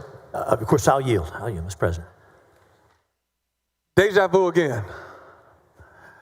Senator Hughes, there's some real issues that I have with this bill, and it affects that I will have in hiring, that this bill will have in hiring, to make sure we hire the best and the brightest in our state government. I think there's some issues here that we need to discuss, because your definition of diversity, equity, inclusion office worries me. But it doesn't just worry me because of how you've demonized the word diversity, equity, and inclusion, those words. It worries me because this bill is written so broad, so very, very broad. This bill was drafted to address DEI offices within governments, just as the legislature did address DEI offices in colleges, campuses, last session, correct? I believe it's in the same vein. Framework, same principle, same purpose. Is that correct? I believe they are of a piece, yes, sir. You agree with me on that? I don't know about the details, but they're certainly the same concept, yes, sir. Same concept, yeah. So, Senator, your bill mentions that DEI initiatives in Texas jeopardizes equity. That's what your bill says. It jeopardizes equity. But the reality is that discrimination still exists. As you and Senator West just had a conversation, y'all agree, and we cannot deny that. I'm going to ask you again, we all agree on that, right? That discrimination still exists? Yes, sir. Okay, thank you, brother. On many bases, it does. It does, whether we like it or not. There are many state employees who are discriminated against, but their stories never go told. You know that? There's a lot of discrimination in employment in the state and in other entities, but their stories never go told. What exactly, Senator Hughes, what exactly about diversity, equity, and inclusion do you have an issue with or deems it so divisive? Can you answer that question? Well, thank you, Senator. And as you know, the way it's defined in the bill, it's influencing, I'm on line page 1, line 35, influencing hiring or employment practices or workforce composition at the entity with respect to race, sex, color, or ethnicity, other than through the use of a colorblind, race-neutral, and sex-neutral hiring process in accordance with any applicable state and federal law. So the point is... I heard you say that. Oh, okay. And you read that right out of your bill, correct? I hope I read that accurately. But you also still believe that discrimination still occurs in the workforce, right? Well, I heard you read that out of your bill, but you also agreed that you got to believe, and you still know, that discrimination still occurs in workplaces. Senator, we're dealing with humans, fallen humans like the rest of us, and of course, there's going to be problems, there's going to be mistakes, there's going to be bad treatment anywhere we deal with people. That's right. Okay, so we're on the same page. But this bill would prohibit government entities from establishing a DEI office. Is that correct? A DEI office as defined using these terms. That's right. That's yes, right. sir. But we also agree, and we believe, and we understand that discrimination still occurs in the workplace, right? It can occur everywhere. It can occur anywhere, and that's, as you know, I would just say, and in Senator, this DEI office, let me finish. We're in agreement. Let me finish. We're not going to split words. We're in agreement on everything we just said. It exists, and there is a recourse. As you know, there are federal and state discrimination lawsuits. There is a recourse when discrimination takes place. But please go ahead. So, in this DEI office that you don't want to exist, you don't want any employees there as well, right? That's right. That's correct. If their job is to promote or treating people differently based on race, we don't want them there. You're right. That's right. And nor do you want the state contracting with a third party to operate a DEI office. Is that correct? That's right. Based on your bill, correct? That's right. The bill includes exceptions for DEI initiatives required by federal law, though, right? Based on your bill.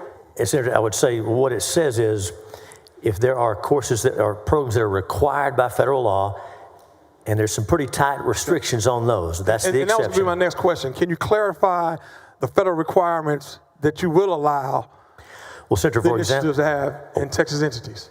I didn't mean to cut you off. I'm sorry. I'm sorry. I may have cut you off, so I apologize to you. That's all right. Thank you so much. And so those exceptions you're talking about, as you can see, for example, on line 1-54, or let's go up to line 50, conducting trainings, programs, or activities designed or implemented in reference to race, sex, color, ethnicity, gender, identity, other than trainings, programs, or activities developed by an attorney, approved in writing by the Attorney General, and conducted for the sole purpose of ensuring compliance with any applicable court order or state or federal law. So court, if I can take those in turn, so a court order could be a situation where there's some kind of a court order in place, and that's still binding on the state. Of course, we want to comply with anything like that. Also, if we think about what we're trying to get to, which is a colorblind, race-neutral society, there could be trainings on that where somebody comes in and says to all of our employees, so moving forward, we're going to be colorblind, we're going to be race-neutral, we're not going to treat people based on their race, their sex, their ethnicity. So let me be clear. A proposal like that, a presentation like that, it would be talking about these topics, but clearly that's one of the exceptions under the bill if it's approved by the Attorney General and tightly controlled and presented by an attorney. That's the idea, if that's helpful. That's the federal requirements that you're going to accept, correct? I hope that's helpful. Okay. Yes, sir. You gave him a little too much to just answer, say this is the federal. I got it. So let me ask you this, and I want you to dig deep for this one. What current evidence shows that government entities are only hiring based off of DEI initiatives and not qualifications? Senator, I don't think anyone is alleging that hiring is being done only based on DEI. We do know that, for example, at the Texas Department of Transportation, in the right-of-way department, I'm answering your question. So short answer, you don't have any evidence that they're only hiring off of DEI. No one said they're hiring. No one said they're hiring only based on DEI. I don't think we're saying that a little racism is okay. No evidence, correct? I'm sorry? So if no one's saying it, then we have no evidence of that, correct? Not that that's the only basis, but it is a basis. But go ahead. So if no one's saying it, that's the only basis, then no one's saying it then, right? It's not being said. There is no evidence. That is the only basis for an agency. You're correct. That's right. That's no evidence. So there's no evidence. That it is the only basis. Are we saying the same thing? I think we are. Okay. I think we are. So that's they're only hiring on DEI. There's no evidence of that, is there? I don't believe anyone's alleged that. No, sir. Yeah, okay. Thank you. Thank you for admitting that. I appreciate that. How does this bill distinguish between prohibiting DEI activities and permissible equal opportunities or anti-discrimination efforts? Senator, under this bill, and if you look at the section repealing parts of the labor code, the attempt is to go through all of our agency practices and make sure that people are being treated the same based on the color of their skin, based on their sex, based on their ethnicity. And so that would apply across the board with these agency operations. That's the goal. Okay. Well, with that said, subsection C of your DEI office definition says that DEI offices means an office, division, or other unit of the government entity established for the purpose of promoting policies and procedures implemented in reference to race, sex, or ethnicity. Senator, I'm assuming you're aware that historical underutilized businesses or hub statutes, you know what those are, right? Like in state contracting and government contracting? Yes, sir. I know there's 2 or 3 places in the statute where we have those. So understanding subsection C of your definition, this is on your definition now, a hub coordination office within an agency exclusively promotes policies or procedures implemented in reference to race, sex. They would therefore be a DEI office, correct?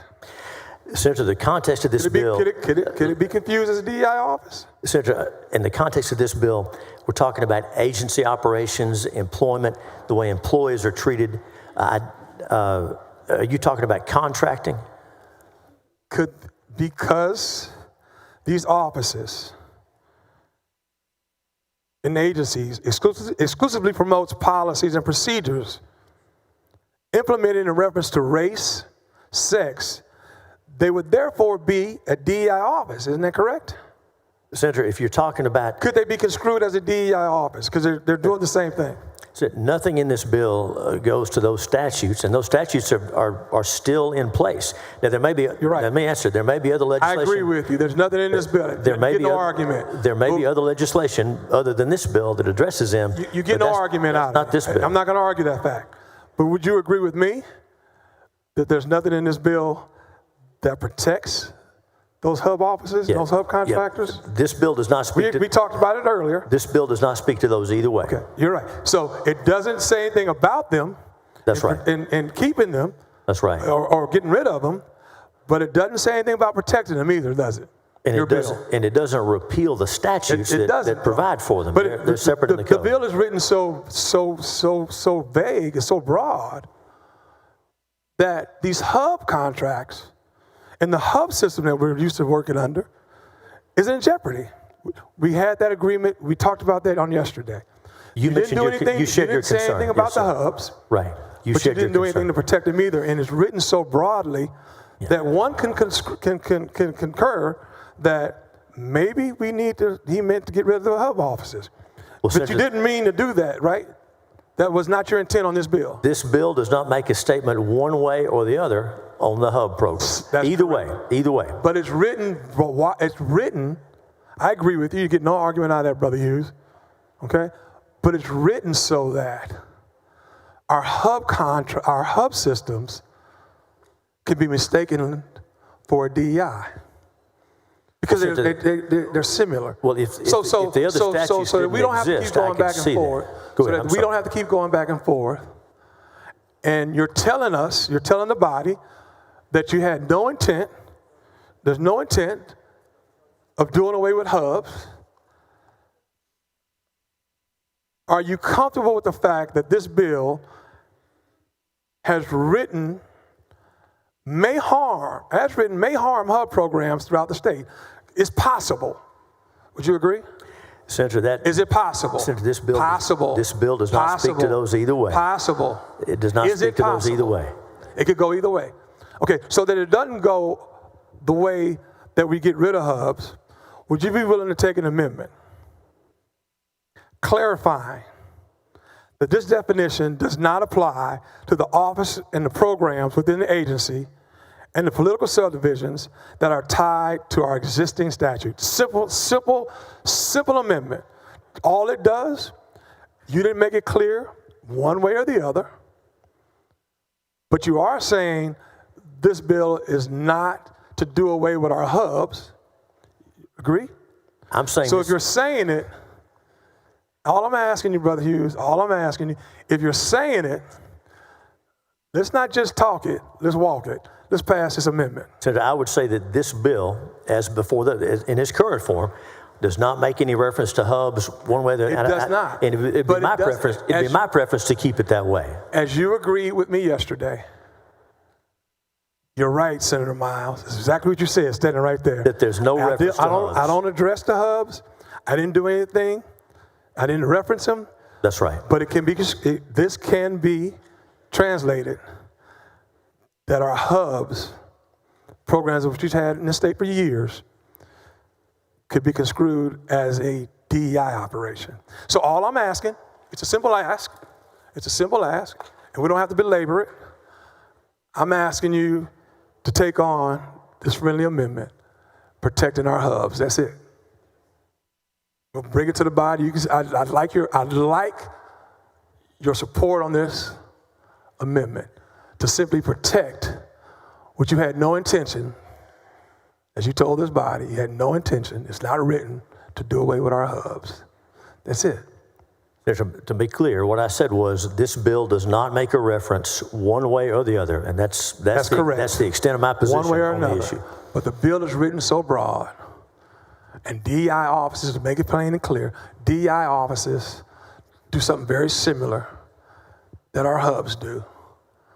I wouldn't want somebody coming behind us and reading the bill and doing away with our hub programs because they're so important to the people of the state of Texas. So with that, Mr. President, I'm asking for your support on this simple amendment just to protect our hubs and our MWBEs. That's all. That's all it does.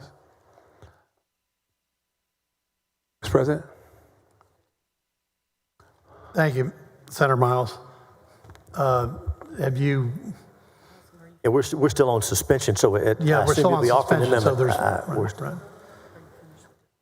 Are you finished with your questions? We're still on. I said, Mr. President, yeah. Oh, thank you very much. Thank you so much, Senator Miles. Senator Menendez, you're recognized. Questions of the author, Mr. President. Senator Hughes, do you yield? Of course, I'll yield, Mr. President. Thank you very much. Thank you, Mr. President. Thank you, Senator Hughes. Senator Hughes, I know that you believe in free speech, right? Yes, sir. Okay, so because you believe in that, you believe government employees and contractors, they also have a right to free speech, do they not? Yes, sir. So then, the way I read your bill, it feels like this bill impedes those free speech rights by prohibiting them from referencing race, ethnicity, or other concepts named in this bill.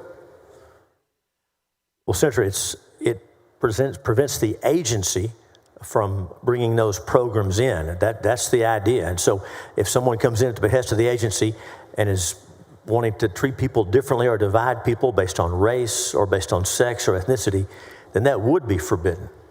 I think if I read your bill correctly, and maybe I didn't. Let's look here. It says here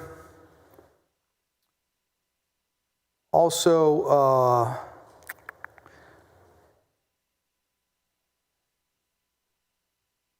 it talks about promoting an official position of an entity, a particular opinion referencing unconscious or implicit bias, cultural appropriation, allyship. What exactly is allyship? And Senator, that's on line page 1, line 60, and it's talking about the trainings that would be included.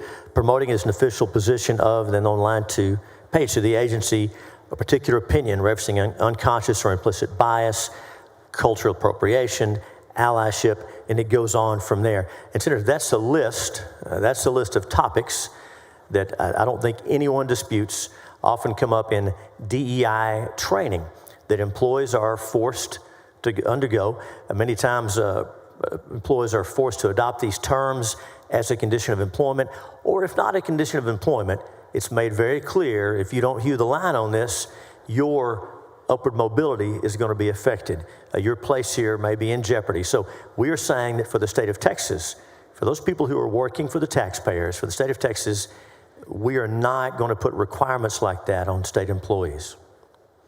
Okay, and then on page 2-7, you talk about governmental entity, and you define a department, commission, board, office, and A, and then on B you say the legislature or a legislative state agency.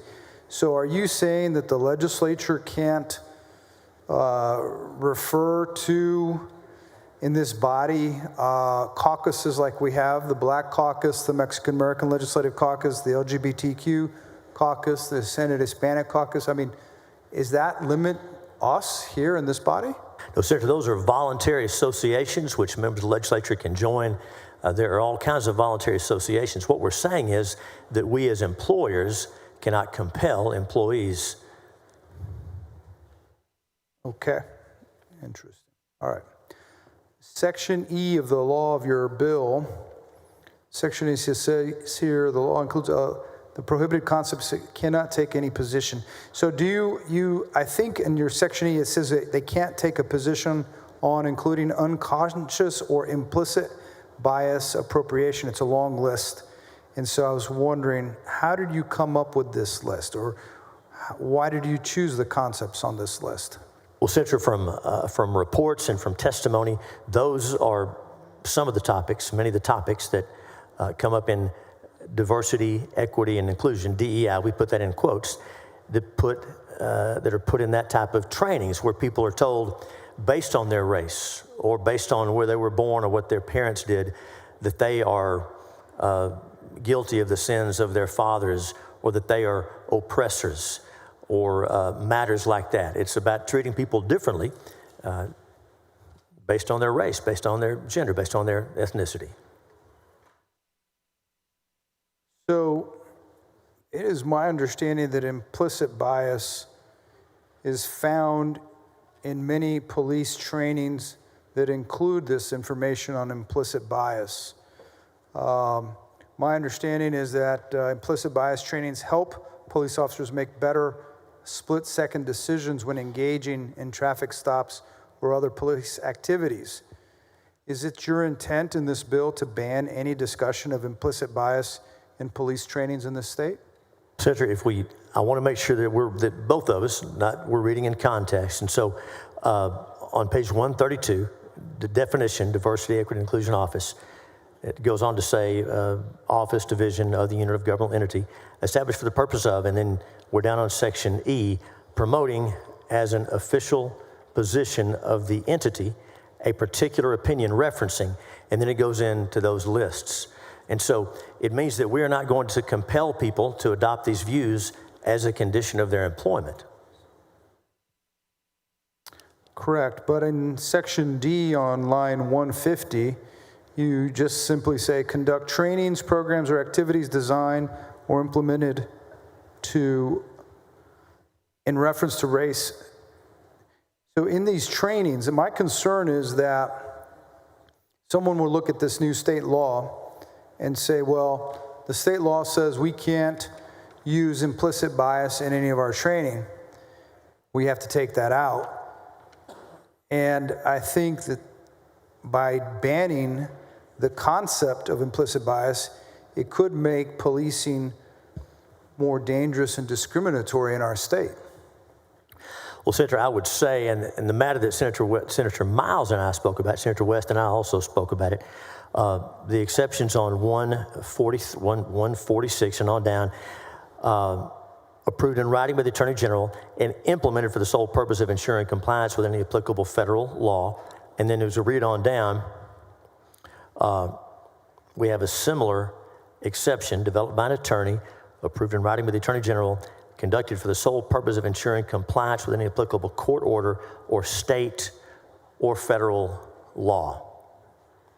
So to the extent the legislature has passed a law, perhaps along the lines you're talking about, there's an exemption there, just so the training is developed by the Attorney General and put on by an attorney to make sure it's laser focused on the topics like you're describing, and to make sure it is not to pressure employees to believe that they have to, hew a certain line, whether it's my view or your view or someone else's.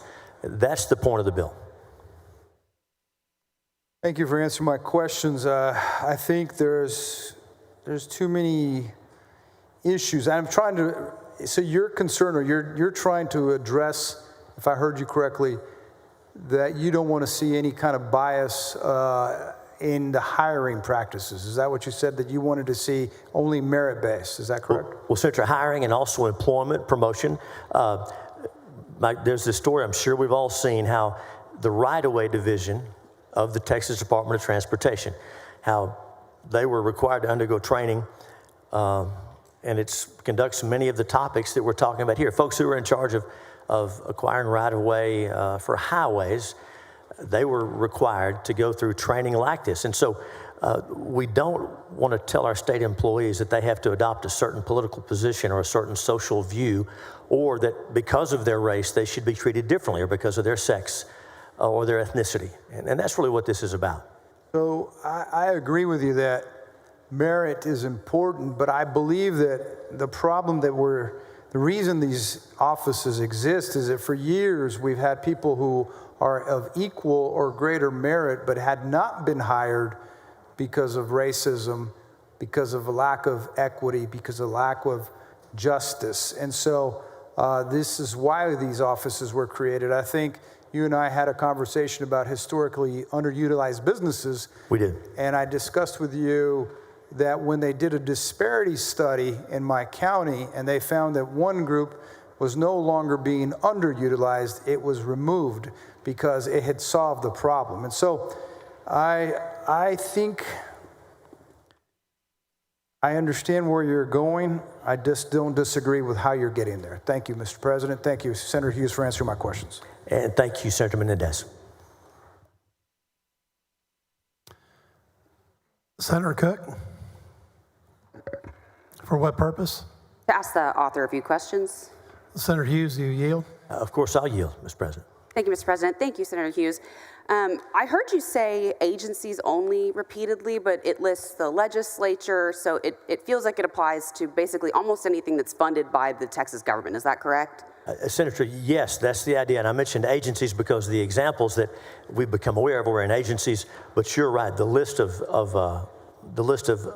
applicable entities includes agencies, but it's not just state agencies. You're right.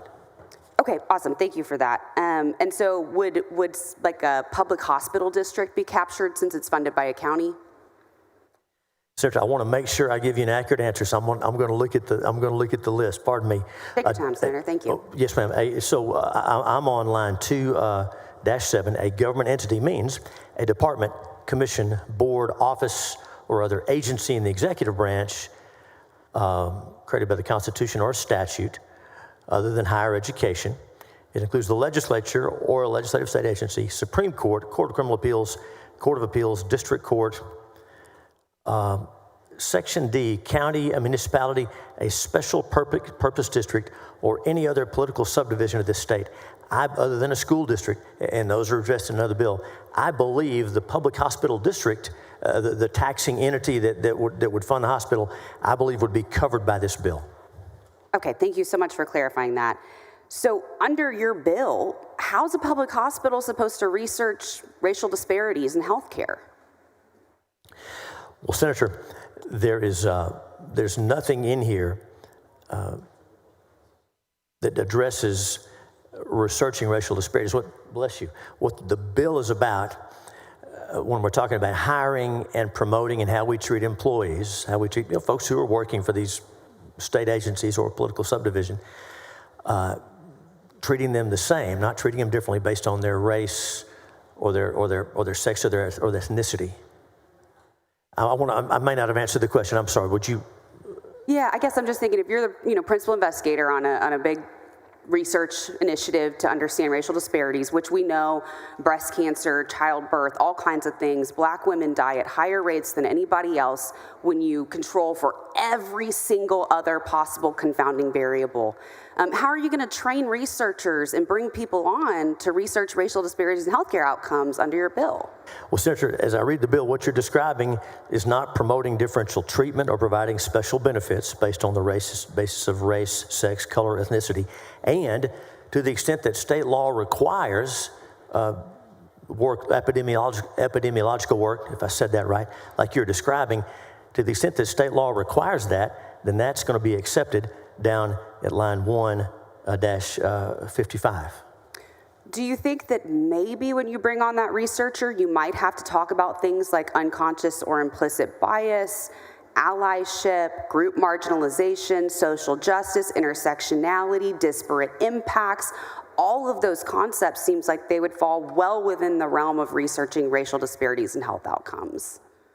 Well, Senator, they would not be influencing hiring or employment practices, and they wouldn't be promoting as an official position of the entity a particular opinion on those things. If I understand it correctly, if we're talking about collecting data on health outcomes, it doesn't sound like it would be impinged by that. Have you ever participated or worked in any way in qualitative research?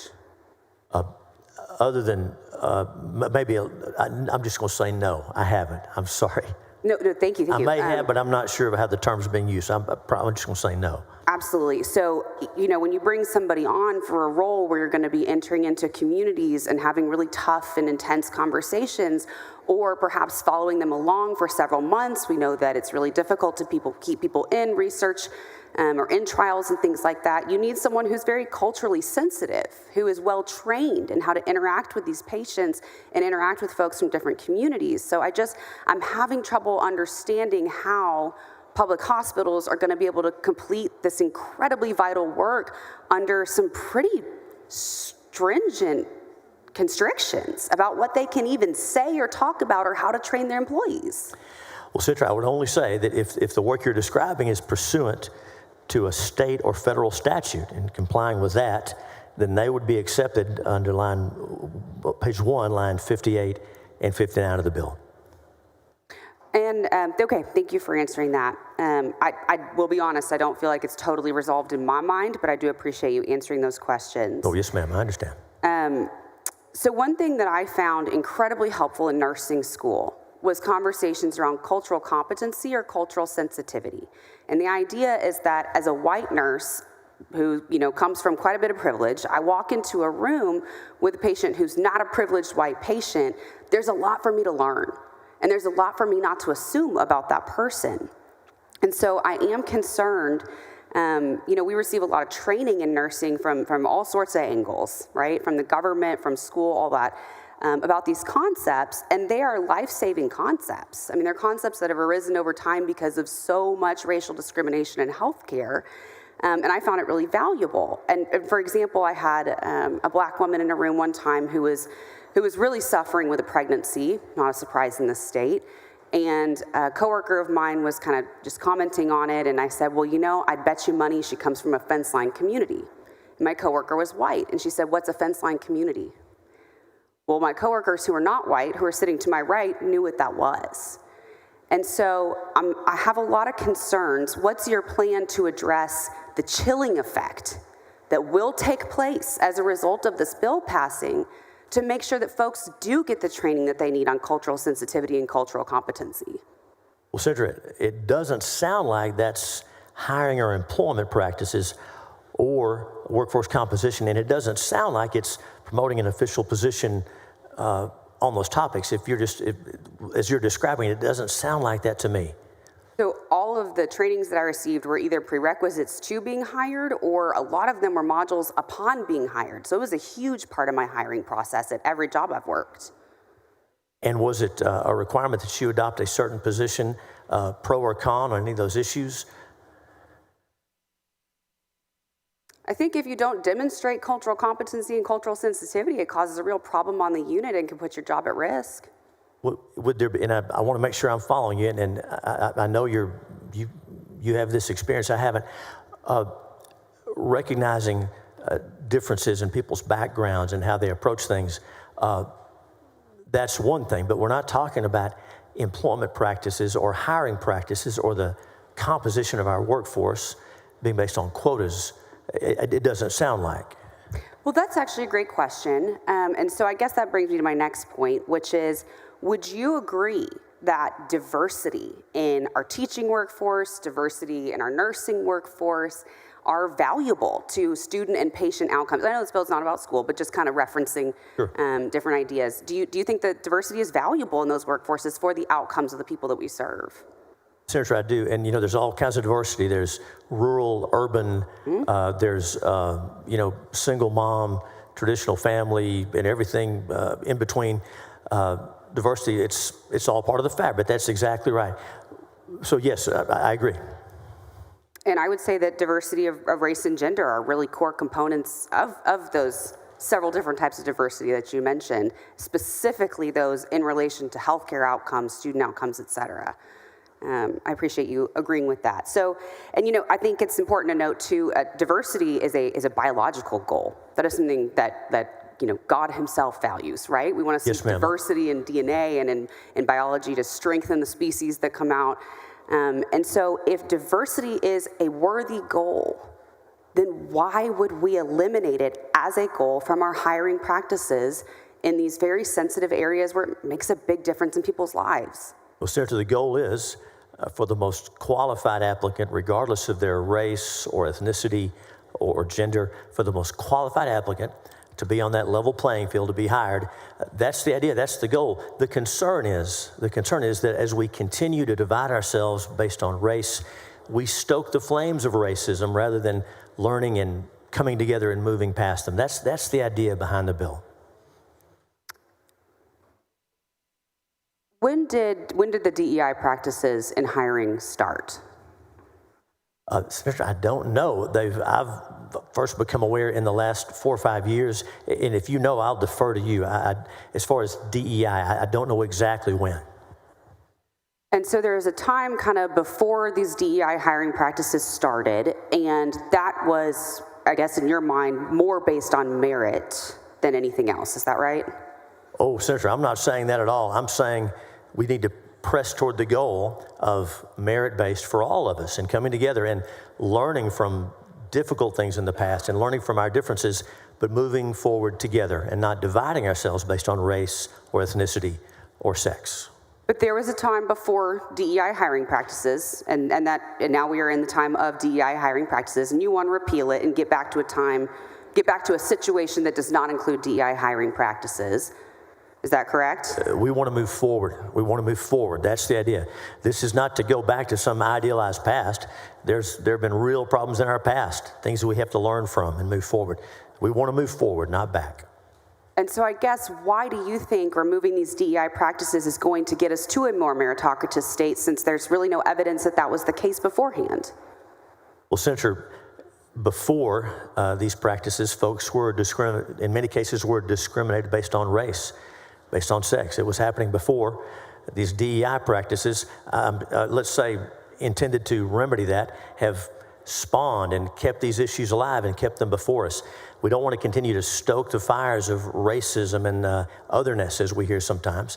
We want to treat each other the same and help each other and move together based on merit and hard work and those things that I know. By the way, I know we agree on these things. I'm not fussing at you, but that's the goal of the bill, not to move backwards, but to move forwards. And so what's your evaluation criteria for how much people are being discriminated against?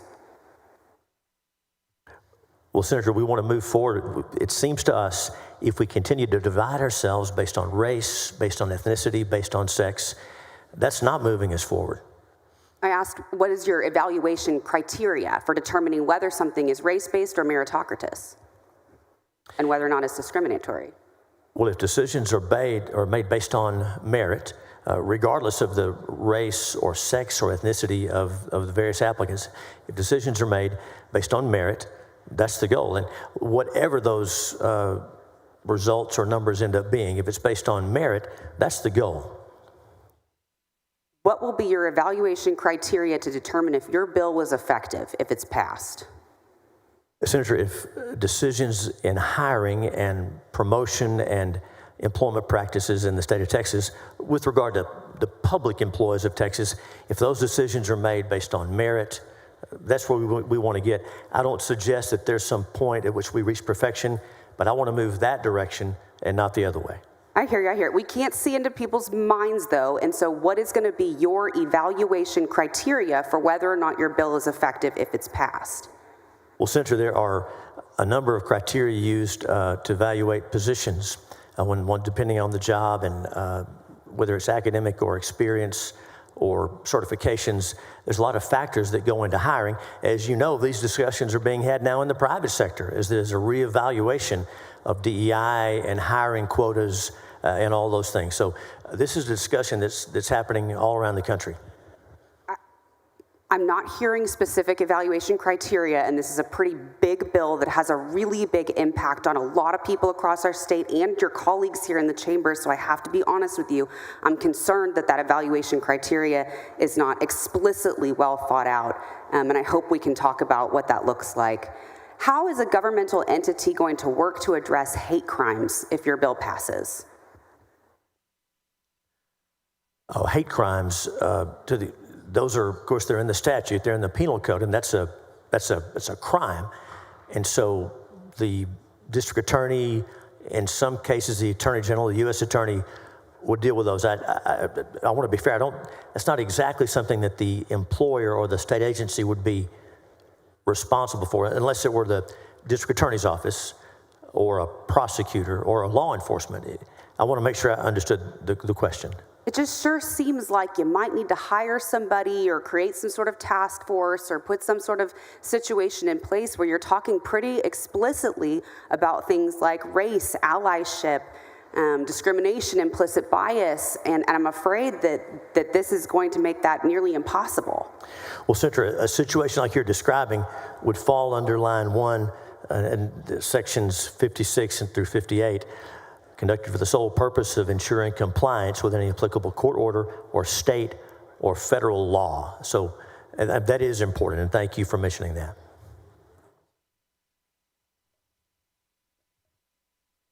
Senator, how would you define implicit bias?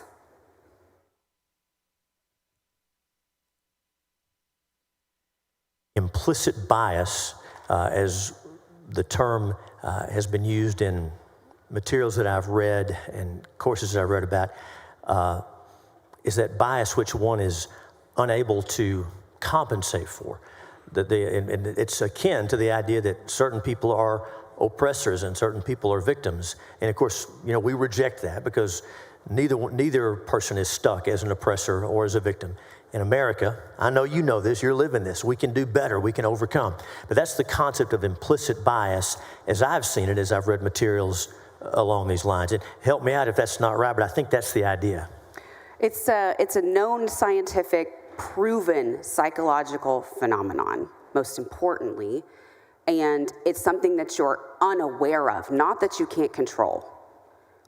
With your higher thinking, you can absolutely learn to control, overcome, engage with implicit bias, but it's bias that we have that we don't realize that we have. And it is a core tenet of compassionate and effective healthcare, is to understand and address our implicit bias.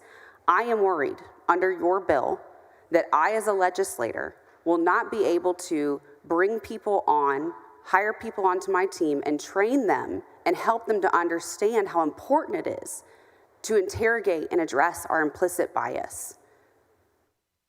Well, Senator, as a condition of hiring or something like that, if you were expecting people to adopt a certain position on that, that would be one thing under the bill, but I'm not sure if that's what you're describing. I fully expect them to adopt a position that it exists and that it does deserve and need interrogation and addressing. Senator, again, if it's the idea that some people based on their race or based on their sex are stuck in certain patterns and certain choices that they cannot overcome, and that's probably not what you're saying.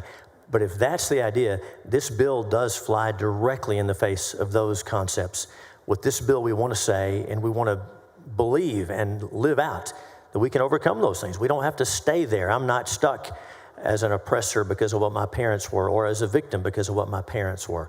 To be fair, that is directly addressed in the bill. We do reject that. Okay.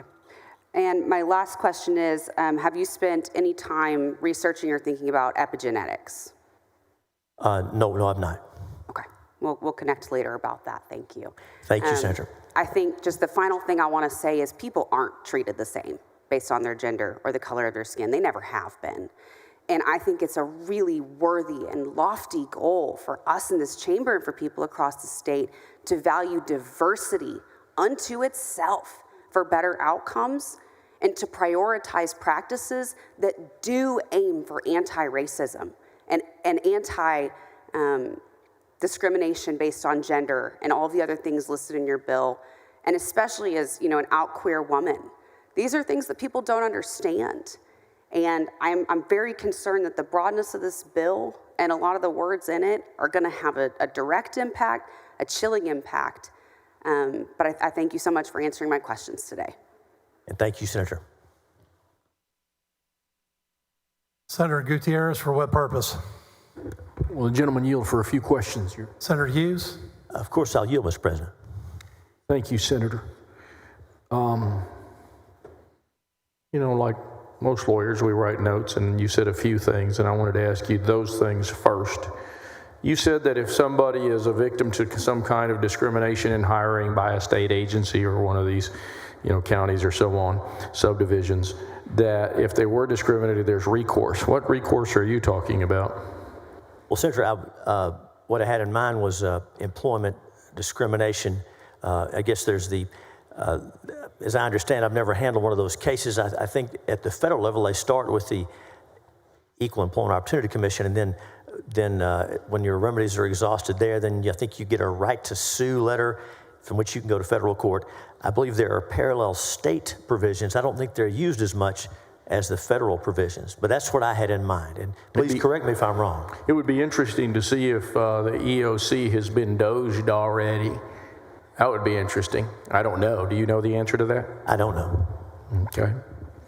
I'll submit to you that these cases are very difficult to make.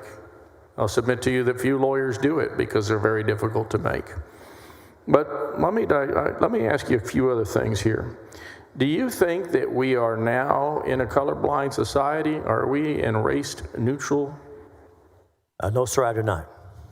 Racism is still alive in Texas. Senator, I believe respectfully, and I know we'll talk about this, I believe programs like this that divide us based on race stoke those flames and keep it alive. I want to move past that. So you think that it's these programs that are causing the racism? That's what you're suggesting to us? What I'm saying is these programs are stoking the flames. We're fallen sinners, and we're all capable of bad things and bad choices. We don't want to put policies in place that encourage that. When do you think we get to race neutrality? That's our goal, Senator. I don't know if we'll ever achieve it, but I think we should move that direction rather than dividing ourselves based on race. You know the percentage of Latinos in this state? I remember reading where I know that Latinos are the largest single population, but not quite yet a majority, but I may not have seen the most recent numbers. Not a majority, but higher than Anglos, 40.2. Sound about right? Yes, sir. I think that's what I read last. Anglos, 39.7. Does that sound about right? I believe you. I'll take your word for it. All right, so about 40% for both of them. African American is 13%. Does that sound right to you? Yes, sir. I trust you. And yet we have the highest number of African Americans in the nation here in this state. Do you know that? As a percentage of not as a percentage. Oh, the raw number. Overall number. I believe you. It sounds right. Okay. How many state agencies do we have in the state of Texas? I don't know the answer to that. Quite a few. About 135. I'll take your word for it. Would it strike you when I tell you that there's only 2 African American executive directors? I believe you. I don't know the answer. There's only 2 Latino executive directors in the state of Texas. Out of those 135, black and brown is only 4. That's it. What do you think about that? Are we not competent? Are we just supposed to be the help? I'm sorry, is who supposed to be the help? Are black and brown people just supposed to be the help? Of course not, Senator. Are we not meritorious? You don't think that there's enough black young men and women and brown young men and women that are on equal par and equal footing with the other 130 of those executive directors, all white? Senator, I don't know what the hiring practices are at any of those agencies. I know they ought to be colorblind and ought to be gender neutral and not regard to ethnicity. But do you think they're colorblind? 130 white people? Senator, they need to be colorblind, and that's the direction I want to go. And so you think that 130 white, let me go back one more step. How many women do you think are executive directors of agencies? I know a number of them, but I don't know what the number is. I'll defer to you. 10. So there's 120 executive directors of this state that are white men. And in your world, I guess those white men just happen to be more qualified than any person of color. Senator, I have not said, and you know I've not said, that we are race neutral or sex neutral today. I'm saying we should be, and I want to go that direction. I don't want to go back. Well, that's fair. What I'm asking you is, how did we get to that? You're tell us all here in this room that 120 white men lead this state's most executive and most important offices, and that happened because of diversity, equity, and inclusion offices?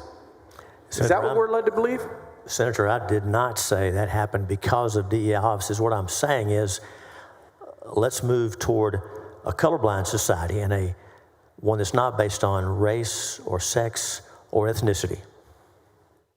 I'm not really good with math, but if you had 40% of 135, that's a population of white folks here in this state. And it sucks that we have to talk about these things in this way, about race. I don't like it either. I don't like it any more than you do. But that's what this bill is about, race. And so 40%, and there are people here that are better at math than I am, it sounds to me like that would be about, what, 52 white executive directors? If it were quota-based, that sounds right. And we're not quota-based, are we? The goal is to be neutral on race and on sex and on ethnicity. That's where we want to get. Well, should we be quota-based? Beg your pardon? Should we be quota-based? I don't believe we should. No, sir. You don't think that we can find a number of black young men and women that are just as qualified as their white counterparts and let them have 13% of these jobs? Senator, there could very well be a situation where every one of these jobs was held by someone of a different race or a different ethnicity, a different gender. The point is, we want to be moving to where we hire the most qualified, whatever their race, whatever their color, so you don't believe there should ethnicity. Sorry, I didn't mean to overspeak. Oh, that's okay. Go ahead. Thanks. You don't believe that there should be 40% Latinos in executive director positions instead of 2%, not even 2%, just 2%. I believe we should be making these decisions based on merit, not based on the color of our skin or our sex or our ethnicity. I'm really horrible at math. That's why I went on to law school, members. 2 Latino executive directors, that's got to be less than, that's like a 1.5% of these 135 officers. And we're 40% of the population. You don't think that my folks are qualified enough to do the same job as their white counterparts? Senator, I don't know where you're getting that. This bill says we should treat everyone the same, regardless of their race, regardless of their sex, regardless of their ethnicity. But we don't, are we? We're not treating everybody the same. 120 white guys have the job where white women don't have the job, black men and black women don't have the job, brown women don't have the job. Somebody decided in this building, in the powers that be, these commissions, that these white men were the way we wanted to go. And that's not racism to you?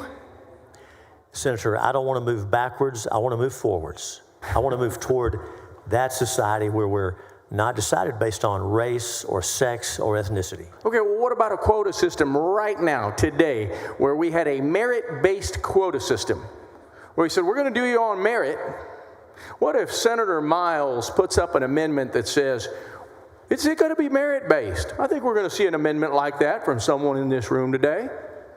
And what if there was an amendment to the amendment that said, okay, well, let's have a quota so that these agencies could be represented by people of color, qualified people of color, to the percentage of the population in this state. What's wrong with that? Senator, the most qualified person for the job, regardless of their race, regardless of their sex, without regard to their ethnicity, that's who we want. That's who the people of Texas need to be able to hire. As long as white men are doing the hiring. Senator, that's not the case at all. We're talking about working for the people of Texas. Well, let's talk about if that's the case or not. Switch gears on you a little bit. Just behind the president there, Stephen F. Austin.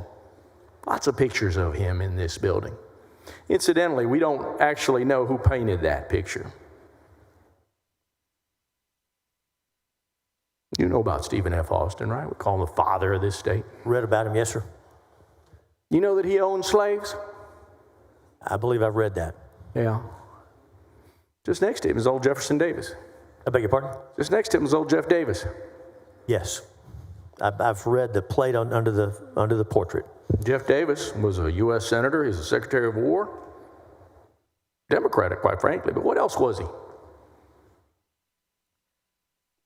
What else was Jeff Davis? Served during in the Mexican War, was a politician, was president of the Confederacy, probably other offices I don't know about. I'm not an expert on him. The most important thing that he was, yeah, you're right, he was the father of the president of the Confederacy. The most important thing that he was he was a traitor to this country. He raised up arms against his own people. And he owned slaves. He owned human beings.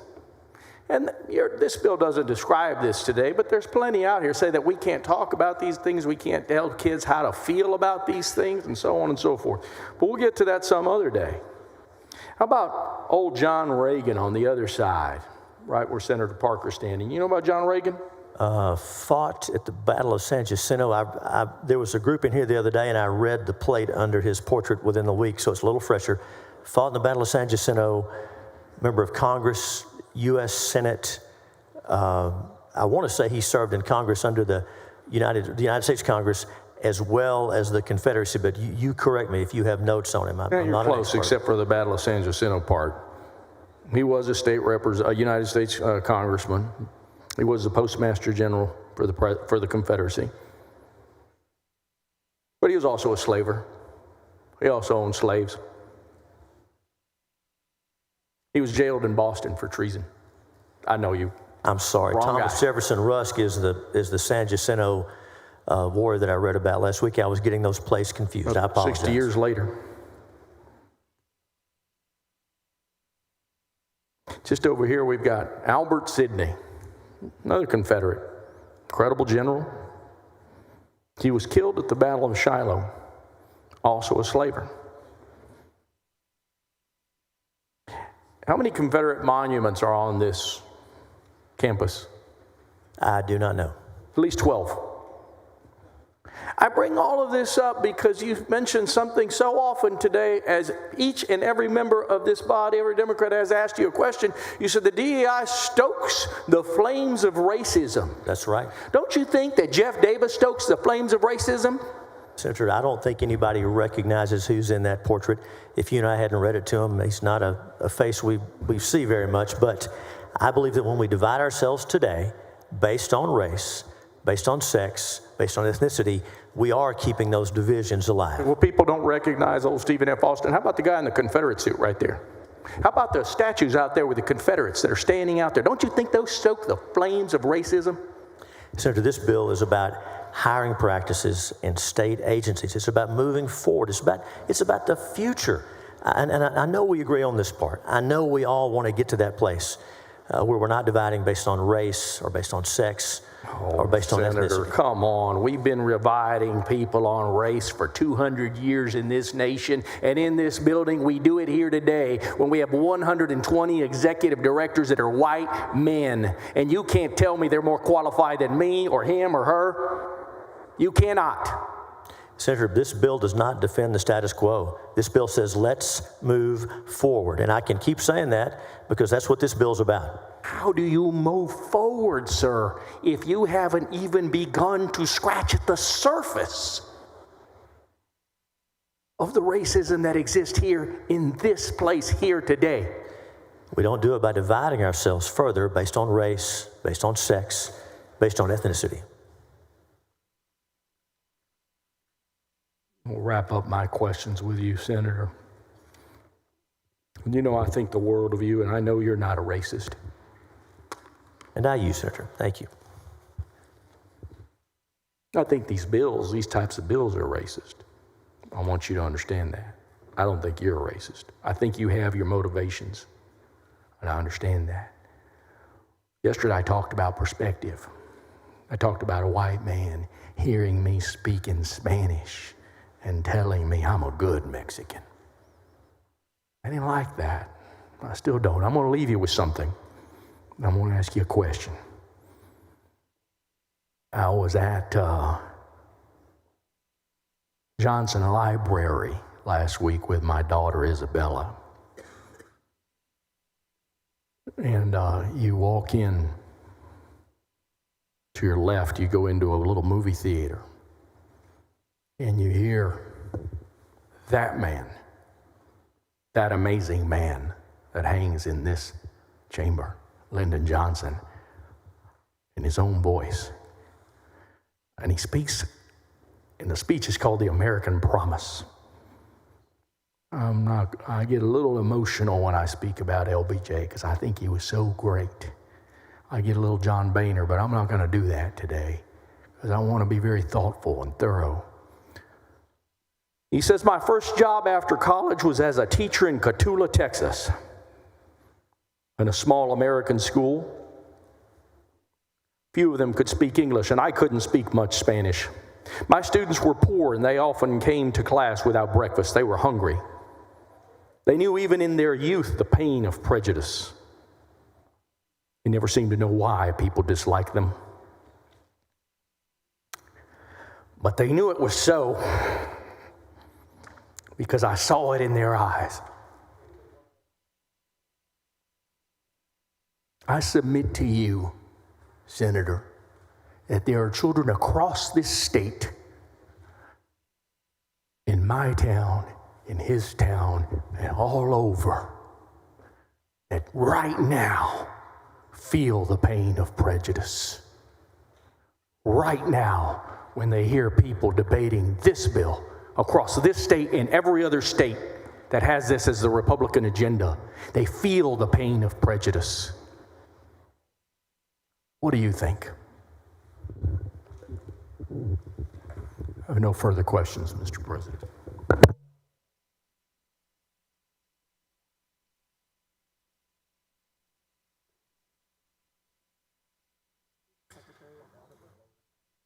The question is on the suspension of the regular order of business. The secretary will call the roll. Alvarado, Betancourt, Birdwell, Blanco, Campbell, Cook, Creighton, Eckhart, Flores. There being 20 ayes and 11 nays, the rules are suspended. Members, there is an amendment. No, chair lays out on second reading, Senate Bill, committee substitute to Senate Bill 689. Secretary will read the caption. Committee substitute Senate Bill 689 relating to employment practices regarding diversity and prohibiting the implementation of diversity, equity, and inclusion initiatives by certain governmental entities. Now the following amendment. The secretary will read the amendment. Floor amendment number 1 by Creighton. Chair recognizes Senator Creighton on the amendment. Thank you, Mr. President. Members, this amendment would add a prohibition on requiring political oaths as a condition of employment or a condition of applying for a job under this list of prohibited activities within the legislation itself. Specifically, the amendment requires that governmental entities ensure that each unit within the entity does not compel or require or induce or solicit any person to provide a DEI statement or give preferential consideration to any person based on the provision of a DEI statement. Members, this provision builds on a component of Senate Bill 17 from the 88th regular session, which banned compelled political loyalty oaths, often used to enforce a specific ideology at Texas public colleges and universities. We took that step to protect equal opportunity in higher education with regard to hiring and employment. It's certainly appropriate within this legislation to apply that to other state agencies as well. I believe this amendment's acceptable to the author, Mr. President. Senator Hughes on the amendment. Thank you, Mr. President. The amendment's acceptable to the author. I thank Senator Creighton for it. Members, floor amendment number 1 has been moved. Is there objection? There's an objection. Secretary will call the roll.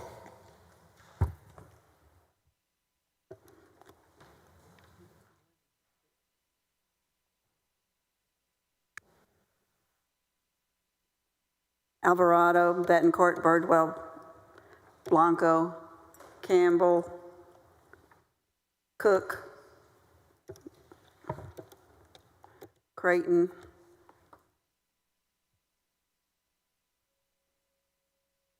Eckhart, Flores,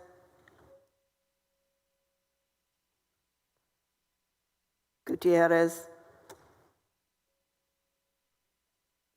Agenbu, Hall, Hancock, Hinojosa of Nueces, Hinojosa of Hidalgo, Huffman, Hughes, Johnson, King,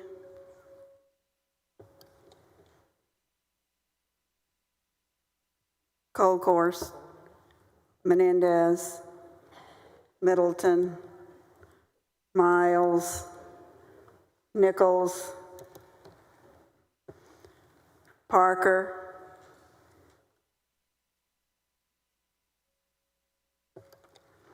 Paxton, Perry, Schwertner,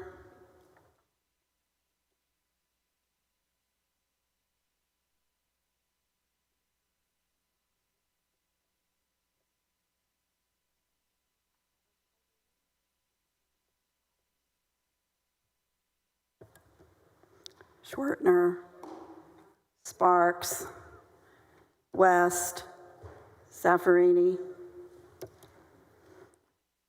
Johnson, Perry,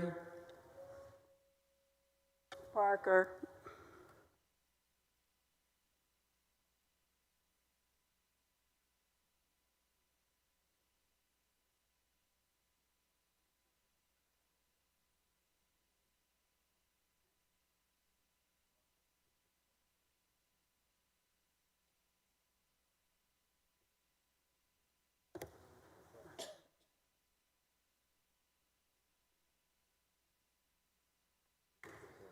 There being 20 ayes and 11 nays, the amendment is adopted.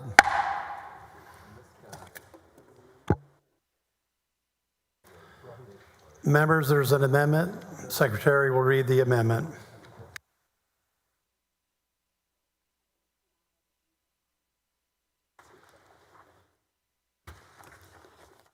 Floor Amendment number 2 by Miles. Senator Miles, you're recognized on the amendment. Thank you, Mr. President. Members, this is the amendment that we discussed in my questioning. It simply ensures that the state's historical underutilized business program will not be affected by this bill. Look, the bottom line is real simple. We're human beings, and human beings run our agencies. Human beings make mistakes. Although my colleague, Senator Hughes, he and I agree that he doesn't say anything in his bill to address the hub programs. But he also would agree that the bill is written so broadly in so much of the same interest, in the same topic, that can easily be construed. And a mistake can be made that someone from our agencies can mistakenly take out a hub program from their agencies, thinking this is a DEI. No, Senator Hughes, you didn't say anything about hubs, but at the same time, you didn't do anything to protect them. Mr. President, I'm in hopes and prayers that this is accepted by the author, by the author of this bill. Senator Hughes on the amendment. Thank you, Mr. President. And of course, we had a discussion on suspension. The bill before us does not address the hub program. There are at least two separate sections of code about the hub program. This bill does not speak to them one way or the other. And so this does not say whether they are good or bad. There's actually litigation going on right now about those programs. So because this bill does not make a statement either way, I'm going to be voting no on respectfully voting no on this amendment.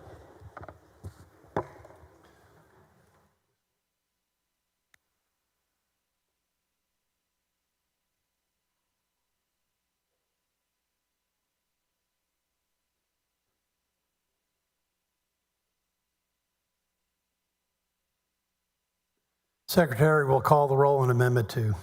Alvarado, Betancourt, Birdwell, Blanco, Campbell, Cook, Creighton. There being 20 nays and 11 ayes, the amendment fails. Members, there is an amendment.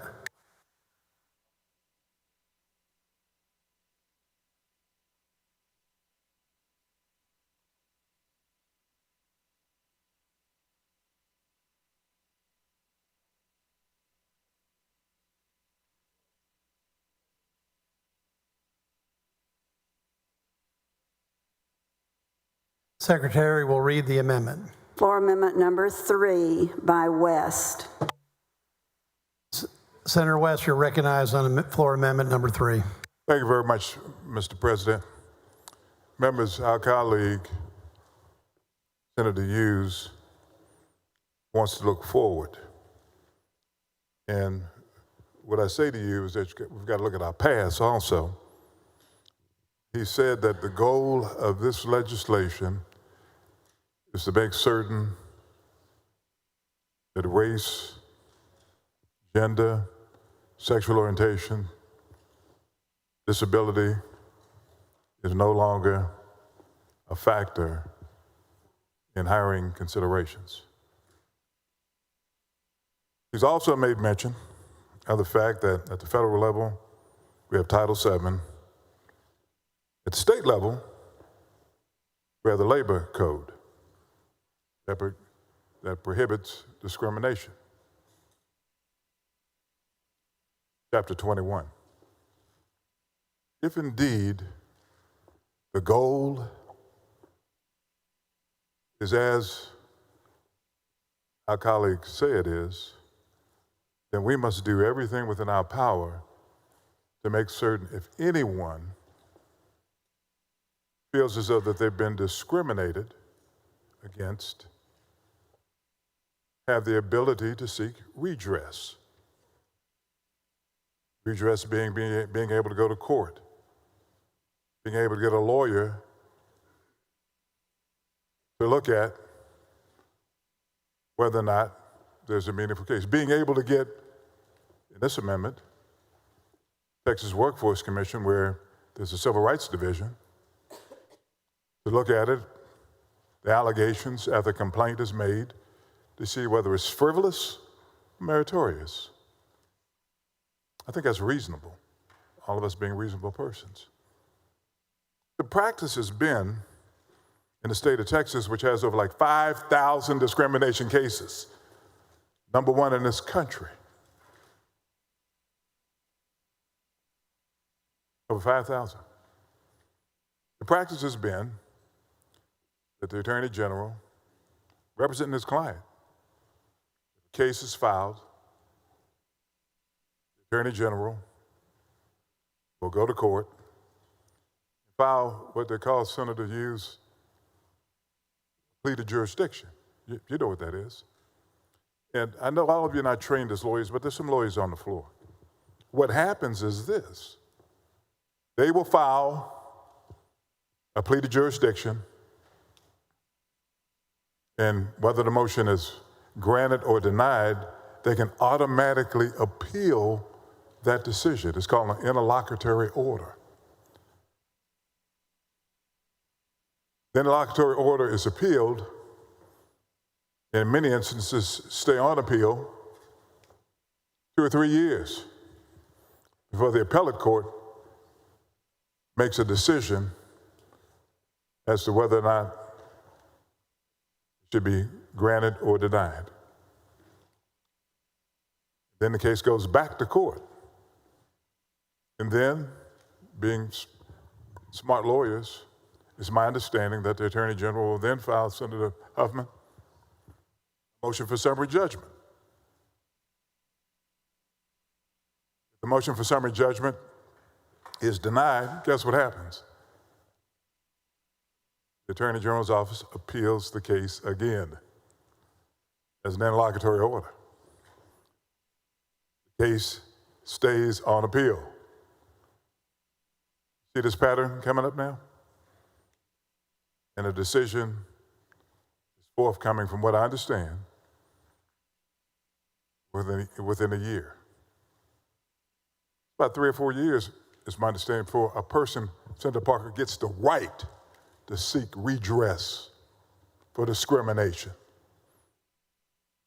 in court. Is that fair? You make the determination.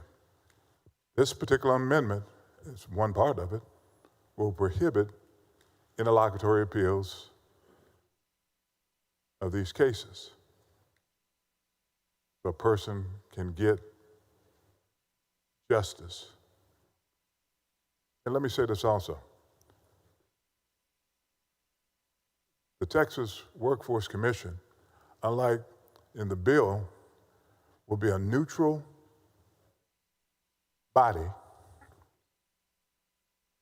that can do the investigation, as opposed to the Attorney General incentive to use his bill. Now, think about this. Would you want, if you were filing any type of complaint, the attorney representing the person that you're filing the complaint against to be the entity making a determination as to whether or not you have a valid case? That's what this does. What I do in the amendment is have a neutral determination as to whether or not the complainant should have a right to sue. What I do also is extend the deadline to file a case to up to 2 years, which is kind of what we do with tort cases in the state of Texas. Give a couple of years to file the case.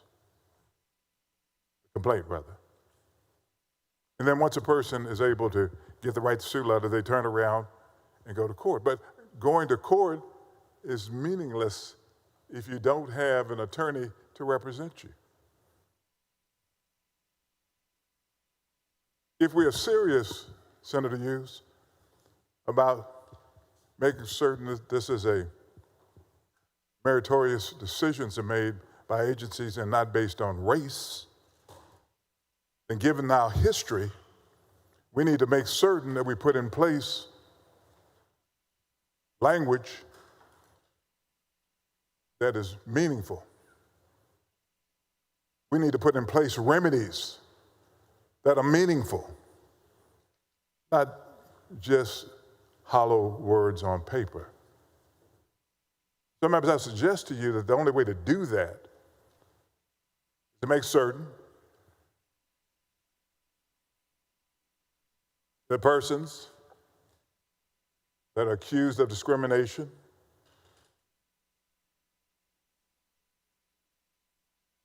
that the complainants are able to go to court, and if an entity, an employee of that entity, be it at the state level or any other governmental level, is found guilty of it, then the fact finders can make a decision as to whether or not punitive damages are awarded. That'll get your attention. You know as well as I know, Senator Perry, that if an entity or an individual is hit with punitive damages, it will send the right message to everyone in this state and in this country that if you engage in that type of behavior, punitive damages is a possibility. And so that's what this amendment does. If indeed, my friends, we're serious about this, let's make certain that people that are aggrieved have an opportunity to seek meaningful redress. I offer up my amendment. Senator Hughes on the amendment. Thank you, Mr. President. And I thank Senator West. I've been, so as not to be rude, reading through the amendment while I listened to the explanation, and Senator West is obviously a much more gifted lawyer than I am, and, and I am, and I'm sure it does what as he suggests it would do. I would say this amendment is way beyond the scope of the bill. This amends the Civil Practice and Remedies Code and other sections, and so the bill before us is only about hiring practices and employment policies at state agencies. And so the amendment is way beyond the scope of the bill. And so with respect, I'll be voting no on this amendment. Well, I'm sorry, there's no other comments, Senator West. I said there's no other comments at this point. You laid out, he responded. Okay, I'll wait the final passage. The Secretary will call the roll. Alvarado, Betancourt, Birdwell. 11 ayes, 20 nays, the amendment fails. Senator Hughes, you're recognized. Passage to engrossment. Mr. President, I move passage to engrossment. Secretary will call the roll.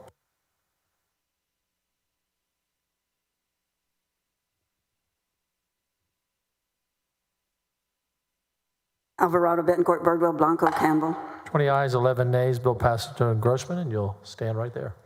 Thank you, Mr. President. Thank you, members.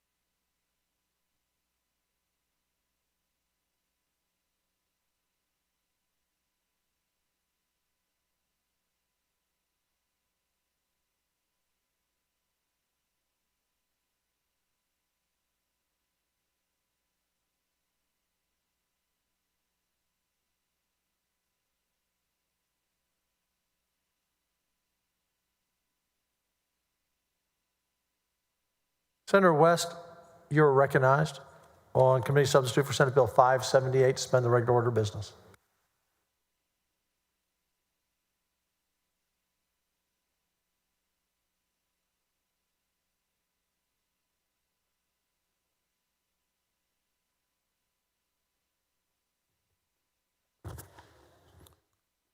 Very much, Mr. President. At this time, I'd move to suspend the regular order of business, take up and consider Senate Bill 578. Members, I've been talking to most of you all day about this particular bill. What this particular bill is about is that when someone is applying for tax credits, obviously they're asking the government for support. And as a condition of that support, we are able to, as a government, to say these are the eligibility requirements, and in addition to that, these are the things that we want you to do. This particular bill basically says that on a going forward basis, that as of September 1, 2025, that on a going forward basis, we want anyone that's receiving these tax credits to put cameras on the exterior of the buildings. Why? For security reasons. We know that in many areas that have these tax credit projects, that we have vandalism, burglaries, and thefts in the parking lots. By putting these cameras in the parking lot areas, this will assist us in making certain that law enforcement and the apartment units are able to hopefully mitigate some of the issues associated with it. I move suspension of the regular order of business. Secretary will call the roll. Alvarado, Betancourt, Birdwell, Blanco. 26 ayes, 5 nays. Rules are suspended. Chair lays out second reading. Committee substitute for Senate Bill 578. Secretary, read the caption. Committee substitute, Senate Bill 578, relating to surveillance cameras for certain housing developments that receive an allocation of low-income housing tax credits. Members, we have an amendment. We just passed them out, so be patient for a moment.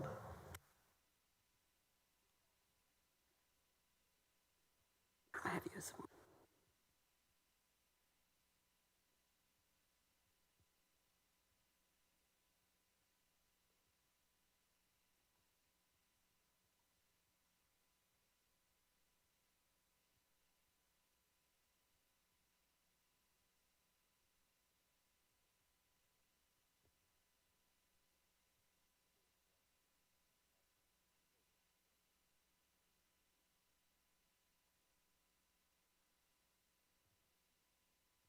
Secretary will read the amendment. Floor amendment number 1 by West. Senator West, on your amendment. Thank you very much, Mr. President. I move adoption of this amendment. There was some concern as to whether or not this bill would apply to any rural areas. It does not. And it's also deals with individuals receiving an allocation of low-income housing tax credits. I'm sorry, it does not apply to those individuals receiving a high tax credits prior to September 1, 2025. I move adoption. Any objection? Hearing none, amendment is adopted. The following amendment.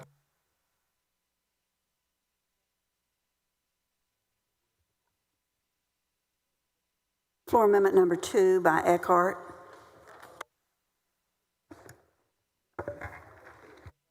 I'll wait, Senator Eckhart, until the amendment gets back to the back row.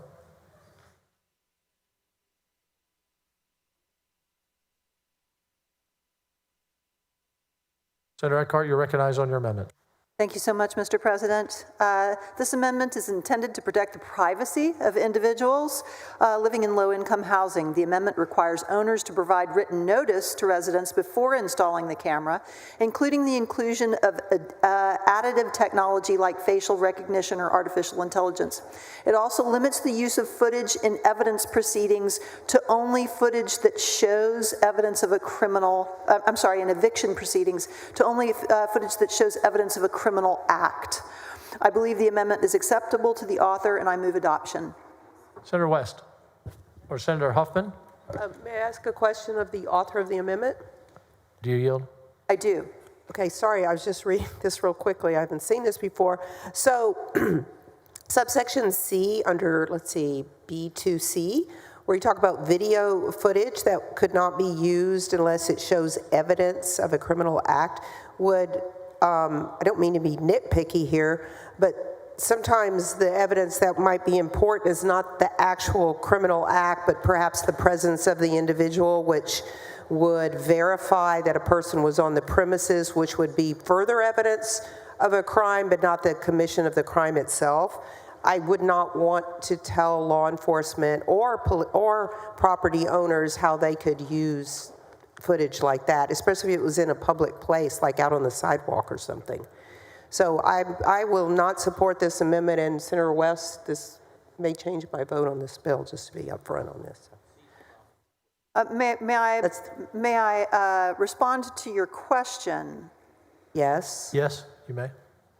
I believe the question is whether or not the video footage would be available in the event it was evidence of a criminal act or led to evidence of a criminal act. Is that where you're going with this? That would help, but I'm not comfortable with voting for this amendment at this time. I don't think you could fix it at this point, with all due respect.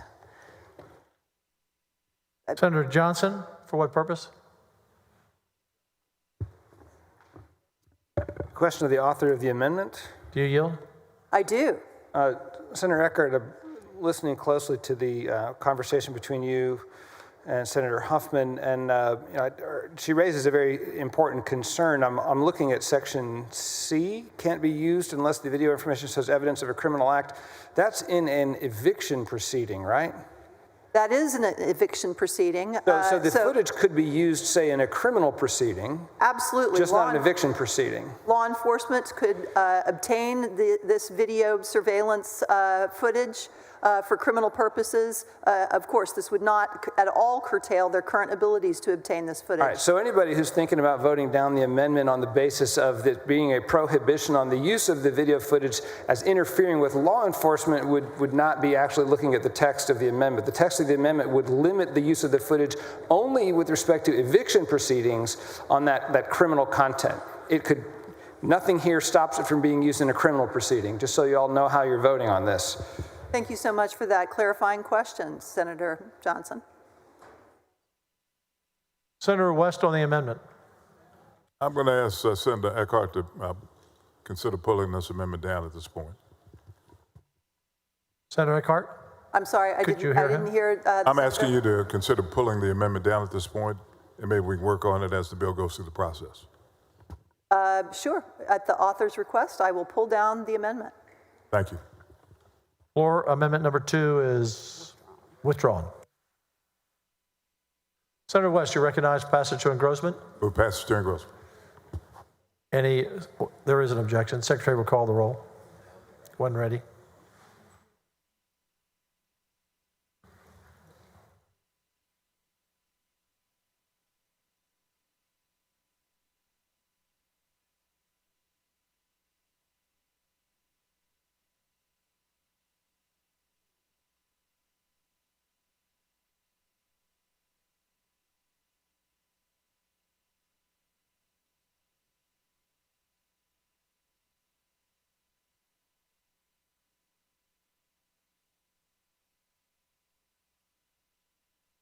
Secretary will call the roll. Alvarado, Betancourt, Birdwell. 25 ayes, 6 nays. The bill passes to engrossment. You're recognized to suspend the constitutional 3-day rule. Move suspension 3-day rule. Secretary will call the roll when ready.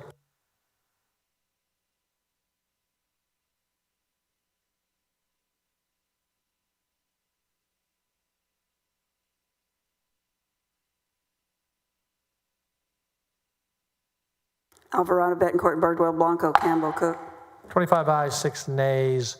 The rule is suspended. Chair now lays out in third reading and final passage. Committee substitute for Senate Bill 578. Secretary, read the caption. Committee substitute Senate Bill 578 relating to surveillance cameras for certain housing developments that receive an allocation of low-income housing tax credits. Senator West, you're recognized on final passage. Couldn't get it out. Move final passage. Committee substitute Senate Bill 578. Secretary will call the roll when ready.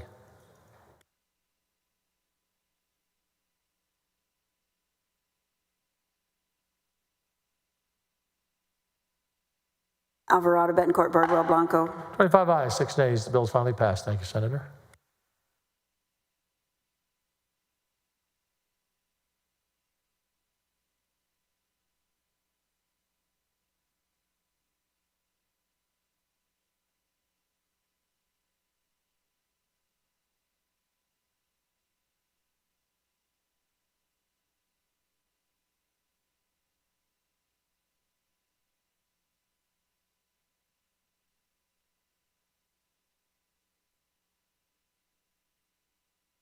Senator Betancourt.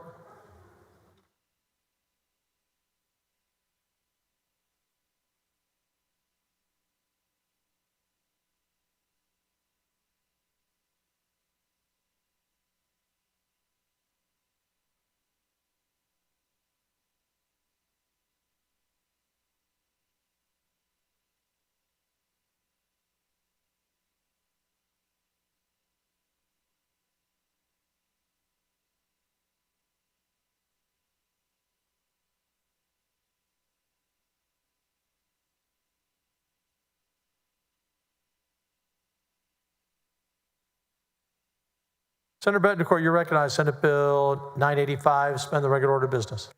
Thank you, Mr. President.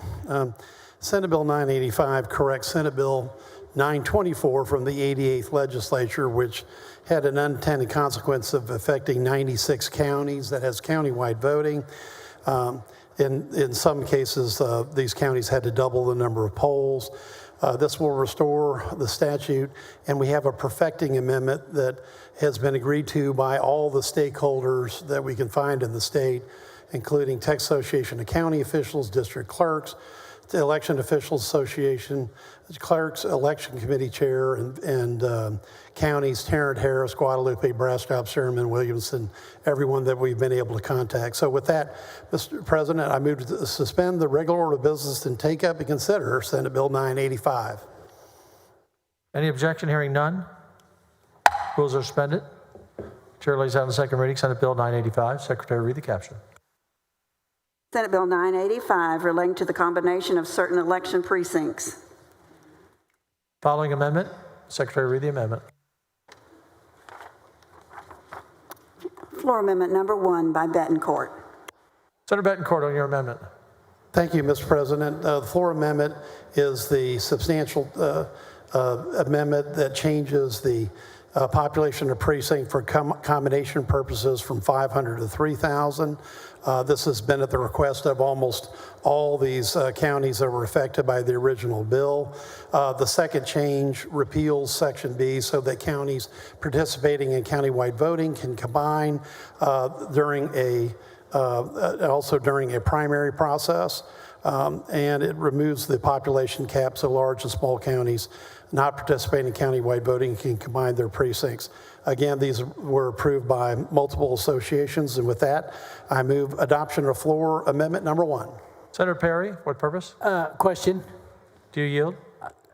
Sure. I don't think it is relevant, but I want to make sure this is not the bill that gets rid of countywide voting. No, absolutely not. I want to make sure I didn't miss something there because that I didn't think it was, but since Lubbock started that, there are now 95 other counties. And love it. And right, and that's why we're having to make this bill amendment to make sure they continue to love it. Appreciate it. Any objection on the amendment? Hearing none, the amendment is adopted. Senator Betancourt, you're recognized. Passage to engrossment. Thank you, Mr. President. I move passage and engrossment of Senate Bill 985. Any objection? Hearing none, bill passed to engrossment. You're recognized to suspend the constitutional 3-day rule. So moved, Mr. President. Secretary, call the roll.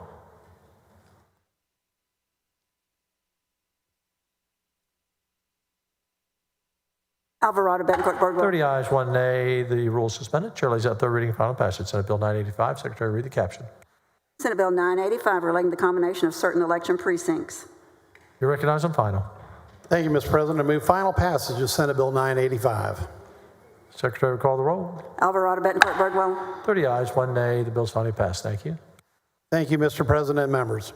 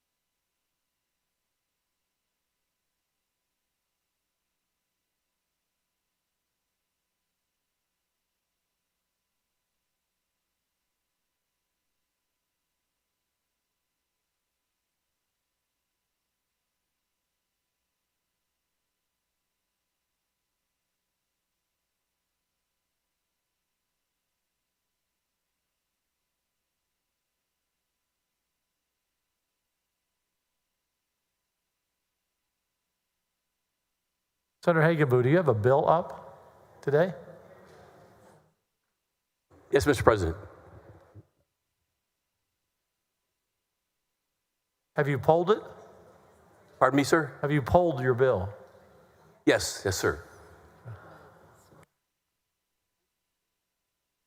Do you have a green card, actually? Green sheet? I think that might be in my office. Well, we'll give you a rain check on that till May 1. Pardon me? We'll give you a rain check on that till May 1. We'll give you a rain check on that for 30 days. For 30 days. I don't think that's, I really appreciate that, but I probably don't need that. Maybe tomorrow. All right, I appreciate it.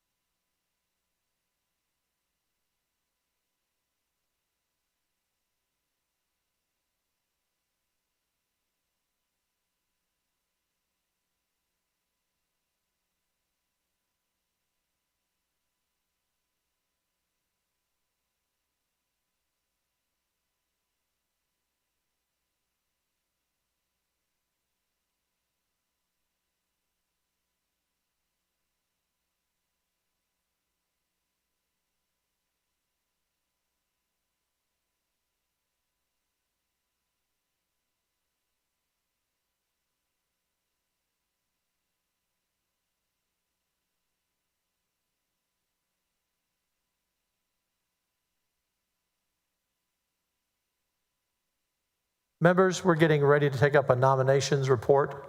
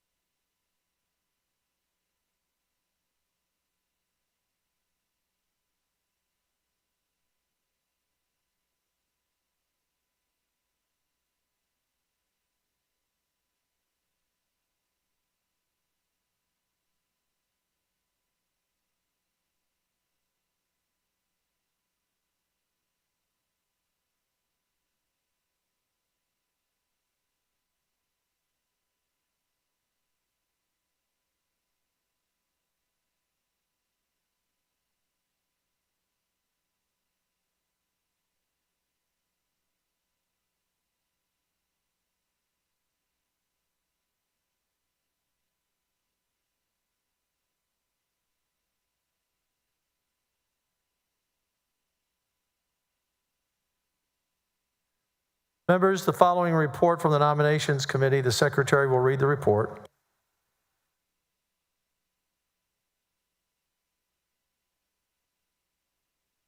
Senate Committee on Nominations Action Report for the meeting held on March 31st, 2025. Texas Commission on Law Enforcement, Justin Lee Berry, Travis County. Members, the question is on confirmation of the nominee reported favorably from the Nominations Committee. Senator Eckhart, what purpose? To speak against the confirmation of the nomination. You're recognized. Thank you so much, Mr. President. Members, dissent is the heartbeat of democracy. The principles that individuals have the right to peacefully protest is not conditional upon the popularity of the dissenting view. Certainly, dissent can be curtailed to maintain order. But if maintaining order becomes a blanket excuse for intolerance or is invoked selectively, we are falling away from democracy and toward authoritarian governance. The nomination of Officer Justin Berry is evidence that we are falling away from democracy. I don't mean to impugn the character of Barry as a person, but the governor's selection of an officer with his history is evidence of a growing intolerance of dissent at the highest levels of our government, even to the point of taking up arms against dissent. There are 3 reasons not to confirm this nomination. 1, the nominee's history as a patrol officer. 2, the process by which this confirmation has come to this floor. And 3, the symbolism of his nomination. First, the nominee's history. It should raise concern. Anyone who's been a patrol officer for 17 years is going to have some complaints against him, absolutely. That is not lost on me. But allegations against Barry specifically, reaching back to 2011, have risen to the level of press coverage at least 4 times. Barry was among several police officers who were named defendants in a civil rights lawsuit that spanned 2013 to 2017 and went up almost to the highest court, the U.S. Supreme Court. And when he and 18 other officers shot into a crowd of protesters in 2020, causing grievous injuries to numerous protesters, causing more than a dozen of those protesters to be sent to the hospital with impact wounds from beanbag rounds. The 19 officers' actions were the subject of criminal indictments. In the case of Kristen Warkaszewski's injuries, the investigation determined that Barry or one other officer had shot Ms. Warkaszewski in the face with a beanbag round that passed through her cheek and broke her jaw. I have distributed packets to every member of this body, and you have photographs of her injuries, as well as documentation from the investigation showing that Officer Barry was the first to shoot, and that it was determined it was either his or one other officer's shots that made contact with Ms. Warkaszewski's face. The uncertainty with regard to which one of the officers had actually made contact with her face was the reason for Officer Barry's indictment to be dismissed. In a criminal charge, as you well know, you must prove beyond a reasonable doubt, and probably is not enough. However, Officer Barry never contradicted the fact that he did shoot. He shot 5 times. And the city of Austin paid out $850,000 in a civil settlement to Ms. Warkaszewski. City of Austin has also paid out more than $22 million total in civil settlements for injuries to protesters by APD officers in the 2020 protests. There are more than 8,000 peace officers in the state of Texas. Why did the governor pick one with this very public record? Second, the process by which this nominee's confirmation comes to the floor of the Senate is unprecedented. He was first nominated when he was actually under active indictment. That in itself was unprecedented in 2023. And although the full Senate Democratic Caucus requested the opportunity to bring Officer Barry to the Nominations Committee in this second time he's been nominated, to ask questions about his history and his intentions as a TCOLE commissioner, the Lieutenant Governor informed us on Thursday that he was denying the SDC request. Minority senators should have the same rights and rules as majority senators. And finally, the symbolism of Officer Barry's nomination is unmistakable. Of the more than 8,000 peace officers in Texas, the governor chooses Officer Barry not in spite of the fact that he shot into protesters, but because he shot protesters. Just as Daniel Perry did, killing Garrett Foster, one of my constituents, after which Governor Abbott pardoned Daniel Perry. Just as Kyle Rittenhouse did, killing 2 men and wounding a third, after which Governor Abbott tweeted, "Not guilty," all caps, exclamation point. And in response to the APD indictments, Abbott said the officers should be praised, not prosecuted. This nomination is less about Officer Berry and more about sending a message that dissent against the current order will not be tolerated, even to the point of taking up arms against the dissenters. Members, the dissenters are my constituents. I must stand with my constituents. And I ask you to join me in not confirming this nomination and in denying the governor's nomination of this officer to T. Cole. Thank you for giving me the time and the consideration as a full and equal member of this body, even though I am a minority member of this body. And even though my message is a dissent to the current order. Senator Miles, recognized. Thank you, Mr. President. I'd like to give a statement, if possible. You know, members, since 2007, upon my arrival at the Capitol, I have been filing bills related to official oppression and police brutality. The bill was spawned out of a Chad Holly incident in Houston, Texas, some time ago. Young black man broke into a storage facility in Southwest Houston and was brutally beaten on tape by a group of law enforcement officers from Houston.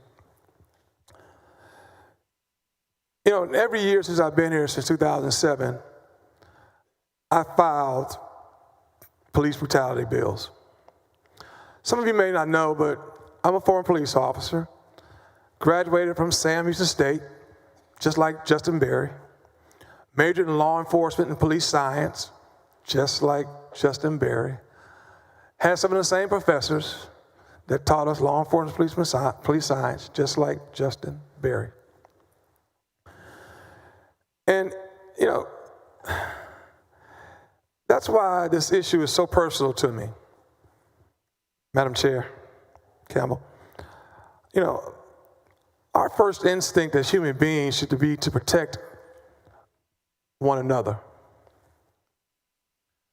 The mission of the Texas Commission on Law Enforcement is to establish, Mr. President, and enforce standards to ensure that people of Texas are served by highly trained and ethical law enforcement, corrections, and telecommunications personnel. That's their mission statement. How is T. Cole supposed to keep even the barest image of its mission alive if one of its commissioners has been indicted for that very unethical behavior more than once? Mr. Berry's appointment makes it a mockery of the commission. It makes it a mockery of our very nomination system, our very own nomination system. And if he's voted through, I can assure you there'll be some professors at Sam Houston State University that taught law enforcement and police science. That'll be very disappointing. Last week, some of you may not know, I spent over 2 hours one-on-one with Mr. Berry in my office. We talked everything from law enforcement to race relationships to politics. In that 2 hours, there is nothing, absolutely nothing, that swayed my opinion of him and his actions. I left that meeting feeling exactly how I said when the newspapers asked me. Absolutely not. I have not moved from this feeling, and I will not move from the feeling. I know that you all have received information regarding Mr. Berry's past as a police officer. I also know that for those of you that were here last session, you may know Mr. Berry resigned instead of being voted down. Listen, this is not about Mr. Berry. This is not about the governor. We cannot ignore what is blatantly in front of us. We all took an oath to protect the welfare of our citizens. I cannot in good conscience support the appointment of Justin Berry to the commission whose motto, because that's what it's about our T-Code Commission and their credibility, whose motto is ethical law enforcement when he has been shown to be unethical. That is why I cannot support the appointment of Justin Berry. Thank you, Mr. President. Thank you, members. Senator Cook. Thank you, Mr. President. Members, if this were a nurse getting appointed to dishes or HHS and she were this embroiled in scandal with a myriad of allegations and harm in her wake, she would not have even made it this far in the process. There are plenty of more qualified officers who are getting passed up for a very important role. And at the very least, Berry's record is questionable. At worst, it's lethal, stomach-turning. Out of respect for the institutions that we are all a part of, we should keep searching for a qualified candidate for this role whose record is clean. Thank you.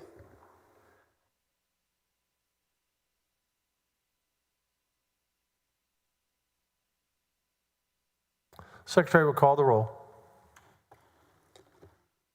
Alvarado, Betancourt, Birdwell, Blanco, Campbell, Cook, Creighton, Eckhart, Flores, Gutierrez, Hagenbu, Hall, Hancock, Hinojosa of Nueces, Hinojosa of Hidalgo, Huffman, Hughes, Johnson, King, Colcourse, Menendez, Middleton, Miles, Nichols, Parker, Paxton, Perry, Schwertner, Sparks, West, Severini.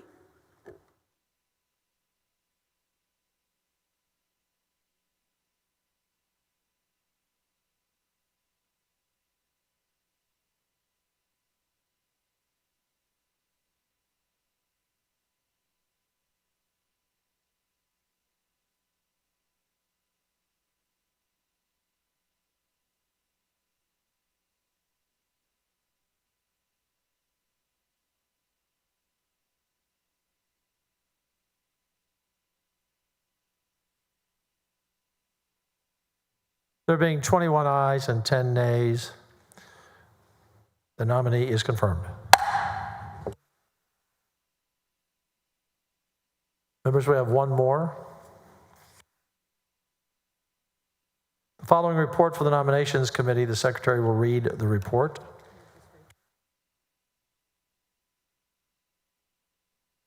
Senate Committee on Nominations Action Report for the meeting held on March 31st, 2025. For the 183rd Judicial District Court, Lance Jean Long from Harris County. For the 297th Judicial District Court, Amy Allen Gastar from Tarrant County et al. Are there any requests to sever? The question is on the confirmation of the nominees. Reported favorably from the Nominations Committee. The Secretary will call the roll. Alvarado, Bettencourt, Birdwell. 31 ayes and no nays. The nominees are confirmed.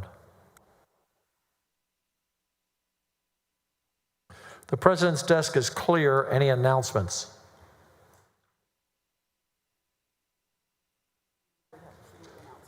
Senator King?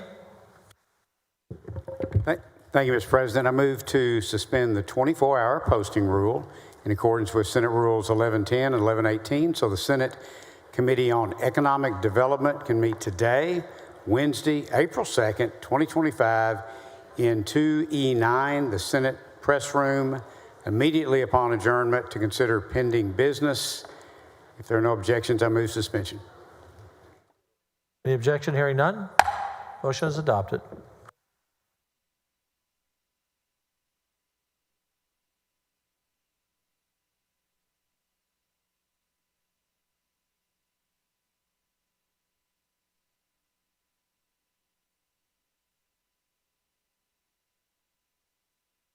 Senator Hancock, did you have an announcement? Okay.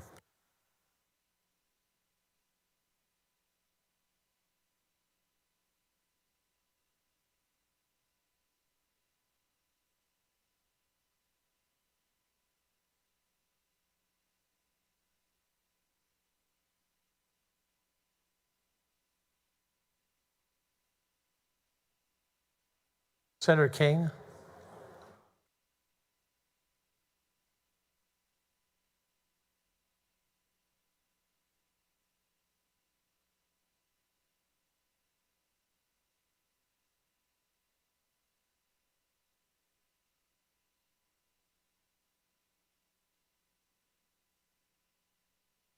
Members, the President's desk is clear. Chair recognizes Dean of the Senate for highly privileged motion. Thank you, Mr. President. I move that the Senate adjourn until 10 a.m. Thursday, April 3rd. Any objection? Hearing none. Senate stands adjourned until 10 a.m. Thursday, April 3rd.